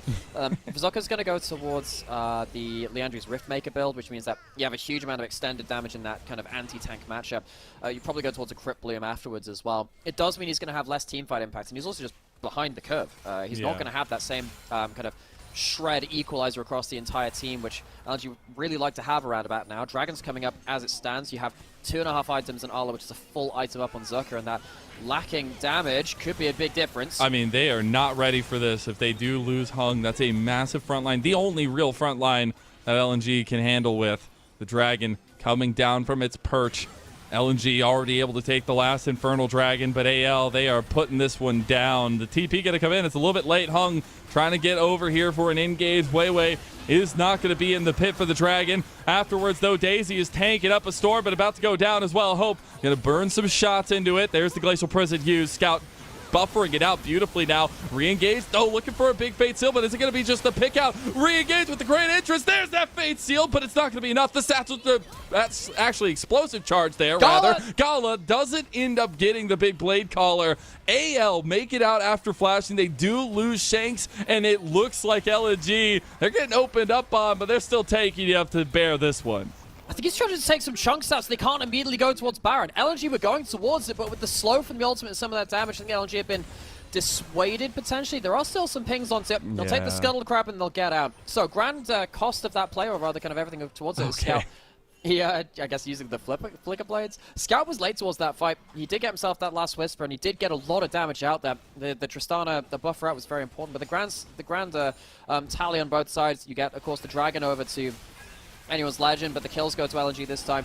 Daisy being trying to use the scaffolds. I've not loved the Daisy usage so far. You can tell how important it is to block that front line, but it's not really doing that much, dying very, very easily. Now in picture, now the Baron started by anyone's Legend. That could be also on the table. They have those second item spikes themselves. Daisy coming back into the fold. It's a 6v5, but the Baron getting low. See who's going to go in for the smite. Is it going to be a 50-50? They go for the fight, though. Here comes Shanks. Glacial Prison goes a little bit wide. AL, they need to back out of this one. This is a front to back that they are losing. As we said, they get it, and that's 4,000 on the Baron. That is anyone's legend. Losing control, Krako. He needs to save them, but he's not even going to try. An LNG move in, clear out, and that's a Baron buff for all 5. Oh, anyone's legend. It felt like the fights were going well for them recently. Their objectives are going well because they got themselves that Infernal Soul point, but then they just end up leashing the Baron over to LNG. They don't manage to catch LNG off guard. Maybe they were thinking they had better resets than them. Clearly not. LNG walk away with all 5 Barons, and that time you could see how gnarly it is getting locked up by the Leona, Ivan when the root caller hits. And Daisy starts getting the knockups after that point. LNG just got themselves gift-wrapped that objective, which might just see them through into that mid-game, well, into the late game now, I suppose, at this point, that they couldn't find that last game. It's looking much more like the standard LNG, the one that has gone to 3 games, but has lost some game 1s very horrifically. Think back to that LGD series. Now on the siege into the tier 2 in mid lane. Already going to claim that gold. They still have Baron buff for another 2 minutes. The side lane is starting to push a little bit there too. They already have Scout in bot lane. It's looking like a full court press here, but anyone's legend. They want to collapse a little bit. This is a pretty good fight for anyone's legend. The curtain call is going to be doing a decent amount of spacing here. Zika gets sniped by Hope. And now they get engaged by Daisy there in the end, using that tool very well. Hope still functioning here, but the Baron siege is going to continue, and they do get ending up a little bit of gold back for AL. Man, the last couple of fights, the value which Weiwei has brought has been absolutely absurd. The redemption very nearly saved Zucker. It did save Hung in that last dragon fight, but it isn't quite enough there because Zucker was so out of position. Zucker continuing to have not a great series. Game 1 on the Kasance wasn't really getting the team fight value he wanted. Now on the Rumble, just not in the right position. He's not tanky enough. And the pick value from such a long range is really, really high. The redemption saves Zucker for an extra shot, but then he flashes not behind his teammates and gets hit by that last shot. Hope, really good accuracy on that Jhin and getting some value out of this pick. In quite a difficult game for the Jhin. He's ended up 4-0-2. Still behind Gala in terms of gold, but Hope's accuracy at least picking up some slack.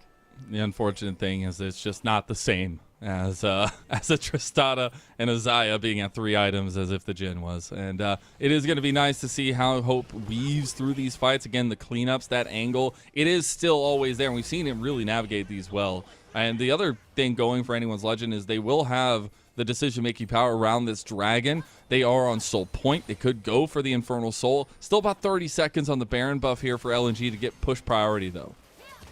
Yeah, and that can definitely help because LNG, they have looked so much better at teamfights when they have that push before the objective. They're not great at kind of like cheating their way into the river and kind of like using one last wave to get in there. LNG, compared to the other top teams, that's been one of the things which is really they've struggled with more than those other teams the most. We do have so many big items, as you're calling out. And I also want to just say again that the Mikhails has come through from Weiwei. There is also going to be that Mikhails coming through from Kael, which can potentially help with the Leona Solar Flare and disengaging from that too. So watch out for those extra cleansers across the team. The Ivan value has been huge so far.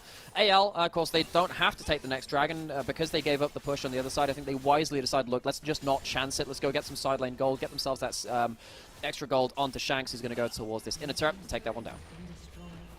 A lot of standing gold given back over, and a chunk of the lead given back, a little bit at least. That dragon being taken over there, going to be a nice time buy, at least for these marksmen to get even further ahead. I think that's the other scary thing for LNG is their composition gets just so much scarier as time goes on. I think you can say the same a little bit in some regards for AL, but my goodness, when you think about these carries getting full items and how you can somehow manage these fights, it's very difficult. So, no soul, Baron's off. 2 minutes until objectives are here. I think we've got ourselves another chillin' with the chillin'. For those of you that don't know what a chillin' is, it's the mythical beast on LNG's logo. It's you ever watch Harry Potter, like the newest Harry Potter? They have a chillin' in that too. I know that it's kind of like a dragon with kind of like the elk horns and stuff, isn't it? It's got like it's like a horned dragon. It's very cool. It is really cool. Also, LNG have done a really good job of like their home arena. It's all branded up with the chillin', like the home. As soon as we load into Summoner's Rift, it's really cool. LNG maybe get a little bit of that energy from the crowd here for this game number 2. We'll bring it back as a very important series for them. Try to lock top 2. They have Shanks over there. Scout jumps out. Oh no. Kyle just trying to get away from harm's breath. Does take the explosive charge on the back end from Shanks, is holding it. And LNG take a tier 2 at top side. They are... Croco's looking towards bot side again. This is why it's the cross map. And the problem here is that there's a Tristana on one side with 5 grubs, and you also have the Ivern shields too. You can see that, it's an easy take up there. That's going to be a stop on the back from Hung, so it's not going to lead to that much. Bit of a cheap ult thrown out by Jin. Briefly at that moment, see, yeah, LNG, maybe they could use those 5 grubs. They do get themselves a cheap inner turret, I suppose, and he gets a lot of gold onto Scout. He's gone towards that Vamp Scepter, probably going towards Bloodthirst the last. This is what ended up happening there. That was almost a great catch by Hung there with that ultimate. Just a little bit too early, but close, and maybe looking for the next one. Now we are really just waiting on this third item spike for Shanks. I don't even know if it's going to be enough at this point, but that is the big break potential for Shanks on the Yone. He is that kind of singular carry, even though there's a 4-0-2 Jin on the other side for the other carry for AL. It is really about that sustained damage that you're going to need, and there is the Randuin's completed for Shanks, so a little bit more tankiness and a 4th item for Hope, so maybe a little bit of hope over to AL. I love how Shanks just completely disrespects Zucker, saying, okay, you're not doing that much damage, I'm not going to buy magic resist. Goes towards that goes towards the Randuin's instead, which will help against the double AD carries, because that's his real primary target. I think he's really telegraphed what he's doing in fights with that build, which is exactly what he should be doing anyway. No surprises there. Recaller of the Wall will help. Uller is still pretty tanky on this Kasan save. Is he going to be tanky enough to get through these very powerful double AD carries? Blacked up, though, by this Ivan. Going to be backing up very, very strongly with his own 3 and a bit items as well. Yeah, I mean, both Gala and Scout, 4 items complete. Bloodthirster, first and foremost, for Scout is going to be a big sustained damage that he can keep going, as they're just going to take the multi-pronged engage here. Scout's looking like a frog just leaping over here, as it is a mid lane push they want to get. They continuously are hovering around this Baron to try to pull the play onto AL. But I think now, without the Yone ult, I think LNG feel pretty happy, don't they? Daisy's up, they can go towards that Baron, and a lot of the backline access just went. Yeah, I think this is the go button. With Shanks falling out of position, I think a lot of the backline access went with it. Look at Zika, he's staving off the entrance of AL. Croco in the back of the pit.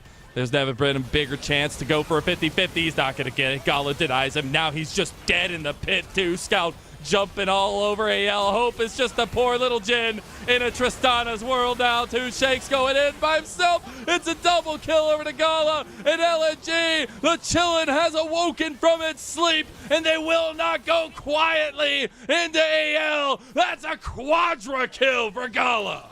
The feathers fly, and LNG will bring us back to 1-1. It was a bit slower again. AL cannot match their performance from game 1. No Shyvana to save them this time as LNG march towards the base. It's their home arena. It's them on the cusp of locking top 2 with the bye in their eyes. And they need this win over AL. And they'll bring us to match point. They'll bring us to an even scoreline in a best of 3. LNG looked way more confident in that game. I think as soon as they unlocked the map, as soon as they got the ability to use that Tristana and the Rumble to push up, it made a lot of difference. Now, I don't think the Rumble affected the team fights in the way that they wanted to, but just the overall map setup and their mid into late game was so much more organized. They looked a lot more comfortable walking in towards those team fights around Dragons and the Baron, and there were some bright moments from AL, but they really couldn't deal with that backline because they just couldn't reach it through the Ivan, Shields, and the Leona. Not enough damage, not enough carries, and not enough dragons apparently for them. They didn't have the Shyvana this time around. See if they can clean up their game a little bit. Or LNG are going to be looking at that bye. We are going to take a little break for game number 3. We'll be back.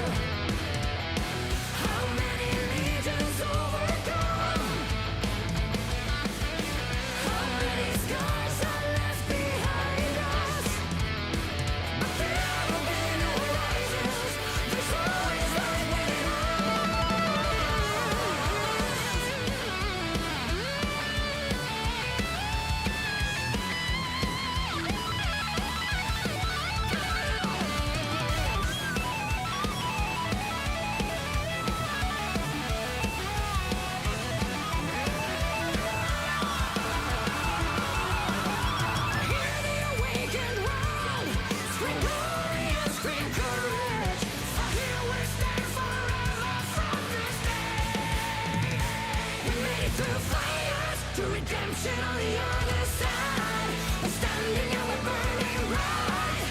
Alright, 'cause we are timeless. Our future knows not your pain.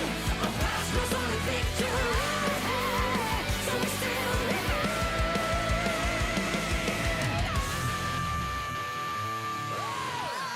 We'll keep closing.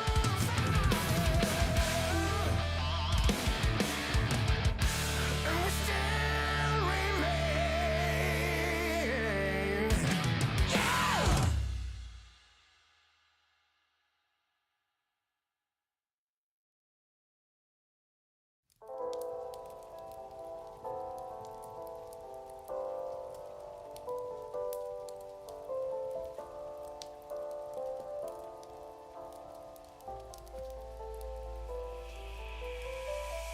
Fellow armsmen, I ask you, will you follow me tonight to break their spine and reclaim what once was mine? Those cravens backstabbed me, deceived me. Never shall I tolerate their crimes again. Now let the hunt begin. Oh, 7,000 souls scared and daunted, such a tale of woe. Not too long ago, this village was a golden scene of hope. Call down the reckoning to bring back hope and peace. Restore our glory to live forever. Bring down the dark regime. I know how to unleash eternal power. Lead us to order. I am the light bringer. Fellow warriors, I ask you, should my campaign come to an end, there's way more to avenge. Oh, 15 million souls living in this realm without much hope. Not too long ago, this kingdom was a golden state of hope.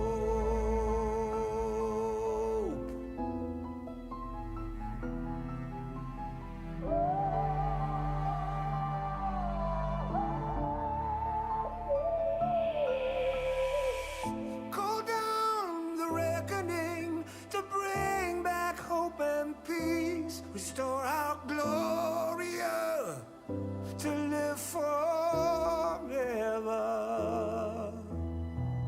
Bring down the dark regime. I know how to unleash eternal power. Lead us to order.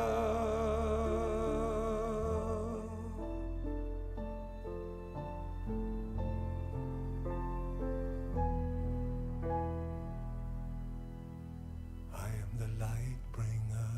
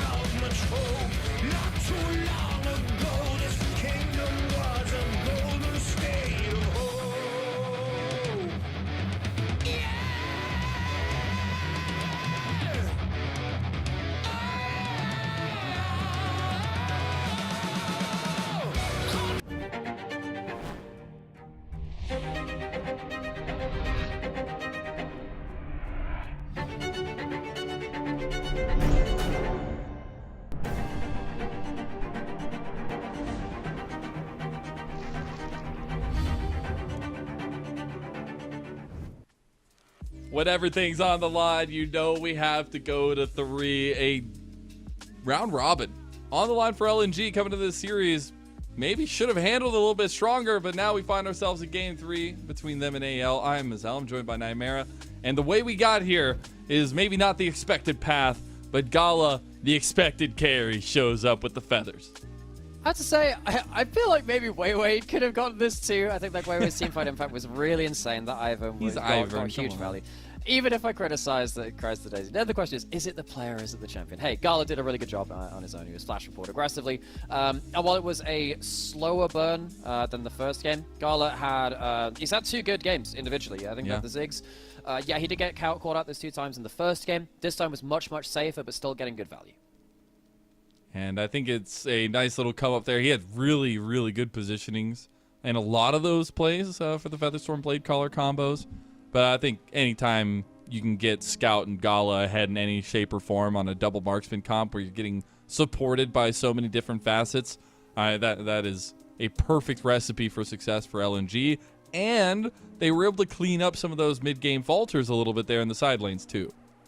I think the solo laners they picked really helped with that. So even though Zucker was behind in the individual matchup, he was fine pushing out lanes. Scout obviously was fine doing that too on the Tristana. Tristana's been nerfed, but not to the point where she can't, demolish minion waves with the items that she has. And we now left, I think particularly from the drafts from AL, I need to see them have someone who can lock down those solo laners when it gets into mid-game a little better. Have themselves some playmaking tools to just go straight into Scout's lane or into Zucker's lane a little bit more effectively and make sure that LNG can't have that same kind of setup they had in that game and that game 2. The difference in game 1 and game 2 largely comes down to that. LNG can much more easily push their waves, much more easily get to those objectives. And there wasn't a dragon to deal with because they banned it away. True. And might be something to look at banning again in game number 3, LNG. I don't know.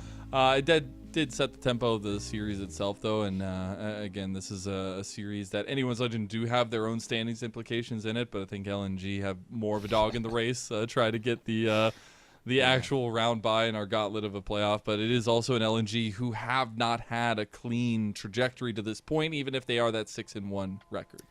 You know how there's like Uncle Rise, obviously very American inspired. I kind of need there to be a Welsh dragon Shyvana just for my own national pride. Oh my god! I need a little bit just comes out like a little red dragon with little green feet underneath it. Anyway, that'll be kind of cool. All the same, I would imagine that's going to be on the ban list for this third game. The Welsh dragon is? Yes. No, that's a little bit different. Oh, okay. I think that you were rightfully calling out how the trajectories might be hidden behind these scorelines a little bit. The scorelines don't really tell everything. Anyone's Legend, we've been waiting for their improvement for a little while and what's going to happen with this jungle support. I do think that Croco and Kyle have had a better series today than they have done recently. It's still not been perfect, but even in the second game, they got that really good kill on Suzuka before second spawn of Grubs, if I remember the timestamp correctly, and they got that kill on outside the top lane out of tower.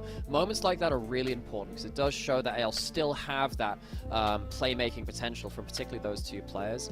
I do need to see a bit of a step up, I think, from Shanks as well. Shanks has struggled to have that overbearing presence he did have in that group stage. I think he's been cowed a lot more here. But if you do have like just that, matching a form of Croco and Kyle from the earlier games in this series, and then you get some of the carries once again kind of revisiting some of their earlier form. Hope very nearly did that in the second game. Maybe we can have ourselves a bit of an upset here. Would love to see it for Anyone's Legend. Maybe not like to see it for LEG fans, but it is also an Anyone's Legend who was on a big slump. They finally got a game win after a couple series going by without one, but it was also trying to lean to those strengths a little bit more. That didn't quite work out for them in game number 2, so maybe returning to some multi-threat compositions could be a little bit of a brighter edge for them. Potentially. So I want to see whether Arla can get himself into a matchup which doesn't just get. I mean, he got ahead of him on like Kasante. I think you can definitely argue that Arla's been the better top laner in this series. I think that Zucker's not had a great series personally. So if Arla gets himself onto a matchup that not only snowballs the lane but also can then be really overbearing in side lanes in a way that Kasante can't always be versus the Rumble. You're never really dealing with that. Leandri's Riftmaker build that well, even though his individual gold was pretty good. There's a lot of different angles here. I think important things to take away from from this series is that we still don't really know who our top teams are in the LPL because it's going to be really hard until we get into playoffs. Maybe when we do get into the double elimination, which LNG are fighting for, maybe we'll then get some more cohesive answers. But I'm looking at the recent games from Top Esports. I think they've actually looked better now than LNG, even though LNG did end up beating them and beating all of our top teams from Spring. I'm not as convinced of that now. I think we might have seen a bit of a blueprint which top teams can look at and really leverage against them. They've had a good run of form, but this 6-1 is not giving me a huge amount of confidence. I think that other top teams will now have sharpened their eyes and see if they can go for the throw. I think the most interesting point to me is that it's no longer going to be, as is tradition, like into regular season, straight into LPL playoffs. I think we usually only have like a couple days break or so. Into now, if LNG, this is their last series of the Rumble stage. If they win here, they lock that top 2. They're in that round bye at least. It's going to be a long time till we see them again. And with some of those question marks still looming large. See if they can close out here, though. We're back into it now. Anyone's Legend on the blue side. LNG on the red side. It is the Maokai Sejuani band away against Weiwei here to try to take away some of that facilitation. It's the Shavada and the Leota respect bands by LNG. So, you're looking for the big kind of engage or team fight running champions for Weiwei if it's all possible now, because the Mark and the Sejuani are gone. What else can fill that similar kind of role? The Lilia has been fine at that before, but that feels like it's the last of the S tier, which can really do that. Ashe is quite an important pick here as well, I think. I think that Ashe can potentially be very powerful, even with the Leona not on the table and a lot of that power of the Ashe being against the Ashe Braum against that Leona. I think that could be quite valuable. Instead, AL choose to go towards Shanks' Lucian. Had a strong laning phase in that first game win. Try to get some of that priority in mid to be the unlocking factor. The Rumble will come back again, so maybe a little bit of redemption coming through to some extent, but try to get some more of the combos to come through as well with that one. The Lilia comes to mind as well. Yeah, so Rumble is enough magic damage by yourself. Now, we have seen Scout take the Azir into the Lucian before, because what we were seeing earlier on the patch before this in 14-13 was Lucian being picked into the Corki, but then when Lucian was blind picked, you could still escape that Corki matchup and go towards that Azir. Scouts played the tank Azir and the more DPS heavy version, and on the other side now we do have that setup coming through in that Lilia and the Ashe, which we called out previously. Love to see Hope back on the Ashe, a crucial unlocking factor from that game number 1, but there needs to be an answer in the jungle. You do not want to give Kronko a free way on this Lilia. And that way forward might be a little bit different this time around, as I would love to see something that can kind of get into that jungle clear of Lilia and stop the advance of Kronko, just kind of get him to do what he wants. The Vi could do exactly that. Okay, so Vi is more rarely seen now, and later into this game, you will have those double AD carries to target onto, and of course, Vi Rumble is a heck of a combo. You still yet to put in your secondary support option as well. Stuff like the Rakan and the Rel could potentially follow up a huge teamfight engage for LNG as well. So they're looking for like another big teamfight engage if it's all possible. You are going to start falling behind Lilia in terms of damage dealt, though. Obviously, Lilia does a huge amount of damage compared to that Vi. It's a very different style of composition from LNG, much more towards that kind of spring or even last year kind of style, rather than the AP jungle heavy meta of the current patch. And I think there's still some really big options for Ala. He could go for a bit of a side lane pressure, but he also could go for any kind of team fight impact here. Kennen has been banned away a couple times in this series already. Is open in this second phase as the Senna was the final ban by anyone's Legend. Try to take away some of the safety of the bot lane, as LNG still have some powerful tools available. There is the utility, or we can go with the straight damage. It looks like it will be the latter, as Gala getting the Ezreal here. So that Ezreal, kind of just a fair weather champion, well, rather a jack of all trades champion could do pretty much everything you want to. Has good lane pressure right now, scales pretty well, and is fairly self-sufficient. Can do fine versus that Ashe, because you can end up having if you end up being accurate with your Qs, you get more Qs than Ashe does Ws. You can end up poking out pretty well. Anyways, Legend, they have themselves some good pick CC. The Rel will give them more AoE teamfight CC, and of course, really good ability to just kind of chase forwards and lock up someone like that Azir. Azir can struggle with the Magnet Storm. Sometimes your shuffle can get cancelled unexpectedly by that one. So Kyle on this, looking to try and make an impact in those team fights and get onto that backline as Weiwei tries to dash onto them. Ala does have himself that counter pick into that Rumble. He could go something like the Jax, but it is still a losing matchup into that Rumble even after the nerfs, I think, beyond that point. hovering over a couple of different picks, goes towards that Gnar. Gnar has been a real flavor of the month pick in both the LPL and the LCK right now. Just feels like it does a good jack of all trades from top lane. It has a strong laning phase. It can really do well against that Rumble. Will be the first time in the Rumble stage that we get this one from Ala, but he's going to have a ton of the team fight combo for them. They have so many entrances with CC chains, but you also have a little bit of that side lane pressure that LNG are going to have to deal with. Does feel like, though, LNG have a very stalwart composition, giving Gala and Scout the sticks here and having a ton of damage on their side in the setup through Weiwei.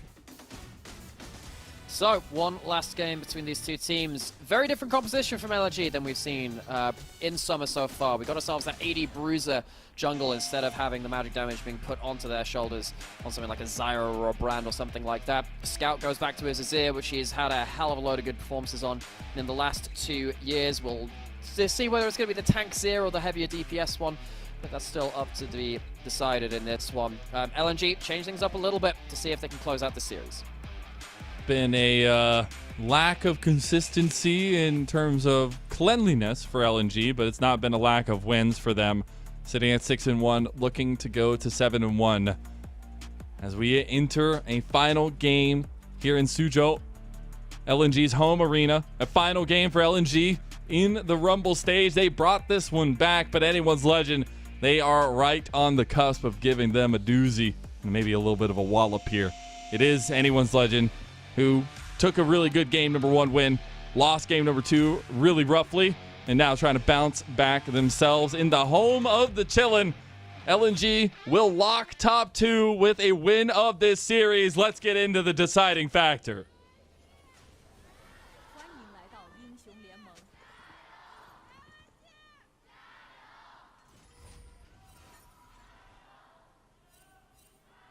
敌军还有30秒到达战场，碾碎他们。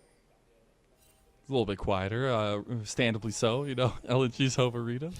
But AL, they're actually looking for a little bit of a move on level 1, try to get some of this vision down. We have seen them consistently try this on the blue side as well. And I think it's kind of important that they try something early, because AL's early games haven't been great recently. It's been one of the biggest weaknesses. They didn't spot out that one, I don't think.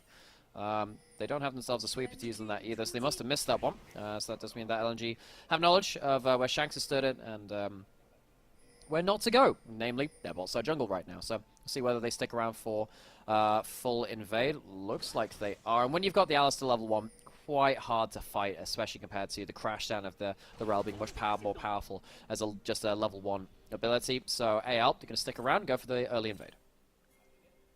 Hung and Gala, they'll hang around just to see, as it does get a little bit of that vision information given over.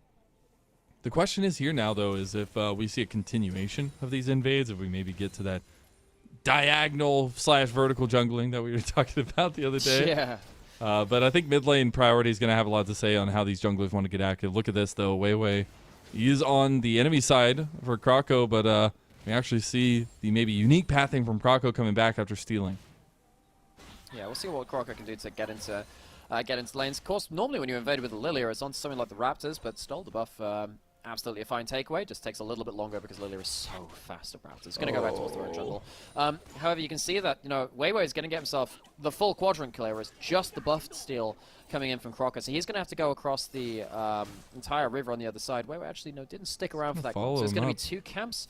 Yeah, it's going to be two camps to 1 stolen away so far. Kroko would have to go over the other side of the river to recoup those losses. I actually kind of like that from Kroko. Just use some of that speed to get over there. Keep some of these stuff on your side a little bit safe. Does end up losing out, I think, on the trade, though, just stealing away that blue buff. We'll see. He is the faster clearing jungler, after all. That tempo is going to pick up sooner rather than later for him. And it's Weiwei who's the one that really needs to get the setup rolling for LNG in his own. Yeah, again, using those blooming blows to go over to those Raptors, which we say, hey, typically goes towards steal. And Weiwei is going to be here in time, but Shanks has been winning the mid lane matchup right now. Really good vault breaker there from Weiwei to deny a lot of the damage from Kroko. Did see the trade of a couple of the little ones to Kroko, but Weiwei securing. It's kind of important because I thought Shanks would be able to come over if it was an extended fight. Gets good damage though, so Weiwei at least managing to stop the full camp steal away, gets himself the big Raptor. And this is kind of where the Vi does have a window of power versus the Lilia. Lilia, of course, Crawler is much faster once you get towards Fated Ashes. Getting camps away from AP junglers early can be very important, because if you can stop them from getting Fated Ashes on the first recall, it means that it takes a lot longer for them to go into just turbo overdrive mode, where they can start clearing away faster than any other champion in the game. So if Weiwei gets himself into takeaway and he might be looking for a dive here, that can definitely help the early game. Doesn't have Meganar, has a massive wave, does get the flash out. He just moves around LNG, and now they're going to try to re-dive here. The turret is going to be coming down on a Weiwei, but it's not going to be enough. First blood to LNG. Yeah, uses the flash. It's a good initial dive out play from Arla, but he ends up dying all the same. And now, sadly for him, he's going to lose himself a couple of minions under this tower, and of course he loses himself that flash as well. Zoko uses that wave crash. Weiwei, of course, still managed to keep himself around on top side. I think one of the reasons why Croco wanted to invade on bot side early was to stop Weiwei being able to easily path from bot side to top side, but he can't keep him out of that top side of the map entirely. Weiwei manages to keep himself there and influence this lane. And now suddenly Zuko, who was behind in the individual matchup of Game 2 versus the Cassante, is now ahead with that Rumble in this Game 3, and that could be very, very important. The side lane going to be cooking up a little bit. We'll see if it does actually pan out to anything. We have Dragon spawning up first and foremost right now in about 10 seconds or so. Both junglers going to be on this side of the map. A clear path for Weiwei to go up towards top now. Will also be spotted out on this side of the jungle by Hope, who's going to provide a lot of that information game for AL across the board. Yeah, you get the UAV online. It's the map hacks. Should definitely have that voice. I'm sure someone's got that voice. He hasn't got the kill streak yet. How does he have the UAV? He's cheating. No, he's cracked the lobby, man. This is just man, gonna have to call up the devs. Spent way too much time on Call of Duty. Yeah, man, same. In fact, I think COD 4 might have been the first game I ever played on the 360 when I bought it. Might have been the first time I had that. That's some really good memories of that one. That and the old Halo games as well. And one of a lot of what started me on my own gaming path, and I'm sure many other people will definitely have some shared memories of that one. As Kyle gets himself back out onto the map and looking to see if he can use this first reset to get himself some extra safety for Arla. Gets himself a ward into that tri-brush. Both Shanks and Ala have hit the level 6 mark at the exact same time. Nice little synergy there developed, but Ala actually going to get his back stopped at the end. Now, that's going to be a little bit annoying, though, because he actually doesn't have the TP to get back so cleanly, but he will be trying to move his way back up this way, as the Grubs have also spawned with no priority around the Dragon. It's going to be all about the Grubby Tubbies. That it is. I think when you've got the Gnar and the Rumble on the top side, it's a very flippy matchup. You want to kind of keep resources up there to try and nullify things. Weiwei has Smite, so it'll probably be Smite on one, Smite on the other. Oh, that's really rough. That was 1 health on the Grub there. Really big pickup by Croco. What? This is so weird, because the Smite went the other way onto the other Grubs. So they ended up smiting different Grubs. That's hilarious. Right, that's the thing. And now Weiwei has Flash to make it look for another fight. There's not level 6s for the junglers just yet. Both of them just trying to get a little finicky here, and we are getting some trades early. Now, I know the LPL observers are pretty savage at times. I wonder if we're going to slow-mo replay what happened those fights, because that was 1 HP on one of them, and a smite which went onto the other Grub while it was still alive. That could have absolutely been a wasted smite. Grocko was very, very lucky to get away with that first one. It could have been 2 very easily picked up by him from LNG if I read that situation correctly. No big fights happening in the game just yet. We might have another arrow to mid lane. Hope, the marksman, and he gets the lockdown onto Scout, and you're going to be reckoning that friendship from before on EDG. Oh, man. That has been... this Ashe has been so powerful in the LPL, and Hope has been very accurate with it as well. First arrow of the game gets an important kill onto Scout, who... of course, goes down to his direct lane opponent. Shanks gets himself the gold in that lane. We'll see whether Shanks can get himself more quickly to what has become the more normal build for the Lucian coming through. The Blade of the Rune King, incredible dueling item. If he gets himself towards that earlier, that will be absolutely huge. You see that, Hope? This is what you want to do with the Ashe. You need to make sure you're firing the arrow from out of vision. There is no vision leading up to this. The arrow gets to speed up. It does speed up over time, and it comes out like a bat out of hell onto Scout, who's, goes down. Kyle just making sure with the flash. He has the Hex Flash available, so just putting hurt where it hurts the most into the heart of LNG at this point in Scout. And if he's not having a good game, we have seen LNG falter in a lot of cases. Now, it is still Shanks with a little bit of gold in his pocket. It still needs to also be a primo point for AL to play around. And we'll see as the resets are going to be coming out from both junglers, as the timers are going to be a little while for that one. It is still really focusing on how LNG can make sure to pull out this victory. A round robin bye, at least, in that playoff gauntlet that we have in front of us. It means so much. Yeah. Or at least like getting out of the gauntlet, get yourself in towards that Guardian Angel. I mean, it makes things so much easier. We've seen, particularly because now, as you were saying before we led into this game, there is going to be a sizable break between the end of this stage and then playoffs, because we've got that night's rival stage as well. So it's going to add in another little bit of a break for our teams, especially if you're later into the bracket. It means that sometimes you can come in a little bit cold, and sometimes you do need a series to warm up back up to the stage. It was one of the old problems with the old the LCK playoff system, where it was the gauntlet, where someone was stood at the top of the gauntlet, and they hadn't played it like a couple of weeks, so they would turn up to finals waiting to play, and they just didn't quite hit the ground running. It's been something which has happened over time in various regions. So We've even seen it here. Yeah, for sure, absolutely. We've seen it in multiple teams over the time, and having that extra just blanket, that extra safety, it means an awful lot in LNG. They are a team which probably do need to reassess things now. I mean, yeah. I think we've seen teams, on a basic level, they've seen that, yes, you can target Scout, but specifically targeting Scouts, we can't get control of side lanes, and it means that their teamfight approach is worse. That's the reason why you target him. Has been very effective, and I think that might be the blueprint for beating this team. Yeah. And that blueprint being etched in ever so closely as the season has been coming to an end. I do also want to highlight some of the map movements from these teams. Hope going towards mid lane. He is going to have the Enchanted Crystal Arrow as well. You'll have first item spike for Shanks. There's the next grubs coming up. There isn't any grub again on the line, but there's still the mites to play for. Yeah, so that will be very important, particularly for the Gnar. Gnar's typically a very good turret hitter. Some big solo lanes that which can go powerfully after this point. Kyle, Hex flashing forward. Arrow coming through. Wait. He can't get out. He does use that really nice cease and desist, but it doesn't matter because Allah just shoves his head into the wall. Yeah, wait, no flash. He stands next to the wall and is lined up to be taken down by Hope. Another pinpoint arrow from him. Comes out of Fog of War. Even if Weiwei knew about it coming, it would have been hard for him to dodge it. Uses that ult. Sadly, LNG, their setup for these objectives has just not been that great. They do have themselves level 6 on Hung. He can definitely be a strong front line. Croc is going to take down one of these. I don't really think you can contest, though. I mean, I just feel like you have not only the setup for Hope, but also some damage to back it up, too.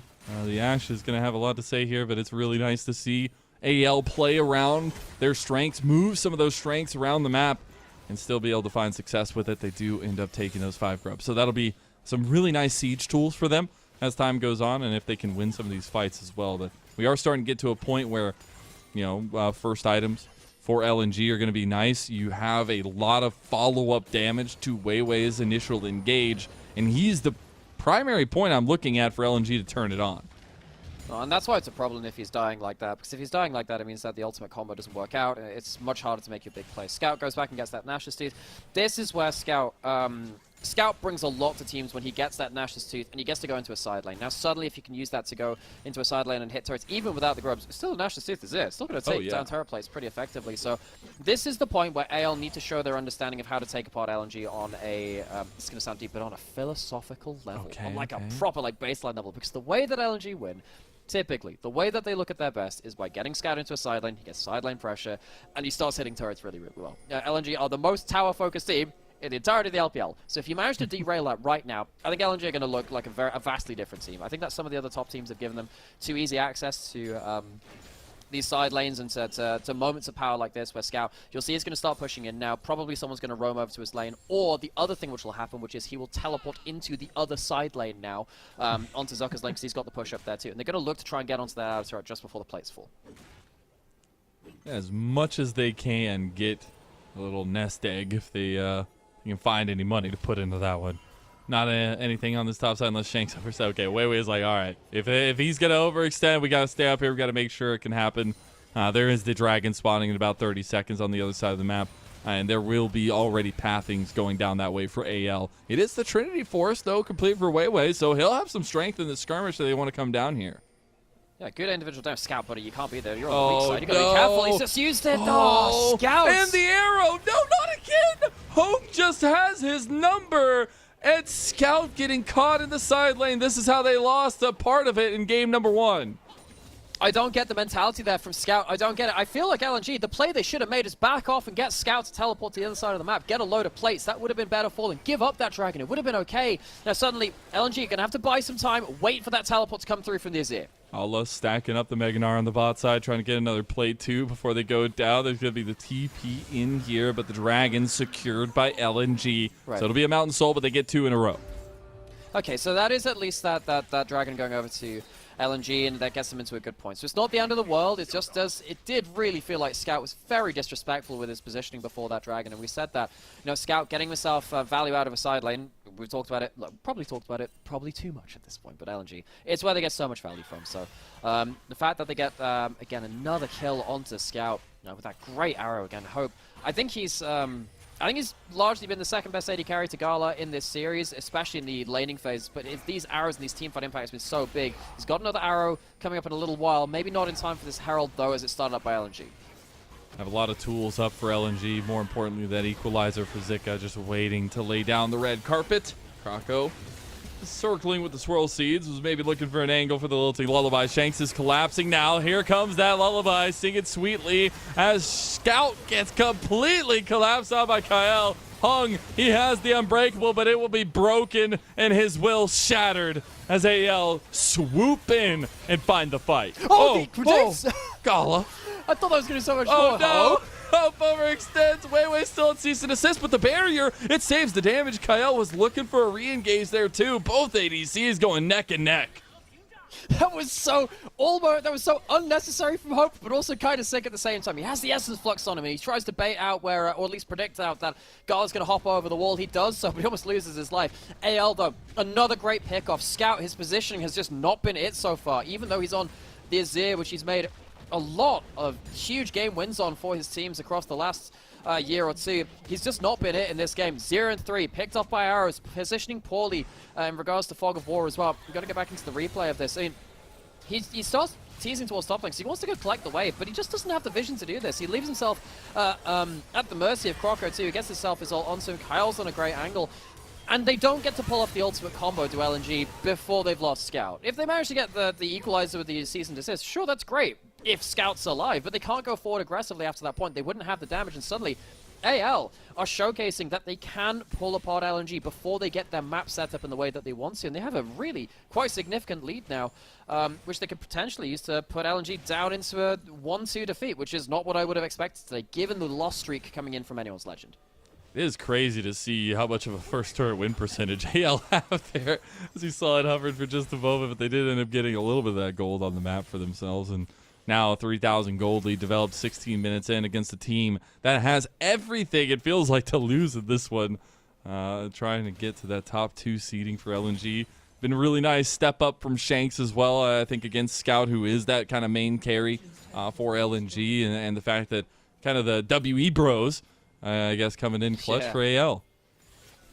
Yeah, no, of course, Shanks and Hope did. Yeah, they had a good tenure on WE, and W, sadly, they were eliminated earlier today. For those of you who did not watch our first series of the day, Invictus Gaming walked away with a hilarious game too, where it was full of fun and things were already decided. I think that Hope has been so key with these arrows. I think Scout having the Seekers now, very important for LNG. If AL are going to continually go on to Scout, if he can get himself a good stasis as the engage comes through, it's going to make things a fair amount more difficult for AL. That's another arrow. It's on target again! He can't miss, dude! It's actually insane. And this was all foreshadowed from game number 1. He literally was the biggest difference maker, it felt like, in that one, with a ton of the arrows, and he is making it happen. Look at that cheeky little smile on his face down there.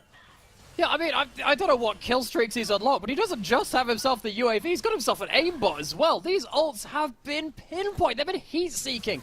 And Zuka's gone down so easily now. 5 grubs in the side lane, Shanks can get himself that out of turret. And LNG, they are a team which loves playing through getting gold in side lanes from their solo laners like this. They have been stopped at every turn by anyone's Legend. This does not bode well for them. This means that LNG will have to fight from behind this game. They're going to have to fight from losing map state. It's another great arrow. It does go over a ward, but again, if you fire the Ash arrow from a long distance away, it's going to speed up by the time it reaches its target. Absolutely nails Zuka. Flashes out. Yeah, it does get the flash out of Shanks as well, but still dying under that turret and giving the outer turret, really not what he would have wanted. LNG now have to fight from significantly far behind.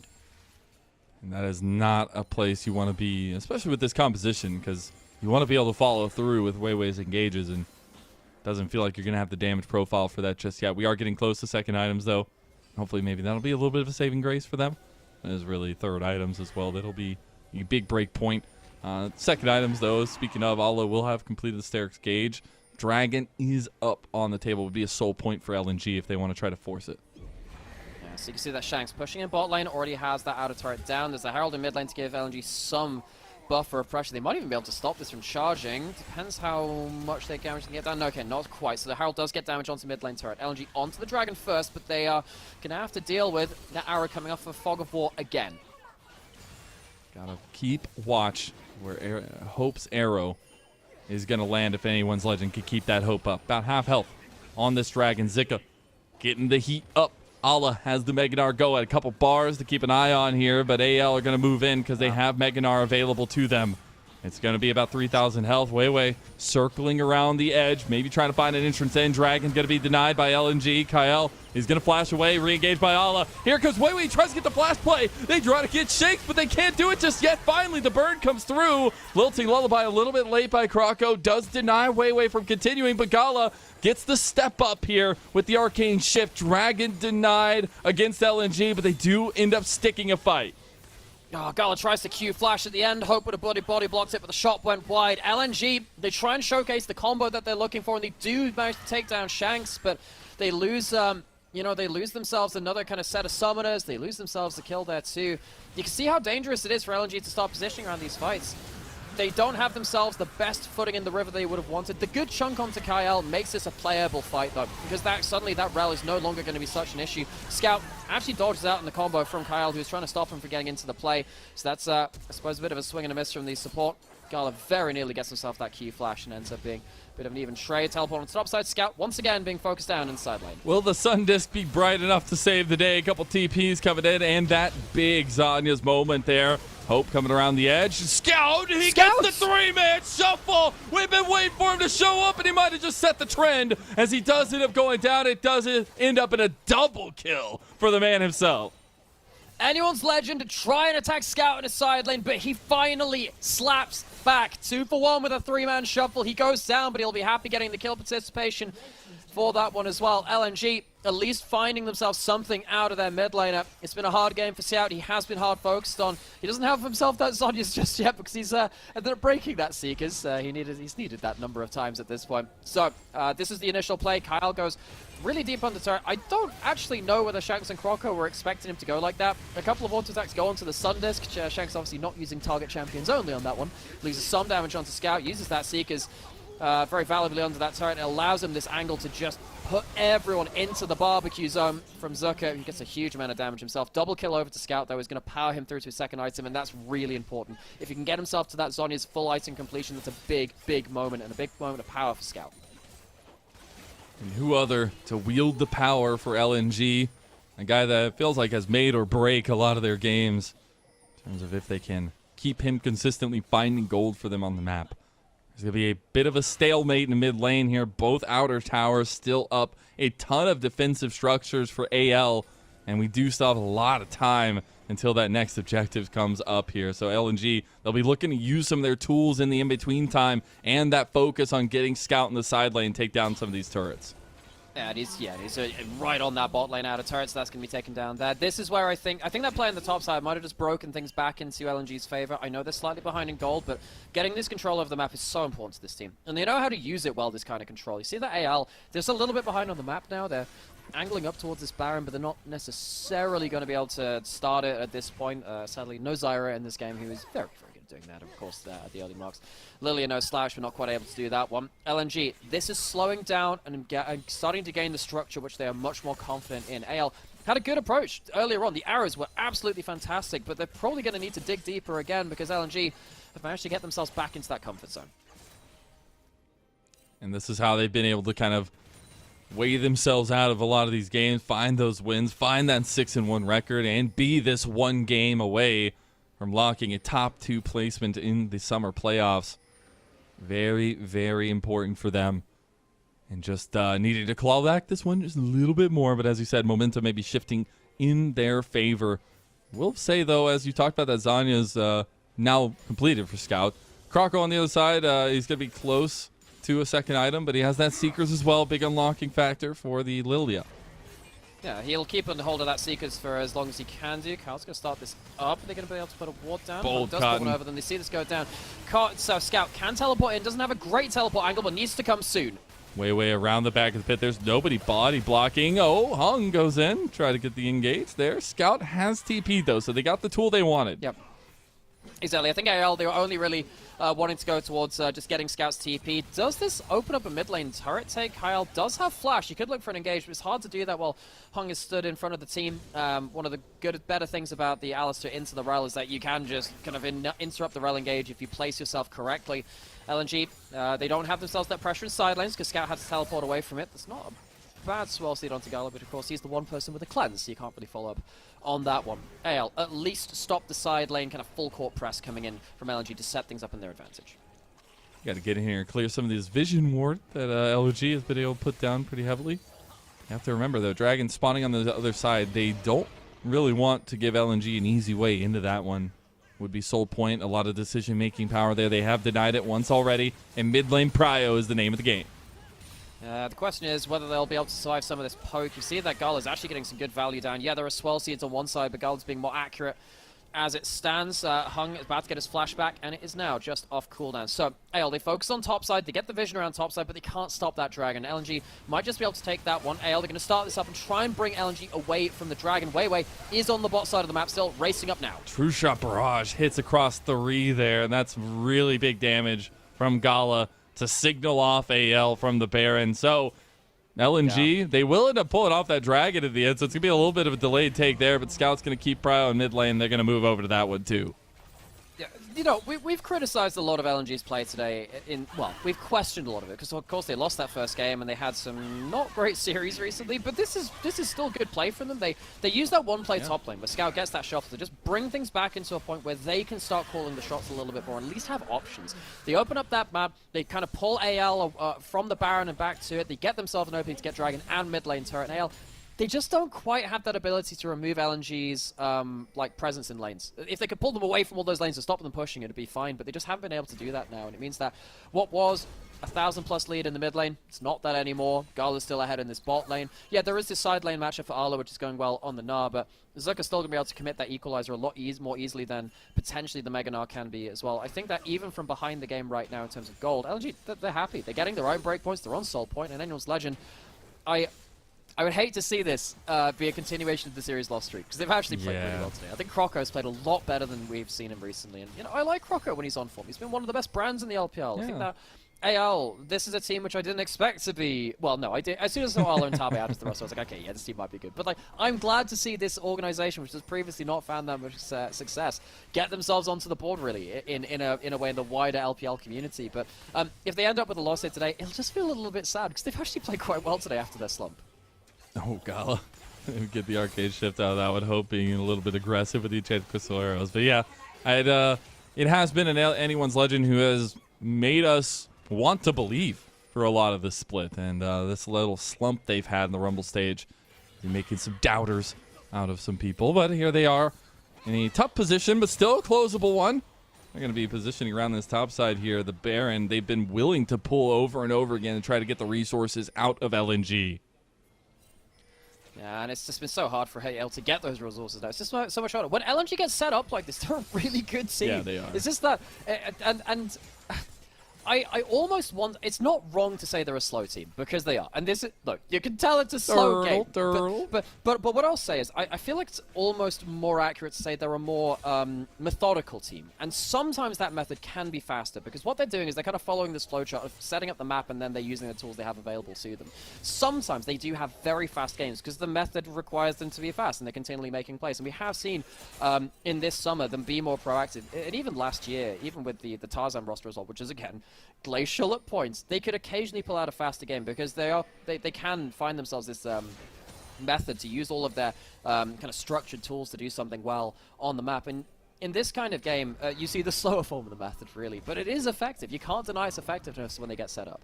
The method to the madness, if you will. The mythological method to the madness, since it is a chiller. True. Ah. Gotta add in. A lot of evidence. Yeah, that's why they let me yell at video games. I don't know if that's actually the case. Yeah, that's the alliteration. That's definitely folks. You on the want to yell at application. video games? You must master alliteration. That's Oh, the play I would there, not folks. even do not even put that in my category here. But we have to see maybe. No, we're just gonna sit here and just like make ourselves like Dr. Seuss at this point. That's the secret to all good entertainment, I guess. He had it right with all the rhyming words, I guess. It is, though, a very slow situation here for both teams. Still a very big point of power for LNG, even if they are far behind in gold, because they've gotten 3 items for a scout now, and Anyone's Legend not really willing to pull the same play pools that they had earlier on around the Baron pit itself. Still, though, when you look at the bright points for Anyone's Legend, I mean, they are going to be on their own 3-item spikes here. With Shanks having completed the rapid fire, you got the Warmonk for a little bit of that tankiness for Kyle.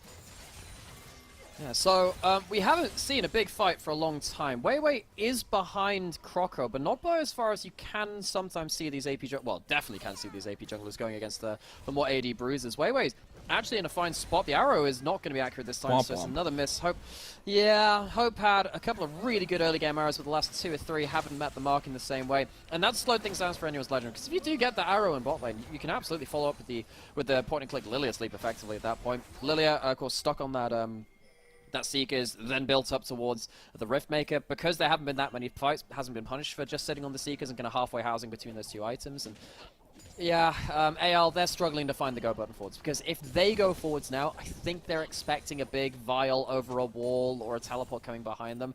I think they've run out of steam a little bit of Anyone's Legend at this point. They're waiting until this dragon coming up in 30 seconds. They are trying to get themselves a player on bot side, and they have got themselves some vision, but I feel like with LNG having huge breakpoints, a Void Staff just picked up, a Bloodthirster just picked up, LNG, they are ready to fight. Can they find themselves the best entrance to this objective? They hard push back onto their side of the map, and we said that's been an issue for them before, but they might just brute force themselves into River. Do they have the tools to fight this play? 1,000 gold and fight gold power for Anyone's Legend coming into this one. Not much of a lead, but something to work off of. Hope always looking to pick somebody out. You have to think about top lane, how the TP is going to affect this one. Dragon already started up, but AL, they're kind of willing to let this one be tanked up by LNG. Kyle, he's on the corner. They're going to get the TP in. Allah has not committed just yet as True Shot Barrage comes across. Croco trying to get the pit. It's going to go the way of Weiwei. They get the Mountain Soul. Kyle goes wide with the engage. Allah has Joy, but he's not even Meganar now. And there's the big sweep and a shuffle from Scout. The TP to mid lane. LNG are done with this one. They want to put the nail in the coffin here. Weiwei will be given his own coffin, but it's LNG that find the fight, find the soul, and now they're pushing in mid lane. LNG, it is methodical, it is slow, but you can't deny its effectiveness. LNG stabilized through Scout, Shuffling topside, and honestly, this feels like it's over except for the Cryer now. They get themselves that Mountain Soul, they get themselves even in gold. And you know, normally it's not great to say, oh, it's over or whatever, when the gold is even, but LNG were already winning a lot of the map states before this point. Getting the Mountain Soul just makes it even more effective at that point. Gala continually putting down damage across this game. LNG hit the right and break points. They get themselves that dragon fight. Now AL, what can they do? What can they do? Maybe they can get themselves they could have maybe got themselves a Baron rush, but they haven't got themselves onto the map soon enough after that point. And AL have they've just been stalled out. They've ran out of gas. They don't have any fuel left in the tank. This fight came and started through what was honestly not a great play from Kyle. Gala escapes the engage, and there's no threat onto the carries at that point. Scout, Gala, they have the Mountain Shield. As soon as the drag goes down, it gets even worse. Hope gets ruined a little bit. Flashes back, still caught by that Azir.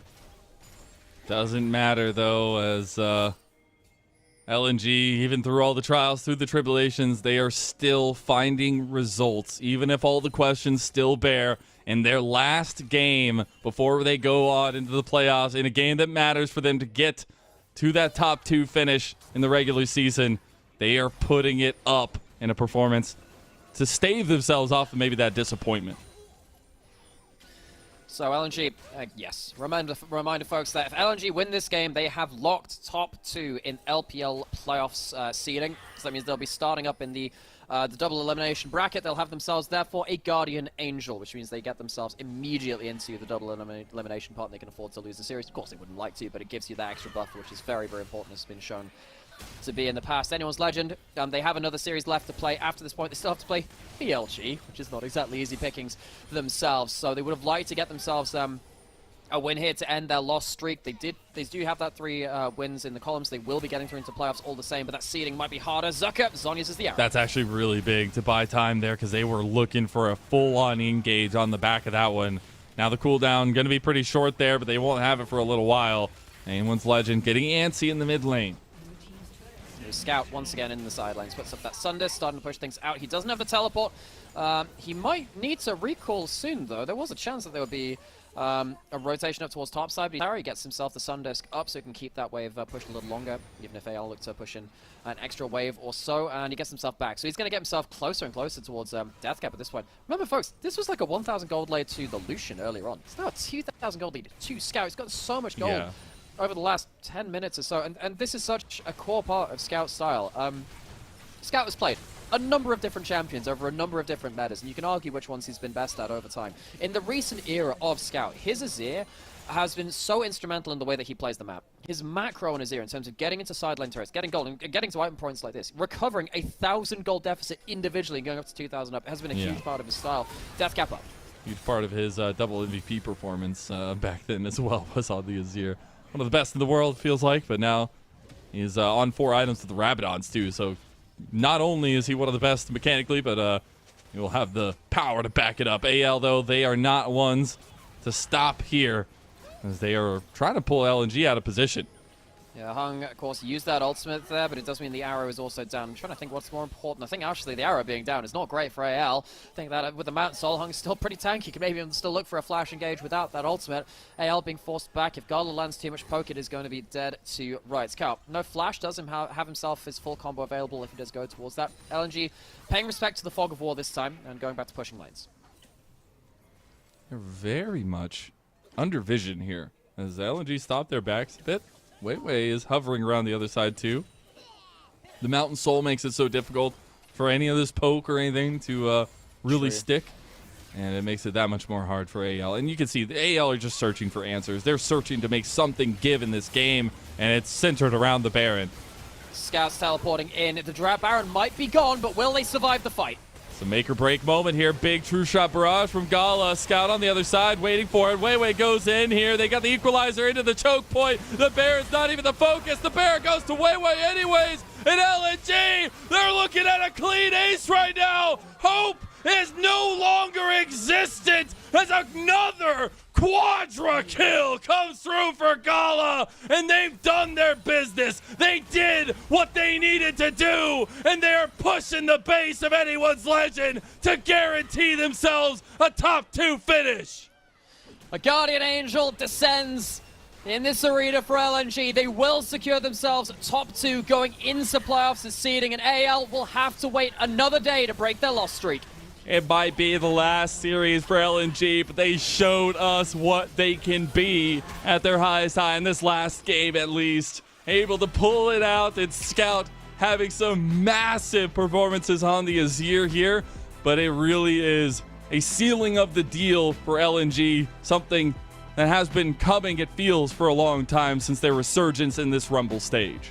Yeah, LNG just sort of showcasing what they can do when they get the map corralled into the state which they want it into. We did see AL attack that style. I don't even think this is a bad game plan from anyone's Legend. They showcased that they had the understanding of what it makes LNG tick, and they almost managed to get that across the line. I think that overplay on top side is going to be where they're kicking themselves. The fact that Scout got 2 kills out of that and got the 3-man shuffle, that's what flipped that game. Up until that point, they'd managed to deprive LNG of their typical options, and you don't get to make mistakes against top teams in the LPL like that very often.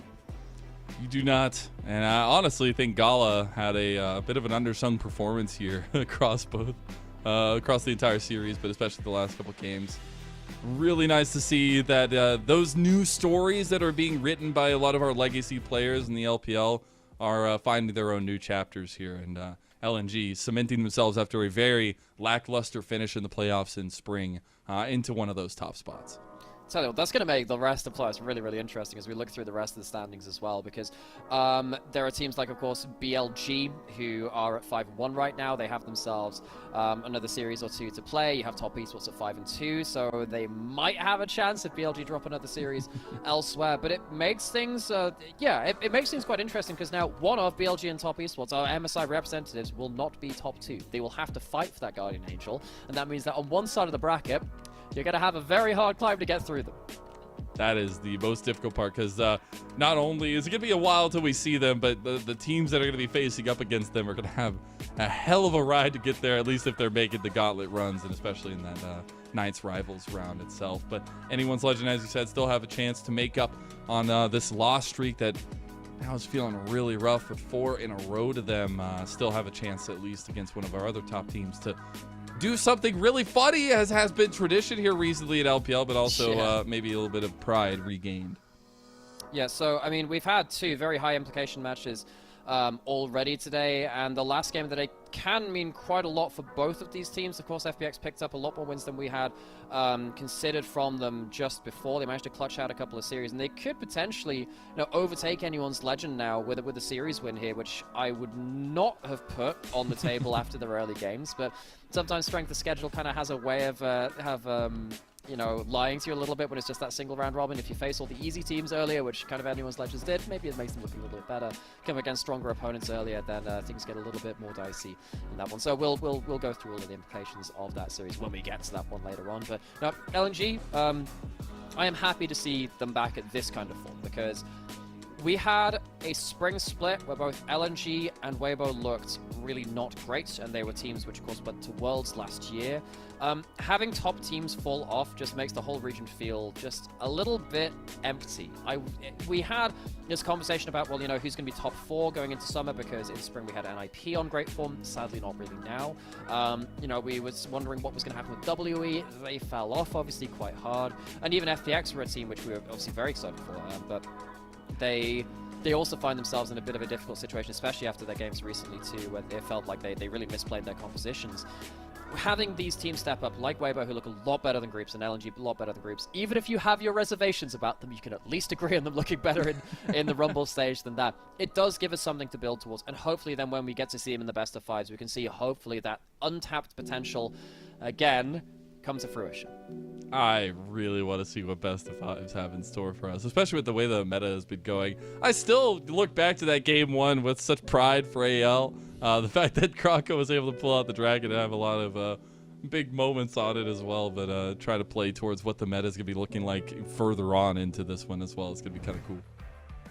Absolutely. So we get ourselves into our post-game breakdown of this third game, and we'll see who our MVP is after that as well. Gala, huge damage on the Ezreal. Scout had a lot of good plays. He was caught off a lot too in that early game. I think MVP, it's probably between Scout and Gala. It depends whether you value the consistency of Gala or just some of the flashier moments of Scout. And it wasn't without a little breath of hope. I will say those arrows at the beginning looked like maybe game winners. I ended up not being able to find the big clutch ones in the end, and it was just a holistic effort from LNG. You have to remember, though, AL had an advantage for this one for like the longest time through it all, but it just AL rather over LNG, and then being able to kind of pull it out slowly but surely with some really clean decisions, and Scout obviously having some big step ups. But these are the starts that you're like, okay, Hope, been going to the aiming practice. He was so accurate for the first pass of this game, and it allowed AL to accelerate the game. It allowed them to shut down Scout's Azir, which of course was very pivotal in later game fights. Of course, went on to Weiwei here as well. I think that Hope had he was worse than Gala across the whole series, but that doesn't mean he didn't have his great moments too. I think particularly in this game, those arrows were so game-changing. It's just Gala is on awesome form for LNG and has been throughout the grand majority of this year. It's kind of hard to compare Hope to him. I know Hope is an LPL champion. I know that he has been considered, one of the real elite AD carries before, and I think he still can be that. But I think that Gala is showing he's a level above in terms of like the legwork being done so far, even if Hope can do those special moves. It's all about what happens at the end. Oh my god, we just get to see it. It makes this loss feel that much worse because it was going so well for AL for a majority of this game. I'm just slowly slipping out of their fingers time and time again around those fights. You know, I'd never quite realized that the arrow actually goes up and down depending on the terrain. It actually changes its altitude. Man, that's strange to watch in slow motion. League of Legends is weirdly like a 2.5D game. It's not quite 2D. It has like a fake Z-axis just for their aesthetics, which is... It's so funny. It makes things kind of strange, but hey. That was so close in that snipe. I love how Hope actually backsteps that in prediction of it. Just say, okay, I'll protect my jungler so it won't kill either of us. I'll backstep this one. This is the play where the game fell apart, though. I think everything up until this point looks well for AL. Fantastic shuffle. Vintage. Gets almost a 4-man shuffle. I mean, that's top draw from Scout. Yes, he does go down, but he gets two kills, and it opens up the map so much more after that point. And then after that point, I think the map went in favor of LNG, and we start seeing, if you let LNG into their preferred map state where they can just organize side lanes, have pushing side lanes, and control the map the way they want, they're very, very good. You can't deny its effectiveness. Yeah. Something we saw from LNG even last year with their different iteration of that roster, they did very well, even against JDG in the summer grand finals as well, when they fight for the Silver Dragon Cup. That was part of how they played there, pushing side lanes, looking for those great fights.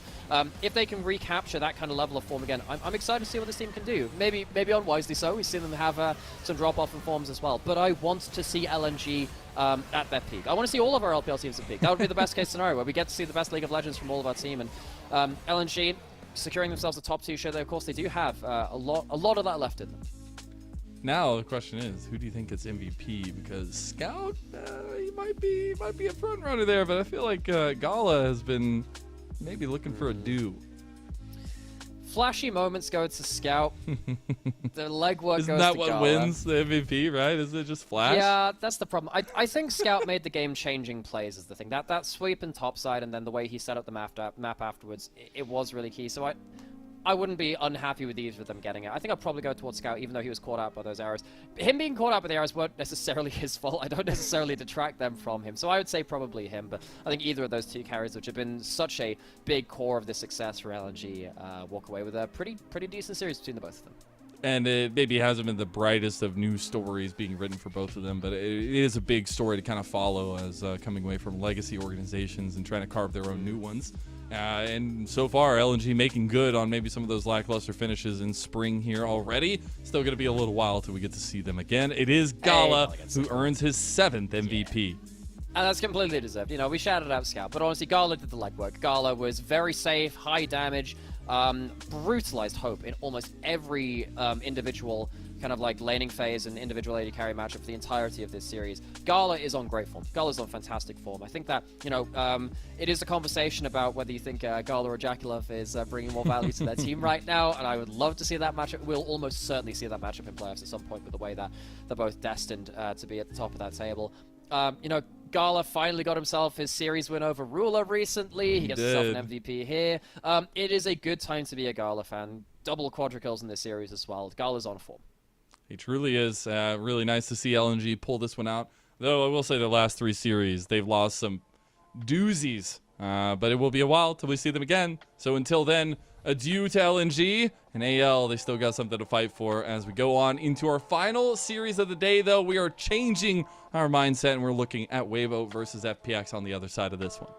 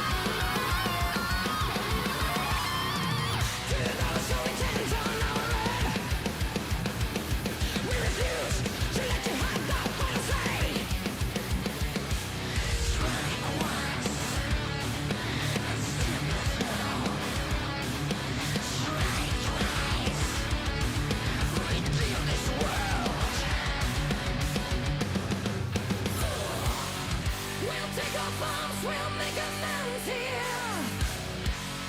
Where there is death, we must remain. Relive the pain and turn it on them. 'Cause we must live up to our name.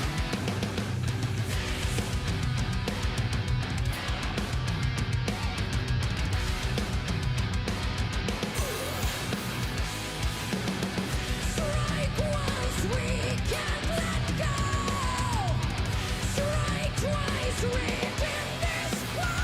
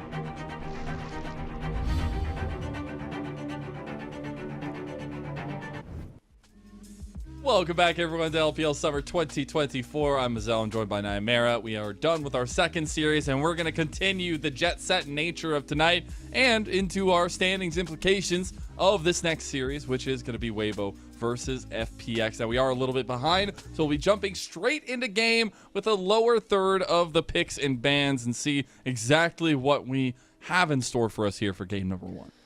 And of course, important series, Weibo, of course, they can get themselves pretty high placement here now as well. I think with a win here, they can secure themselves top 4 because anyone's legend did lose just in the series before this point. This is the pick order. We saw that Leona first pick, and with the Ashe gone, it means that it's much safer to do so.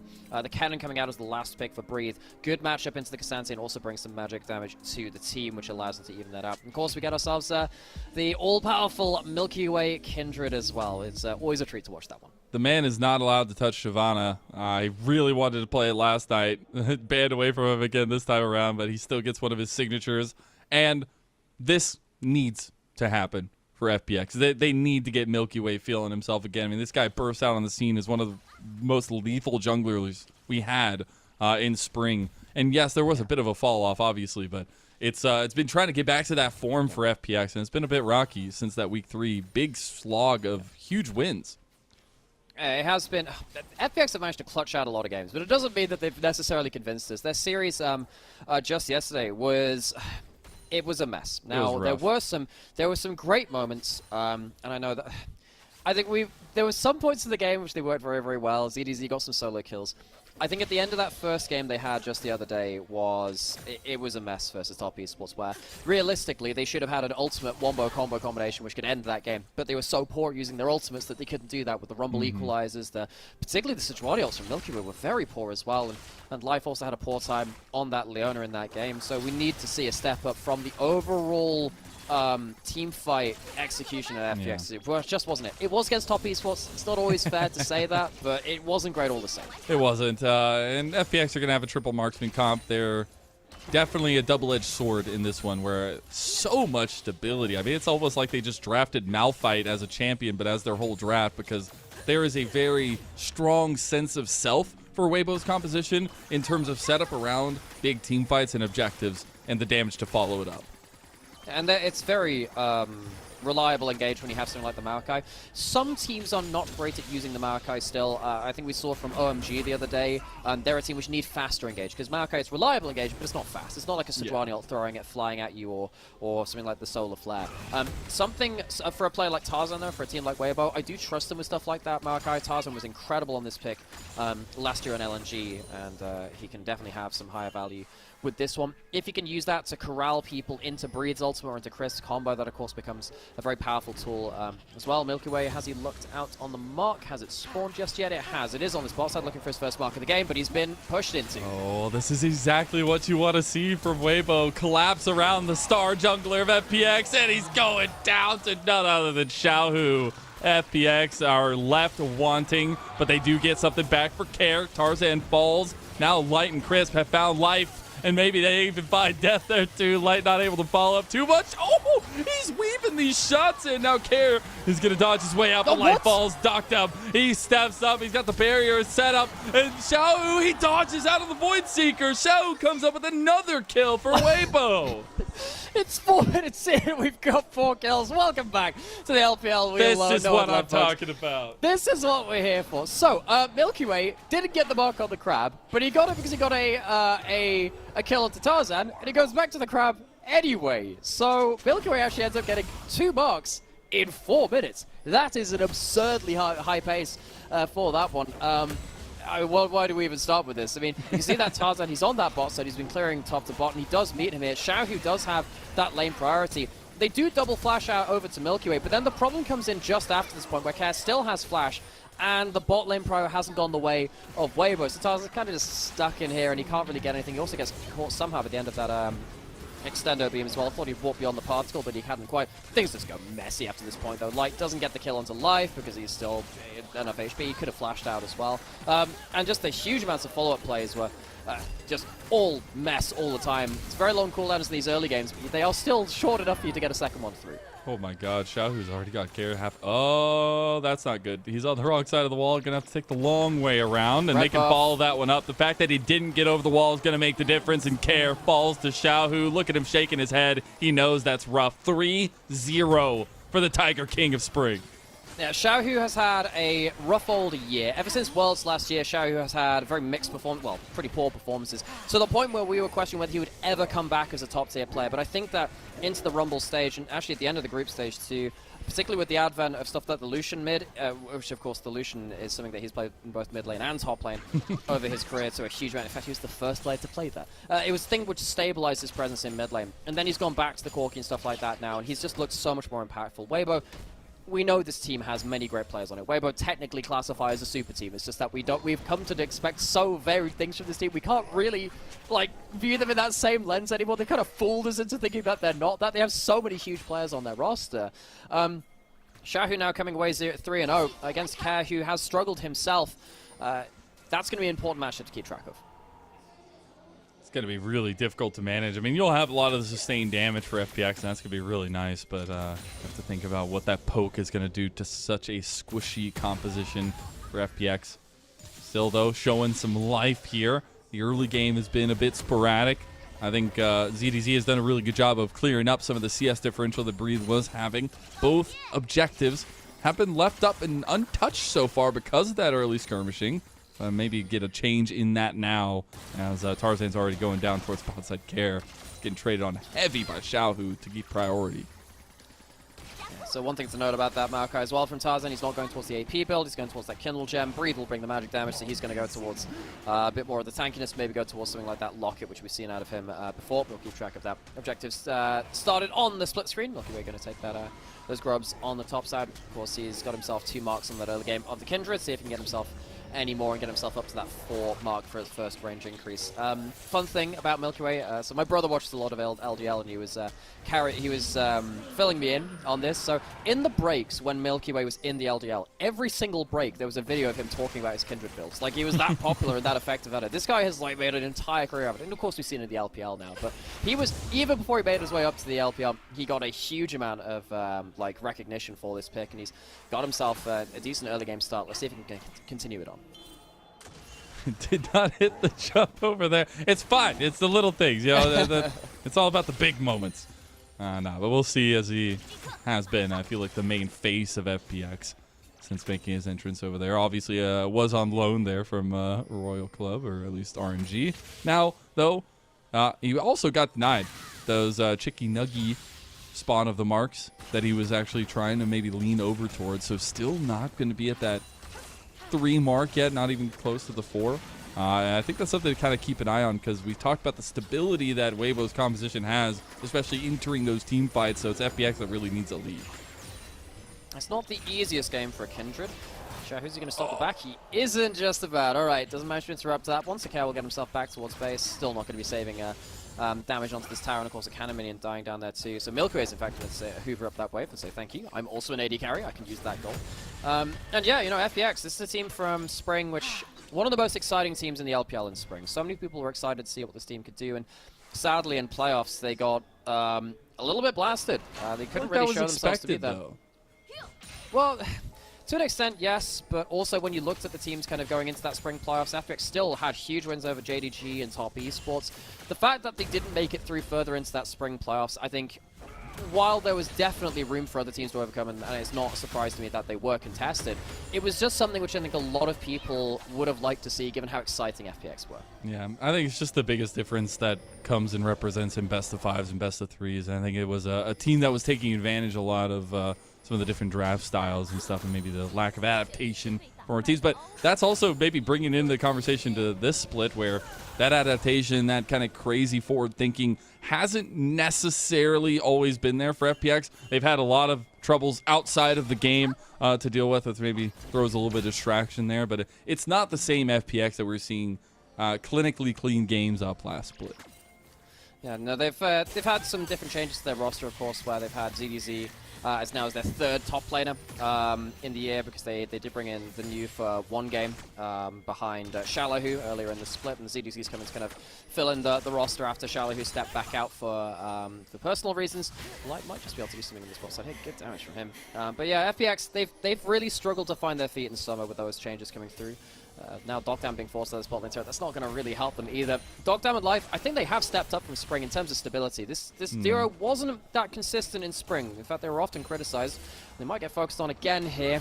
Tarzan's here, and you know if something's going to pay off, it's going to be resources given down to Crisp and Light. They get the knock up on the end, and Crisp picks up the kill. Milky Way needs to be a bit careful. There's a lot of body blocking, maybe a little bit of roughhousing happening. There's going to be the Lamb's Rest Pit Care with the Lightning Crash on the other side. It is going to be Bramble Smash back. Double headbutt pulverized combo, at least from Crisp, and they end up getting Care in the end. Light looking for a snipe on the Light. Here comes CDZ. I don't know where we're getting the WWE music, but we need to start playing it now because, oh my God, Xiaohu! Another double kill goes over to this man, and go ahead and give him a triple kill!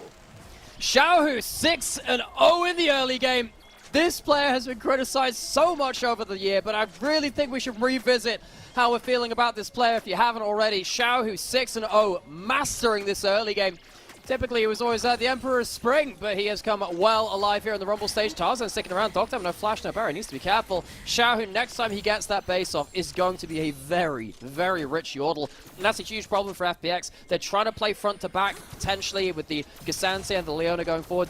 If you're playing into a fed Corki, very few things, even with the nerfs to Corki, it's only to his base HP, he's still doing the same damage, and that's a huge issue. If he gets himself to early items, I don't know if FPX can win that damage race, even with the extra day AD carry.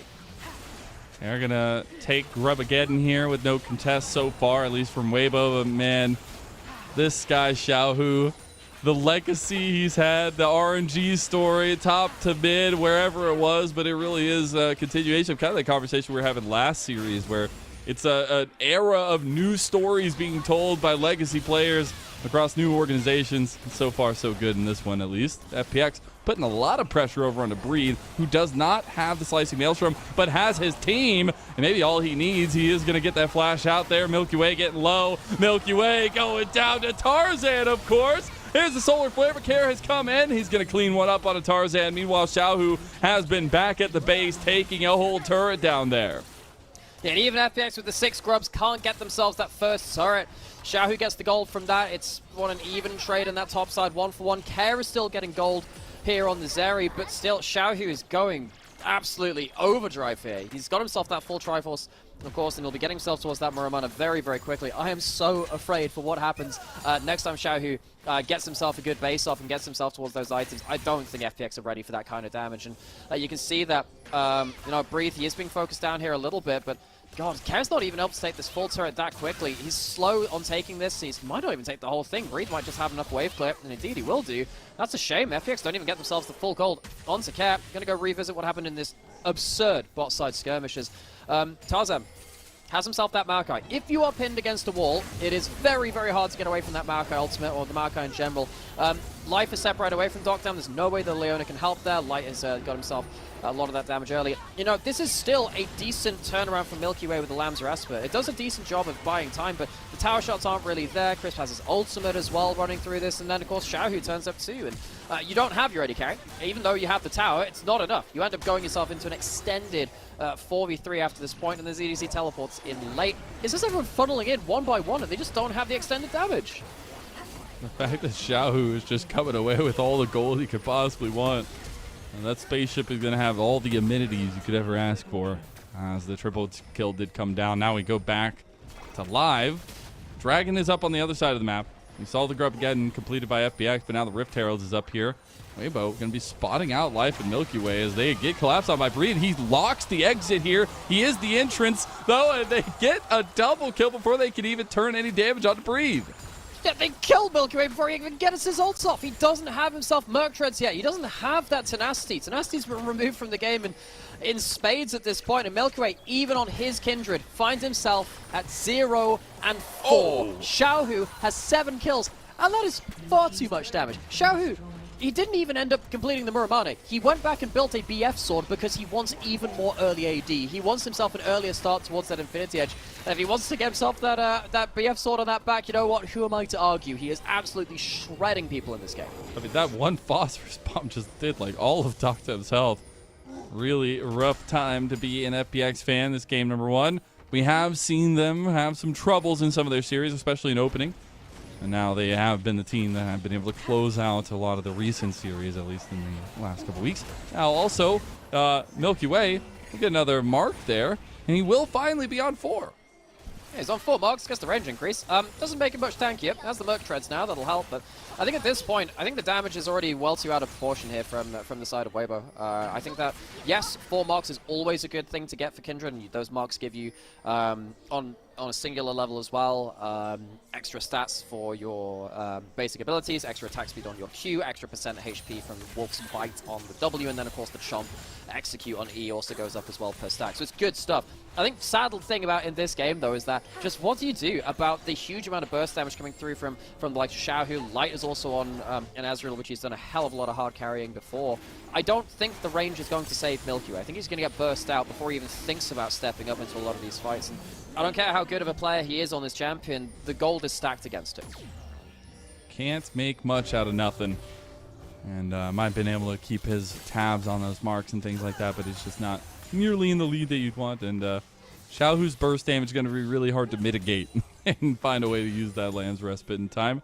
I will say, though, it's going to be all calm on the home front after we have that second dragon taken by Weibo, because they have the tools to say go, and they're actually going to activate it here with the Rift Herald mid. Me too. Is there any response from FPX? Well, they have a Solar Flare, but I think this is going to take down the mid lane turret. They're not going to be able to stop that charge, so sadly for FPX, they've lost their side lane towers, they lose their mid lane outer turret very, very easily. Now Weibo, they are complete run of the map. It's going to be very easy for them to walk into the enemy jungle and do narco things, which use the pseudo wards of those saplings to give advanced notice, put down extra wards. And what this means is that it's just so much easier to get into positions like this. You can find as much as... Oh! A little bit of turnaround damage there. Xiaohu is getting low, and he's going to go down. 1,000 smackaroos goes right to Doctem. Will be a trade in the end. They're back as Xiaohu and ZDZ are gone. Okay, when I said, oh, into positions like this, I don't mean die, Xiaohu. You have got flash. You don't need to go belly range at the Kasansei. Goes down, 1,000 gold shut down. Breathe is now alone on bot side. There is a teleport from Xiaohu, but he's not up in 20 seconds. Breathe's just alone. Oh, he's trying to get care. He gets the lockdown there. I don't know if he's going to have done damage, though, as everything's used onto him. Milky Way will claim the kill, and I do believe that was another mark, too. I think it is. Milky Way, Mark 5, Weibo. Yeah, maybe don't throw that much gold over towards them. Milky Way now finds himself probably getting towards his second item very soon at this point. After that, teleport down to Care, though. It is just a game of overstays and oversteps. Care has flash. He can fluff over one wall. I don't think it's... Oh my God! Goodness, that was disgusting! Yeah, I don't know. I think Xiaohu's packed some extra powder in with the shot there. Jeez, he's got himself the Muramana now too. It's gonna hit even harder, very close to his Infinity Edge. This is terrifying. I mean, it's not even like Care hasn't been given a load of gold. He was given a lot of side lane gold, and it's just, what the heck do you do here? Xiaohu is gonna get very close to his third item. That's Probably just at, what, 20, crazy. he's gonna get himself towards his third item in about, I don't know, 20, 21 minutes. That is so absurd. Really good representation from the mid laner of Weibo, obviously a long-standing member, but so kind of putting Care through his paces here. Gonna be looking at tier 2 bots. That's gonna be even more gold. I mean, that's so much for an outer turret down here. He is able to clean up that 700. There's a play on the other side by FPX though. Yeah, there's the objectives as well. The bouncies, the all out over the wall. Oh, Tarzan, he's in a little bit of trouble. Has the blast coming to the Bramble Smash combo. There he is, and he's out of there. Crisp is actually looking for a re-engage. Oh, he doesn't hit the head by Cold Pulverize, but the Nature's Grasp might just lock them down enough. True Shot Barrage across 2. Life goes right back in, but they just brought themselves into the Wombo. Breathe is gone, but Light is looking to clean things up. Doctem now has his own flank. Lamb's Respite's going to buy a lot of time for FPX, but will the health bars matter? Care goes in. They lose a lot, but they get one back now. Look at Light. Oh, What? the blast cone! What a play! And Xiao cleans up another triple as now he's back looking for more. This could be a pentakill. They can't get the stop. Milky Way ducked him. They need to get out of here. There's a hungry pilot looking for more kills. Ducked him. It's like a horror movie. The barrier comes out. He's dodging out as he makes his way away. Oh, Milky Way goes down to execution. There's the TP coming in to finish the job. Xiaohu can't chase him down, but Breathe can. And that is on the 20-minute mark. Weibo, I don't know what the hell they were doing around their red side jungle, but it works out in their favor. Xiaohu went back to base, and he didn't go towards the Infinity Edge, went towards the Bloodthirster, but it's the third item in 20 minutes, all the same. Xiaohu's going to walk back towards this Baron, and that's going to go be burned down very, very quickly. Tarzan will make his way over. FPX, they're trying to rush their way over that. That might stop them, but they do have such a powerful Corki to fight with. Trying to find all that poke damage in here. It's going to be the name of the game, at least. CDZ is over here with a pretty healthy tank bar, but yeah, I mean, the Baron's already going down. Weibo take so much in one fell swoop. Now almost 6,000 gold, a little bit more than that in the advantage. Just what a ridiculous series of plays. Just Yeah, what right? the heck happened there. I can't believe, we 100% need a replay of this. Thank you, we have a replay of this. So, things start fairly normal. All out over the wall, cool. You get Tarzan largely out of the picture. He has his ultimate, but you know, he's a tank and he's not got that much HP to play around. He pulls out the ultimate. Then Chris fails his combo, and then a load of damage comes through. You manage to get Milky Way peeling back behind the front line, and he has the Lamb's Respite as well. So he manages to get himself a seriously decent amount of damage, but then Light is flanking. Breathe dies before his ultimate comes through.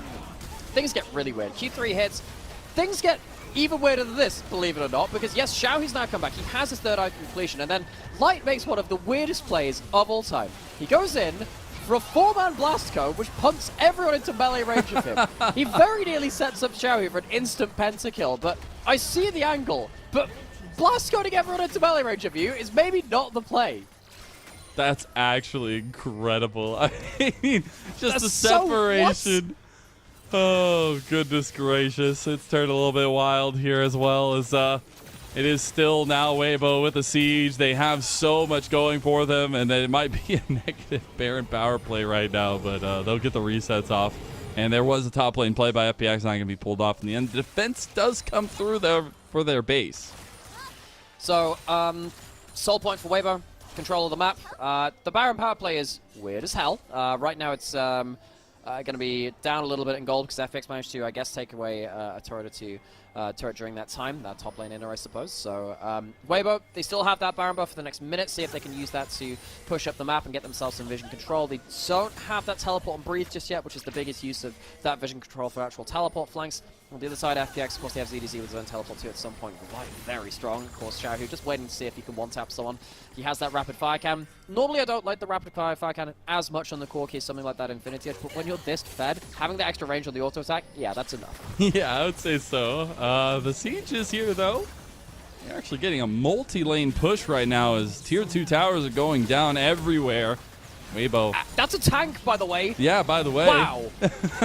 Okay, yeah, that's the items, and this is why Xiaohu, like, he doesn't necessarily need to go towards the Lord Dominus regards to the Infinity Edge just yet. Yes, Kara is staying alone in that bot side. I think the problem is, with the 20 seconds less than this Baron buff, you're getting objective banners and you're getting gold, but Yeah. you're losing so much in your base. I guess they couldn't defend it anyway. There was no way you could wave clear against it. You really don't want to face up Got against the push Xiaohu. in mid right now, though. You're still probably getting 2 inhibs down. I mean, look at this siege coming through. I mean, FPX have come out. There's a couple minions left for them to clear up. He will represent with all 5. Weibo pushed off just a little bit, but you're starting to see some of the poke actually come down from FPX on the Light. I'd say the W upgrade from Dogtown, of course, gives you that extra range to play around. So, not going to be the 2 inhibs. It is the 1. Objective bounties and an inner turret were taken by Chaos, so a good amount of damage, of rather gold put onto him. They're still far enough behind for the objective bounties to still exist somehow. I guess the soul point and then the gold lead very much helping alongside that too. That's a solar flare put in just as the people are trying to escape. They realize Crisp's name once was part of FPX. They need to take him down. Oh no, but it's turning around on them. Now Nature's Grass coming down. The Roots gonna lock down the Phoenix and duck them. Oh no, he takes it. There's Lightning Crash coming out from Care. I don't think they have enough damage to keep going. Milky Way is down. Everybody for FPX is down. The Phoenix has been quelled in game number 1, and it's at the fangs of the Tiger King of Spring, Xiaohu, with a legendary performance in this game number 1 and putting FPX down. This might just be Xiaohu's best game of the entire year. Weibo start to ramp up. They start to put themselves onto the board. We thought they were dead and buried, but they have much more left to show us. They absolutely do. The Happy Poro signal in the end, and Xiaohu was literally just going after the turrets there. Now they're looking for kills. Life is gone. They had to put some punishing onto the support of FPX, and that will be a 1-0 lead for Weibo in this pivotal series. Weibo continue to absolutely blow my mind. This team looks completely gone in group stage. This team looked like they might not even make the Ascension group. They were there until so close to not making it. They only qualified in their very last series, which they made it through, sure. But this team has now gone on to being a team that scraped through into the Ascension group and then just completely. It's like, you know, that dog kind of like crawling on his front two legs and standing up completely normally and walking off. Xiaohu, I do think this was his best game of the year. Incredible performance from him. Great early skirmishing and great use of his power to then just accelerate the game. Weibo took risky plays, but they knew they had the power to do it, and that closed out the game for them. I'm glad they play with that kind of level of boldness. I'm glad we get to see Xiaohu in this kind of form again. It has been a sad year seeing him perform in the way that he did before this. If he is back to form and he can perform in the most important moments for his team, Weibo might well just be a contender. I'm just sitting there like, this man had 14 kills in like a 25-minute game. Incredible to take advantage of some of that tempo that Weibo were playing to, and that was a clean one to be able to play off of some of those earlier victories. And I think that's super important for them because, again, their whole mantra has been consistently inconsistent. We don't want that to creep up here to finish out the Rumble stage. Now we're going to send it to a short little break. We'll be back with Game 2 of the series.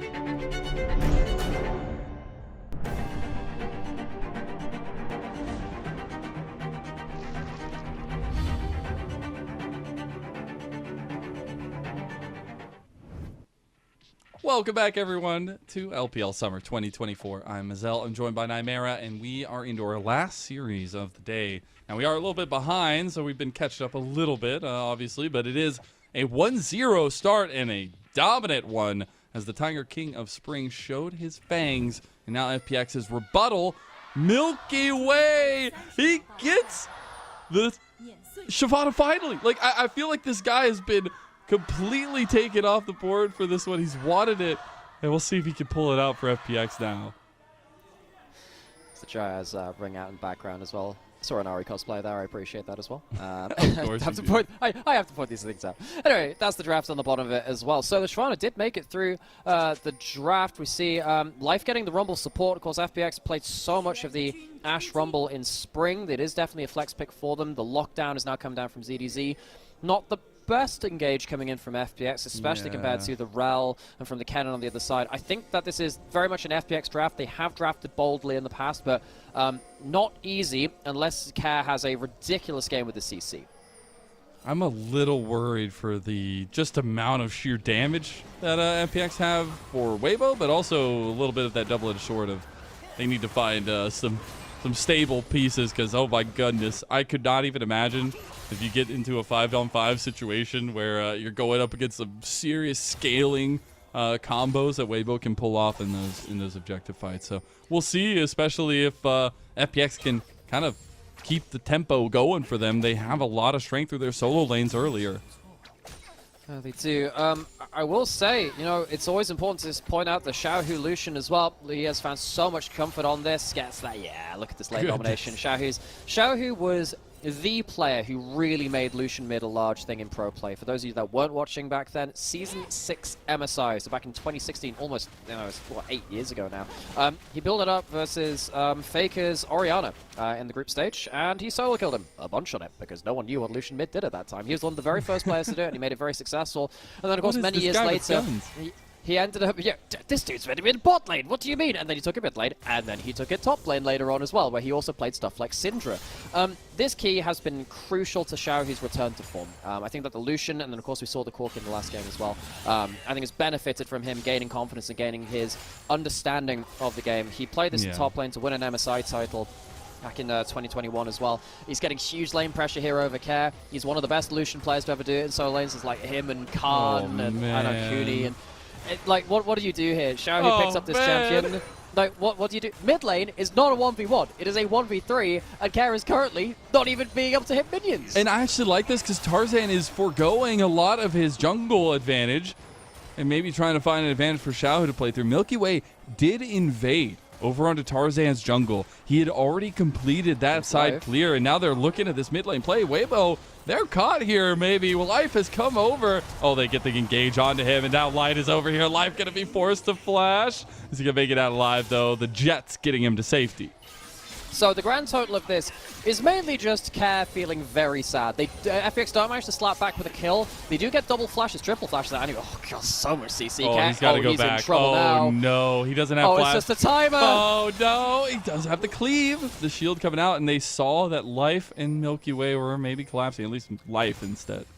Yeah, I think that Crisp just didn't have the cooldowns back. I thought that was going to be a certain kill, not to be the case. FPX jungle support do bail things out, and now they're on the move. What an active early game this has been. Both jungle supports trying to get across the map. You have to be for the Shyvana. I guess you kind of have to be, but particularly having Life on this high damage support at early levels coming through as well can really turn the tables. Not much lockdown, a lot of damage. Tarzan is towards top side. Well, no, rather it's Chris towards top side, trying to help up breathe on the turret. So Crisp is over here against his organization, against the team that he made a world champion, saying, no, you're not allowed to dive my top laner. I'm going to be everywhere you want to make plays at, and he has found a lot of those roams because of the safety that Light has in the bot lane. Yeah, this is, you know what, I love seeing early games like this when the jungle support just choose to make things happen.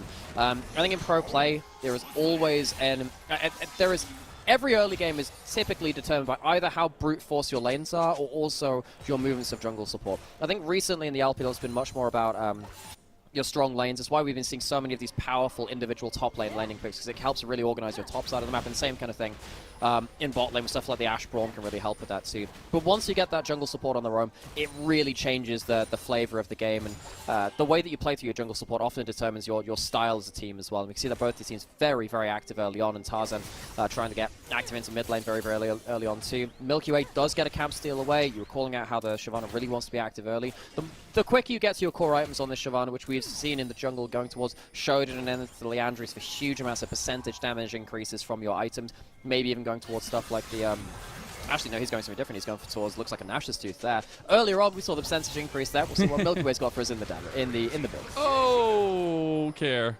A couple little love taps from Xiaohu as soon as he hits that level 6 mark. And I mean, I'm just going to say a statement right now. You can call me bold. Xiaohu might be Care's daddy here in the mid lane because, my goodness, he has just, in both games, kept so much pressure up there. I mean, obviously, getting a couple kills early in that first game helps a lot, but maybe something for Weibo to play around, or for FPX to try to punish if he overextends too far. This is something you can do against Yone. You don't see it that often, which is you just zone him off the first few levels. And Yone is the kind of person who stat checks lots. Where's he going? Is he going towards mid lane? Tarzan's going to be there too. The flash, they got him! They needed to punish him, and they do. Care comes away with the first blood for FPX. CDZ blows his flash, blows his ult, but it's an important kill into that mid lane. Kev finally gets himself some resources. Milky Way not level 6 yet. It's not that powerful before that ultimate is upgraded. ZDZ still in the river though, still has gold cards. Tarzan going to stop FPX at just that one grub taken. He'll take the other two for himself. No grub again this time. Both teams contesting on every side of the map so far. I will say it's nice to see FPX maybe put a little bit more presence down here on the spot side. Dragons do end up paying dividends for Shyvana. You also do a little bit more damage to it, so it makes it a little easier to clear, as FPX will be on the spot side taking that dragon after the pressure Doctum and Life have. Also, another important thing is, despite the fact that we had jungle support movements, which can sometimes favor one bot lane or the other, I think that Doctam has had a much more solid position in lane this time. He has been struggling in lanes recently. Of course, the early bot side dies from game 1 was so destructive from Weibo, so that's not going to be complete blowout from FPX where somehow Xiaohu picks up 6 kills in the early game. It's quite that same thing. Very shutting different. down the MVP from go. It is in fact a very different kind of game when your mid laner doesn't have 6 kills in gold. Too much, like 1800 or something like that if it's 300 each. It's frankly too much. It was just too much. We are level 6s now, engaged. So the Dragons descend for Milky Way. Look to see how often he's willing to use that one. Dragon, though, was started up pretty late by him. Xiaohu stepping up here. He has a lot of weapons in his inventory to put down Care. The Dragon does end up getting completed with the move up from bot lane of FPX. And Milky Way, very quick to clear through those as well. Gold card in the top side from ZDZ. ZDZ doing more than fine here. Stun, in fact, traded out by Breathe. Was afraid to let an extra card go through. Of course, Twisted Fate. Twisted Fate's going to be really important into this matchup because what TF into Cannon allows you to do, if not win the lane, it allows you to at least bring that exhaust into team fights later on. So ZDZ, we'll have to see how he uses that. Actually just going to collapse to try to get more turret plates on the spot side. So nice to see them try to lean maybe to a new strength in the Wombo combo that can maybe back up Milky Way if they can, because Doctum and Life, I mean, if we look at the composition as a whole from FPX, there's a couple wonky pieces, but it's all about damage here, and I love that.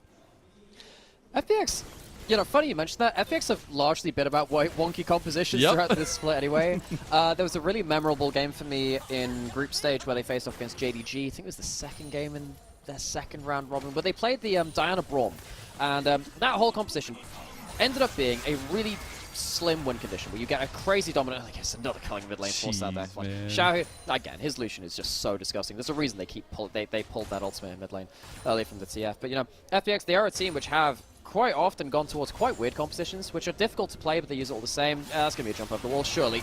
Xiaohu, there's a dragon there. He's going to flash the dice anyways. It's Milky Way that picks it up. That's really big for FPX. They're going to be splitting their gold between this mid-jungle duo that has so much strength.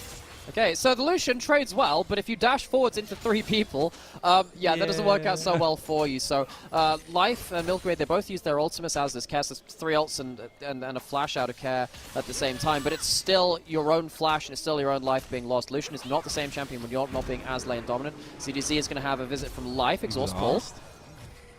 Destiny, try to get on the other side of Breathe. Breathe realizes there's probably more trouble coming his way, and as he sees life, you'll know the Flame Spitter's coming out, slicing Maelstrom on the wave there and trying to get some damage on the life. But he knows what is coming for him, and it's a card straight to the back. And ZDZ picks up another one. 3-0 start. The TF thumbs down, and it's a thumbs up all the way for FPX in this early game.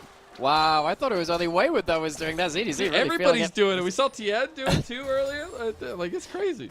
ZDZ, this is his third team in a year. Started, of course, on Weibo. He was the top player which Weibo had with, of course, Xiaohao earlier. Then he went over to RNG. Now he's on FPX. Maybe there's a bit of personal vendetta in there as well. Been the architect of many of these early plays from FPX. He's had some good early games with FPX before, despite him being their team's third top laner this year. I guess the new only kind of half counts because he came up from Academy just for one replacement game. But Shallow, who was replaced by ZDZ largely, and he doesn't have his summoners or his ult right now to influence this. Weibo should be getting away with all 5 of the grubs that he could get after the first spawn went down. So there'll be 5 to them most likely.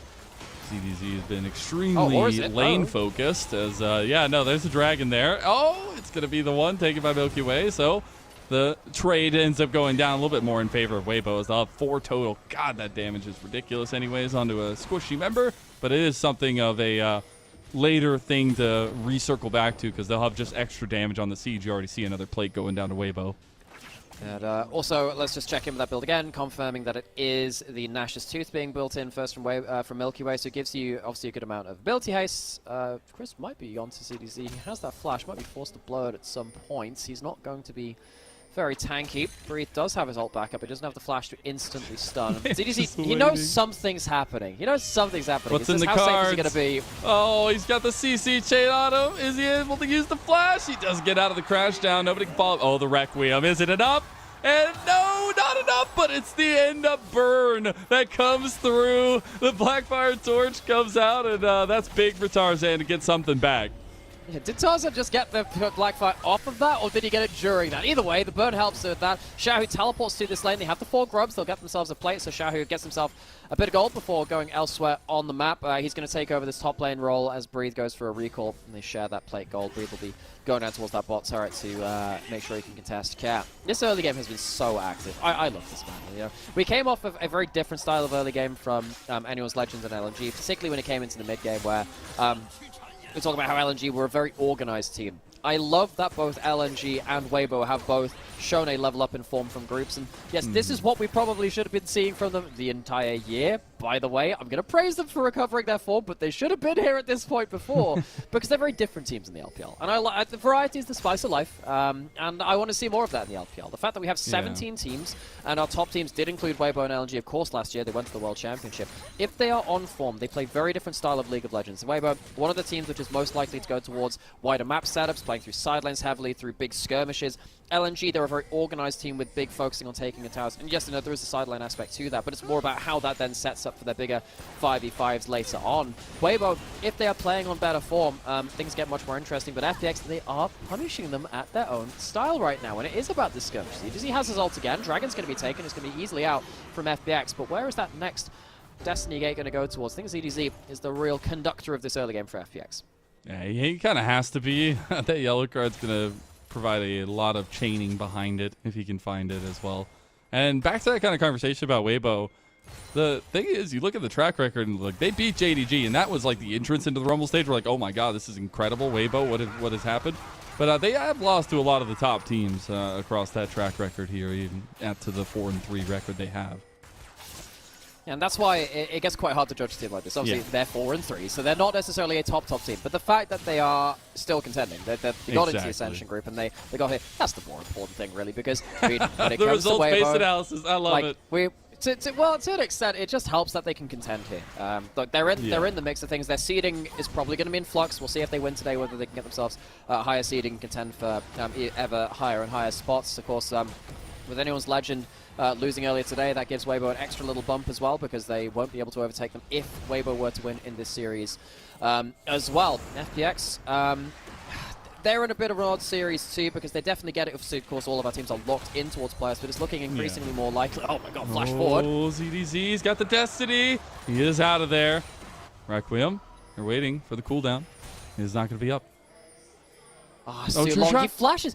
He flashed for the Wall of Pain to get the magic resist shred to then try and kill him with He the still last. hasn't backed yet. He hasn't backed yet. I think he's just killed. I think he's just killed himself. I think Tarzan might be able to do it. Do they know he's recalled? Nah, there's no way. They think he's already gone. Yeah, Xiaohu does take a side lane turn. That's first turret there for Weibo. Yeah, the reason we're getting so the thing is, if they knew he hadn't have recalled, that probably could have been a kill. Because they don't know he's recalled, then they don't end up pulling that down. They don't have that that information. Light ease forwards. Of course, Milky Way has himself that ult as well. Now we haven't really seen that much of the Shyvana just yet. We know how powerful the Shyvana can be by jumping onto an isolated target. So Milky Way at a point of power. How's that Nash's Tooth? Big burst, less tanky than going towards the Shojin, but does have a lot of upfront damage. First items going to be available for all the people that matter in terms of damage, at least. Support's going to be left out, but Xiaohu jumps on the life with Crisp going in. Does end up missing the engage there. Milky Way goes in with the Dragon's Descent, and Dragon's gobbling up one. Crisp burnt to a crisp, and Tarzan about to give his life over here. Bullet time canceled, but gets the kill first. Requiem, is it going to be enough? Duckdom, he is not going to go down. Blackfire Torch is not nearly enough damage yet. Yeah, Tarzan just gets caught out a little bit on the terrain. Dogdown blows both summoners, but gets the kill. 5-1 in kills in the early game, with Cass still staying on the sideline. This is good for FPX. There's going to be a teleport potentially back in. Dogdown no summoners. That's going to be a breathe cannon going straight towards him. Oh, yeah, okay. I thought maybe he was strutting his stuff away, but breathe. Add insult to injury. It's going to take him a little bit to go. Okay, Dogdown. He's got a little bit of move. He's got teammates. Breathe. No! Dogdom survives. Milky Way with another one. Breathe doesn't have the damage. He didn't have the ultimate, and the team comes to the rescue.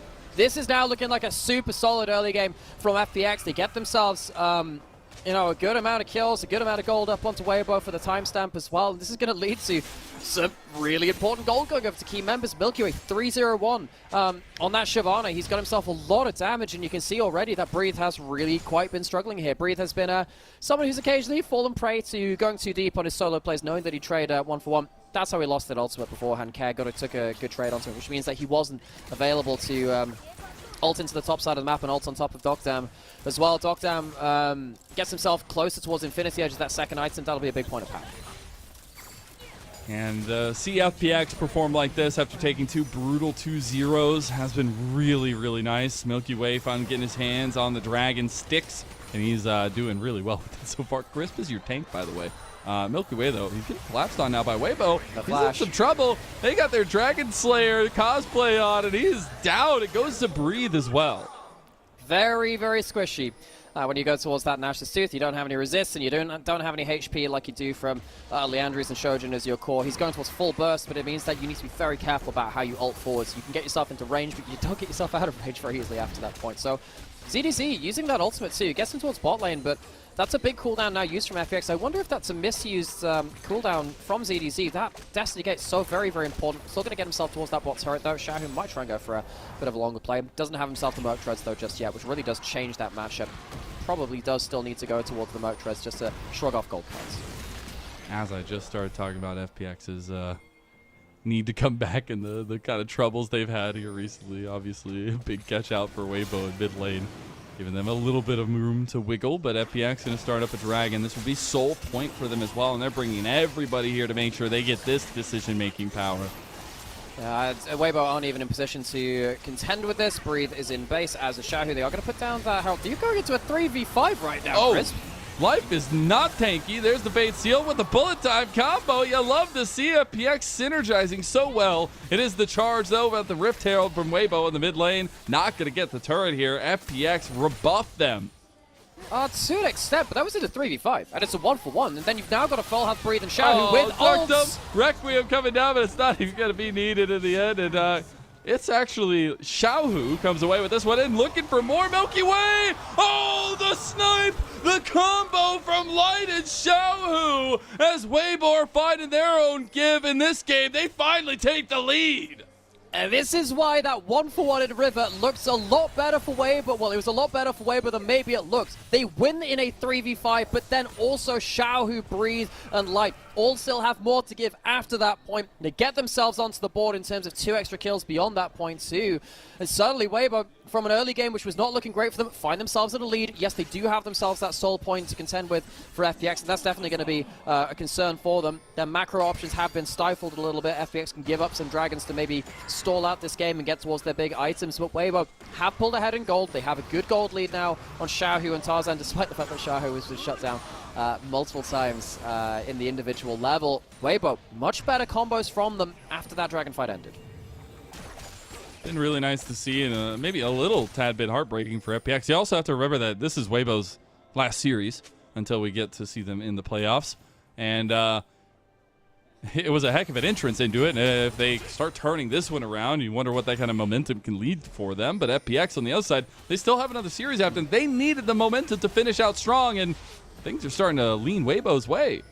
And just as we said before, effectively, Weibo won. Well, they took a 1-for-1 before this, and then they still had tools left after this point. It was in a 3-for-5, and then suddenly Xiaohu comes onto the board, combos up like that, and Xiaohu, with his items, more than happy to get the assistance of that True Shot Barrage. Milky Way just not tanky with this build, and will need to do a lot of damage to justify going towards that Nash's Tooth. The turnaround damage is insane from Weibo. Risky build from Milky Way.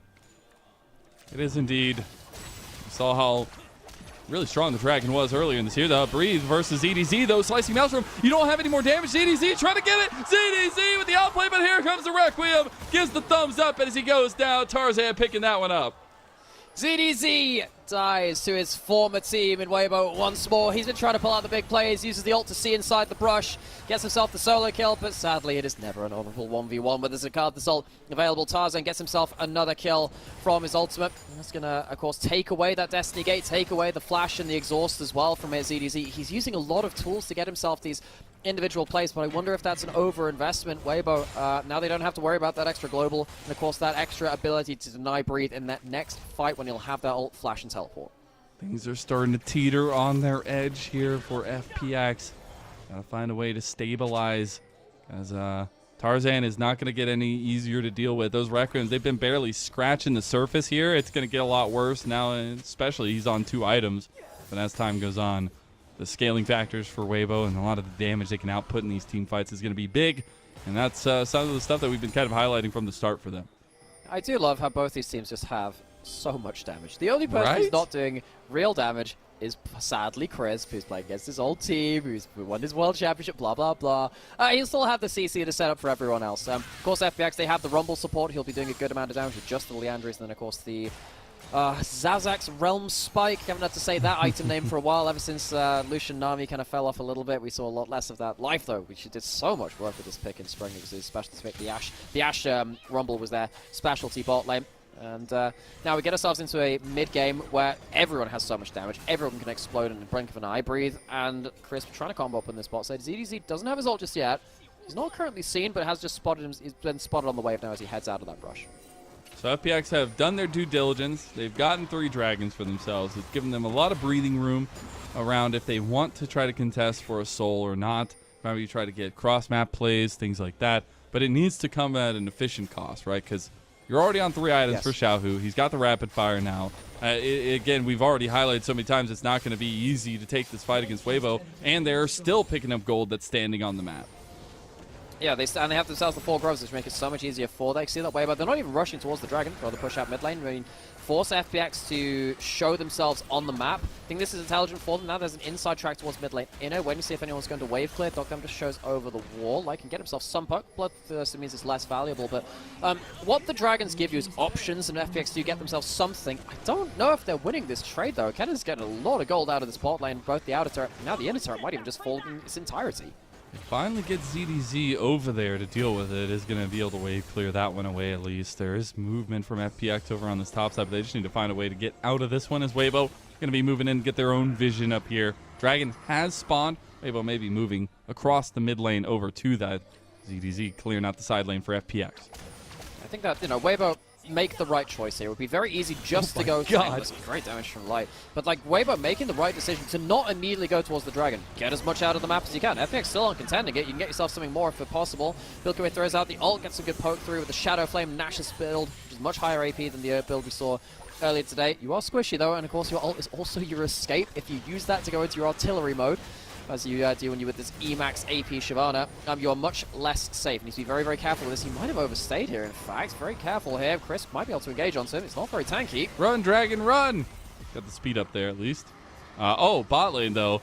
Culling.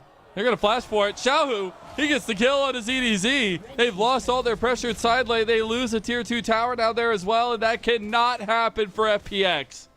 Weibo attacked the source of the global. The Destiny Gate not able to go help ZDZ because he's the only one there to respond to himself. The FPX, they kind of forget that Weibo are very good at playing on the wider map. This is the team that last year would play 1-3-1, and this year they have definitely dropped into that occasionally. Xiaohu's the one that shows it first. Breathe pops out of that brush, and ZDZ's just not ready for it. He doesn't have himself his Exhauster, his Flash. He used them for the earlier 1-for-1, and now he doesn't have them for this kind of play. Dies on that side lane, gives more gold over to Xiaohu and Breathe as the solo laners of Weibo. Very, very happy to pick up that gold from the inner turret, and then, of course, the kill.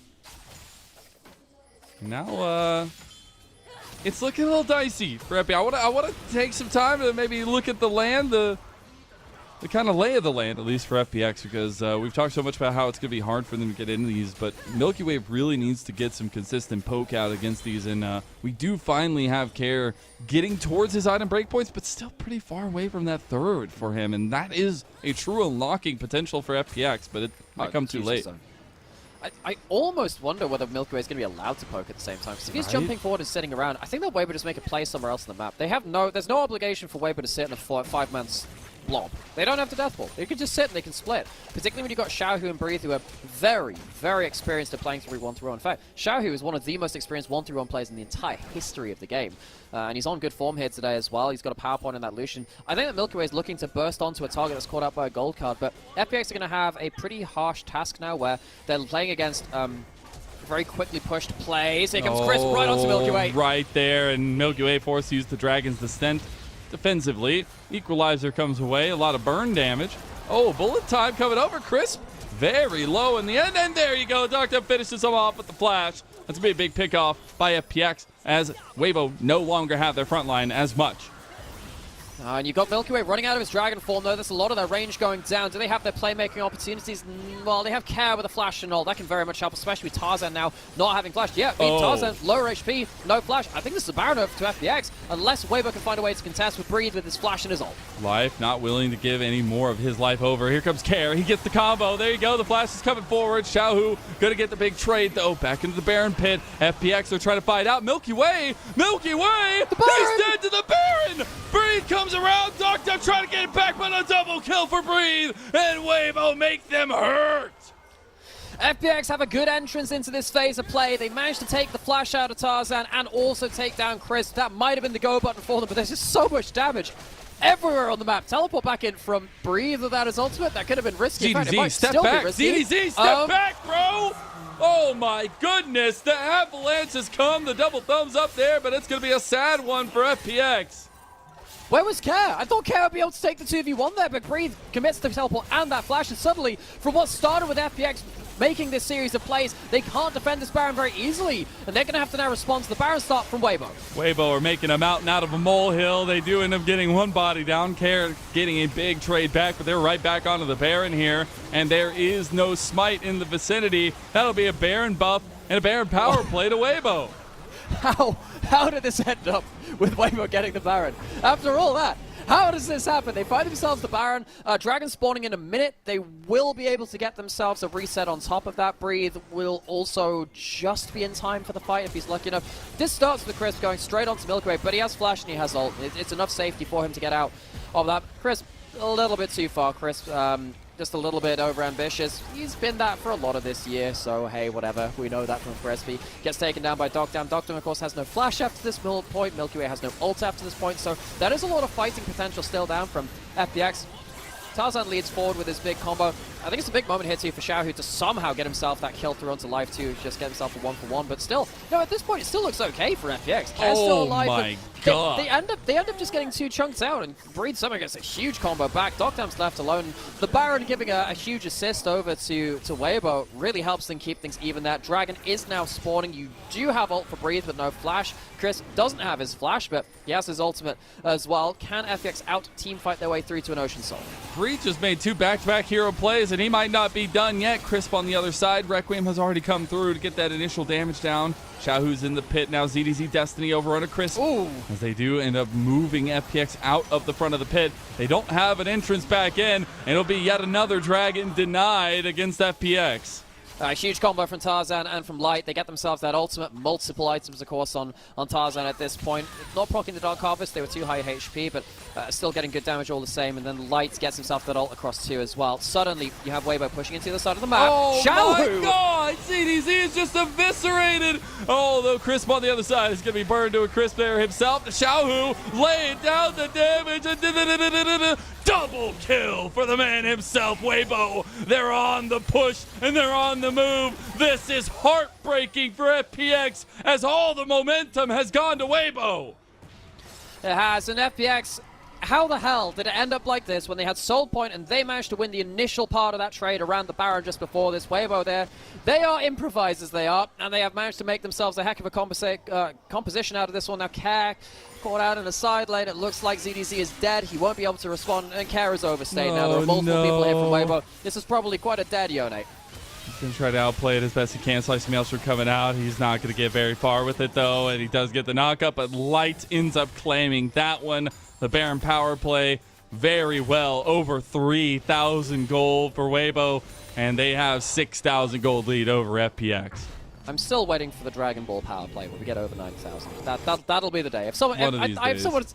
One of these We've days, gotten I'll close. get a catch with that one. We've gotten pretty close.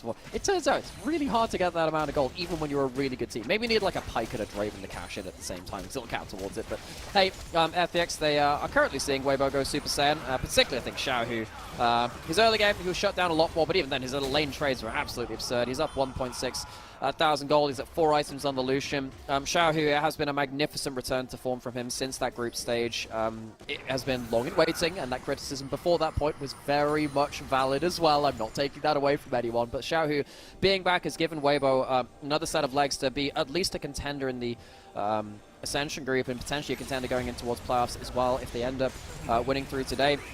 Very good likelihood that they will be starting beyond that first round of playoffs as well. We'll see exactly what they can do with that one, because currently they're sat in that 4th place margin, and they can see themselves locked into 4th with a win here.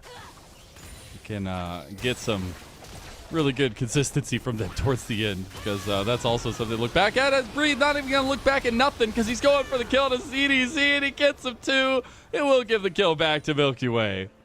The ultimate comes in from Karthus, and once again, it's not an all-rule 1v1. Milky Way at least assists this time and gets himself something. I'm not sold on this particular version of the Shyvana build in this game. The problem is you're just very, very squishy. I think if you're in the right position, you can get yourself some good poke, but as we said, Weibo, there's no obligation for them to sit there and be in a range for you to poke in. They'll just go somewhere else on the map where the Shyvana isn't. I think that Milky Way would have maybe preferred to go towards the Shojin, Leandri's build, so you could at least chase down someone who's out of position and go onto a Karthus who's notoriously very immobile, and maybe you can burst through them. Wonder if that could have changed things for them. Of course, it's a very bursty build if you get yourself the perfect wombo combo, but FPX just haven't been able to find that either. So this first time for Milky Way playing it, it's been banned away from him a lot. Not necessarily convinced with how he's playing or building it in this one. See if it actually ends up mattering. I will say something that does matter is that 3-item spike for carry, though it is pretty far behind what maybe you would want for it, and you're getting like 4th items, almost full builds for the side of Weibo. It's still something. All right, and it's still something for FPX to hold on to. Again, also, they still have another series after this one. You are such a wonderful hopium. I am. I am the hopium salesman of LPL. Yeah. I literally have a stand and everything. I'll be there being like, I don't know, like disappointed dad or something, like when these teams like, come on, you probably shouldn't be making that play around the drug. Come on, folks, let's just at least finish your vegetables, FPX. I'll just be there. Step right up. We got hopium. Any team you want in the LPL, I got you. Like, I expect the best out of our teams, but we have to call them out when they don't quite match that margin as well. FPX, a lot of the series they've had, even in their wins, have been weird. They haven't necessarily shown a lot of confidence in those series. They've had to clutch things out. NIP in the LGD series, go back and watch those game 2s. They had to clutch them out in hyper late game. Now, FPX, they do have a semblance of, they have a bit of aura when it comes to the late game. It gets to almost 30, 35 minutes. This team just does wild things when everyone has huge amounts of items. In this game, it's quite hard. I think that Weibo are also a team which are pretty happy to go towards the hyper late game as well. That's the TF ult pop by ZDZ. They will spot the Baron going down and they'll trade it for side lane gold instead because they do not want to face Weibo around that top side of the map. Yeah, they can't even hope to at this point. There is the true shot. Oh my goodness. Wow, okay. It's 4 members. Both Milky Way and Life are very worse for wear. Weibo's going for a deep one right now. There's the Requiem. Oh no, FPX. The walls are closing in here. You're being surrounded. Using the wall to get some vision. That ultimate stops the recalls coming through. They can use that vision plan. Yeah, FPX, they've been stopped from recalling. This is what's happening. They're being herded together. Xiaohu's burst. Milky Way trying to get away. Everybody's starting to get their backs off. Here comes Breed. Breed by himself. He is caught out, though. Here comes Crisp, though, to get the difference. He does get one back. Milky Way has gone Dragon Ascend. Has now Light over there, stepping up. Xiaohu and Light, though, they have an angle. Oh, that was an arcade shift forward. They know what they're coming for, and it's for the heads of the Phoenix. A couple quick ones. True Shot Barrage coming up at Milky Way. He's got to run his way away. He's in the bush. He's going to try to run out here. Xiaohu, he's got a distance. He's got the dash. He's got the damage. Needs one more, though. Crisp coming on the other side. Dragon is down for FPX. Xiaohu claims that kill. And the Dragon, the real one, was trying to be attempted by Care, and he completely gets taken away from it. And it's a 3rd Dragon in a row for Weibo.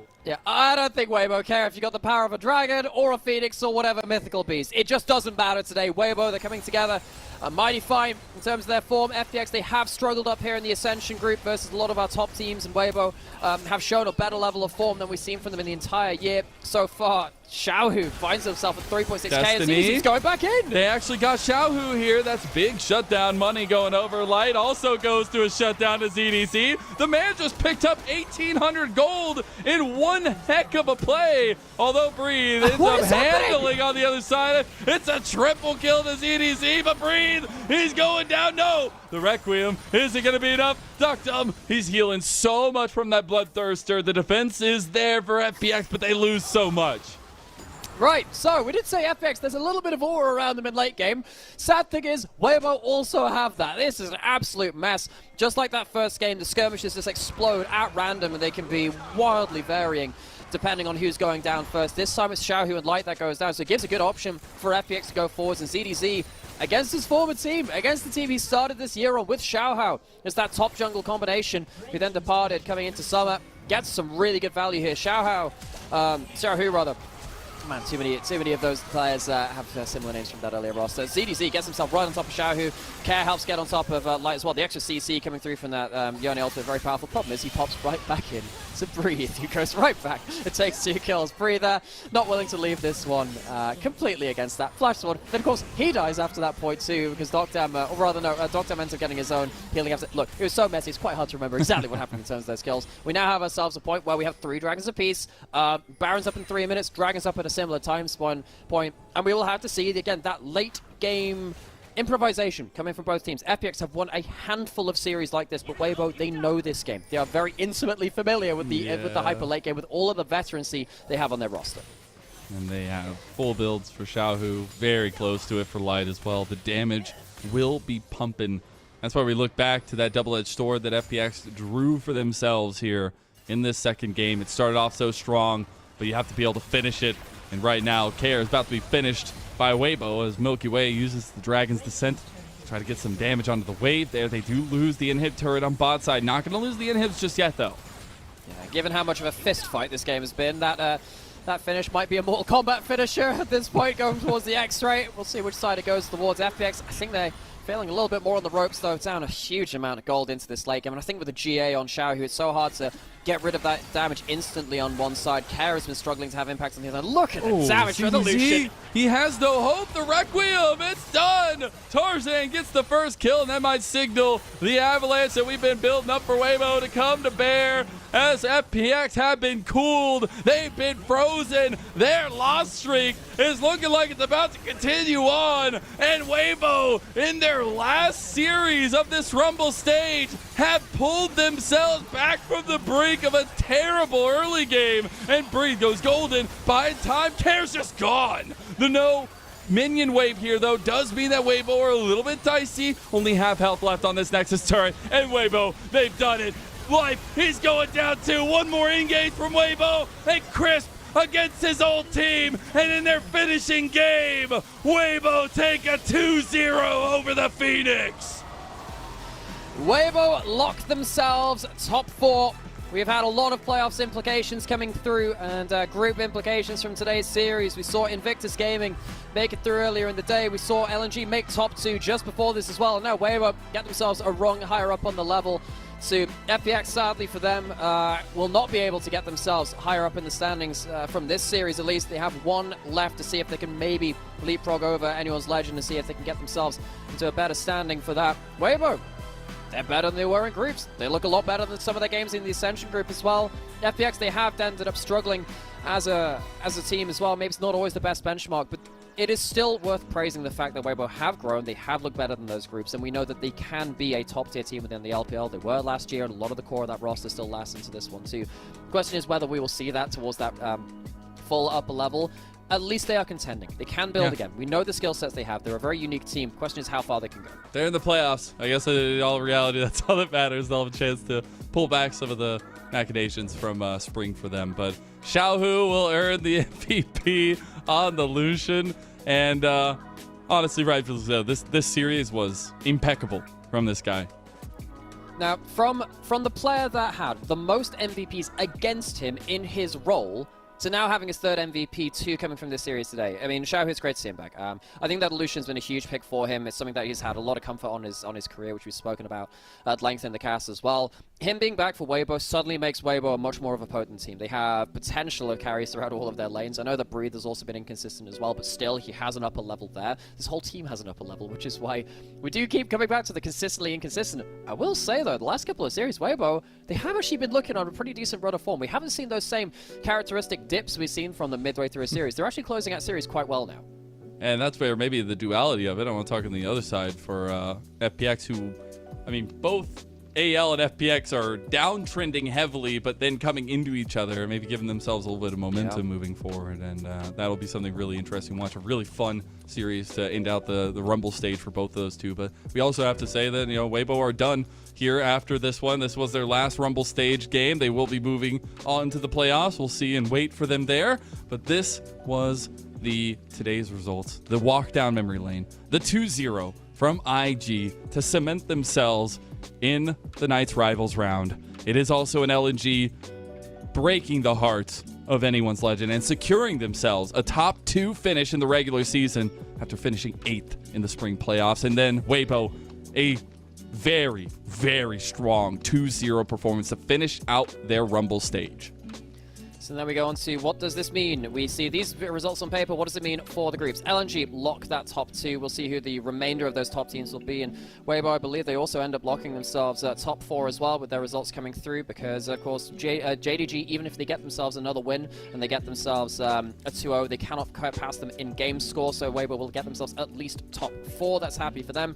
AL and FPX sadly can't get themselves that much higher in the standings, but maybe they can do with one last series of JDG, AL, and FPX yet to be played. There's still some mobility there. And of course, on the other side, we finally get ourselves a last remaining Knights rival team determined by today's results. IG will be coming through as that last team from the Nirvana group. And then we'll, of course, we'll see with our last remaining games after this what the standings will be between that top 4, because that does affect seedings going into that effective last chance qualifier for the last 3 playoff spots between LGD, NIP, and of course the teams from the Nirvana group that made it into top 4.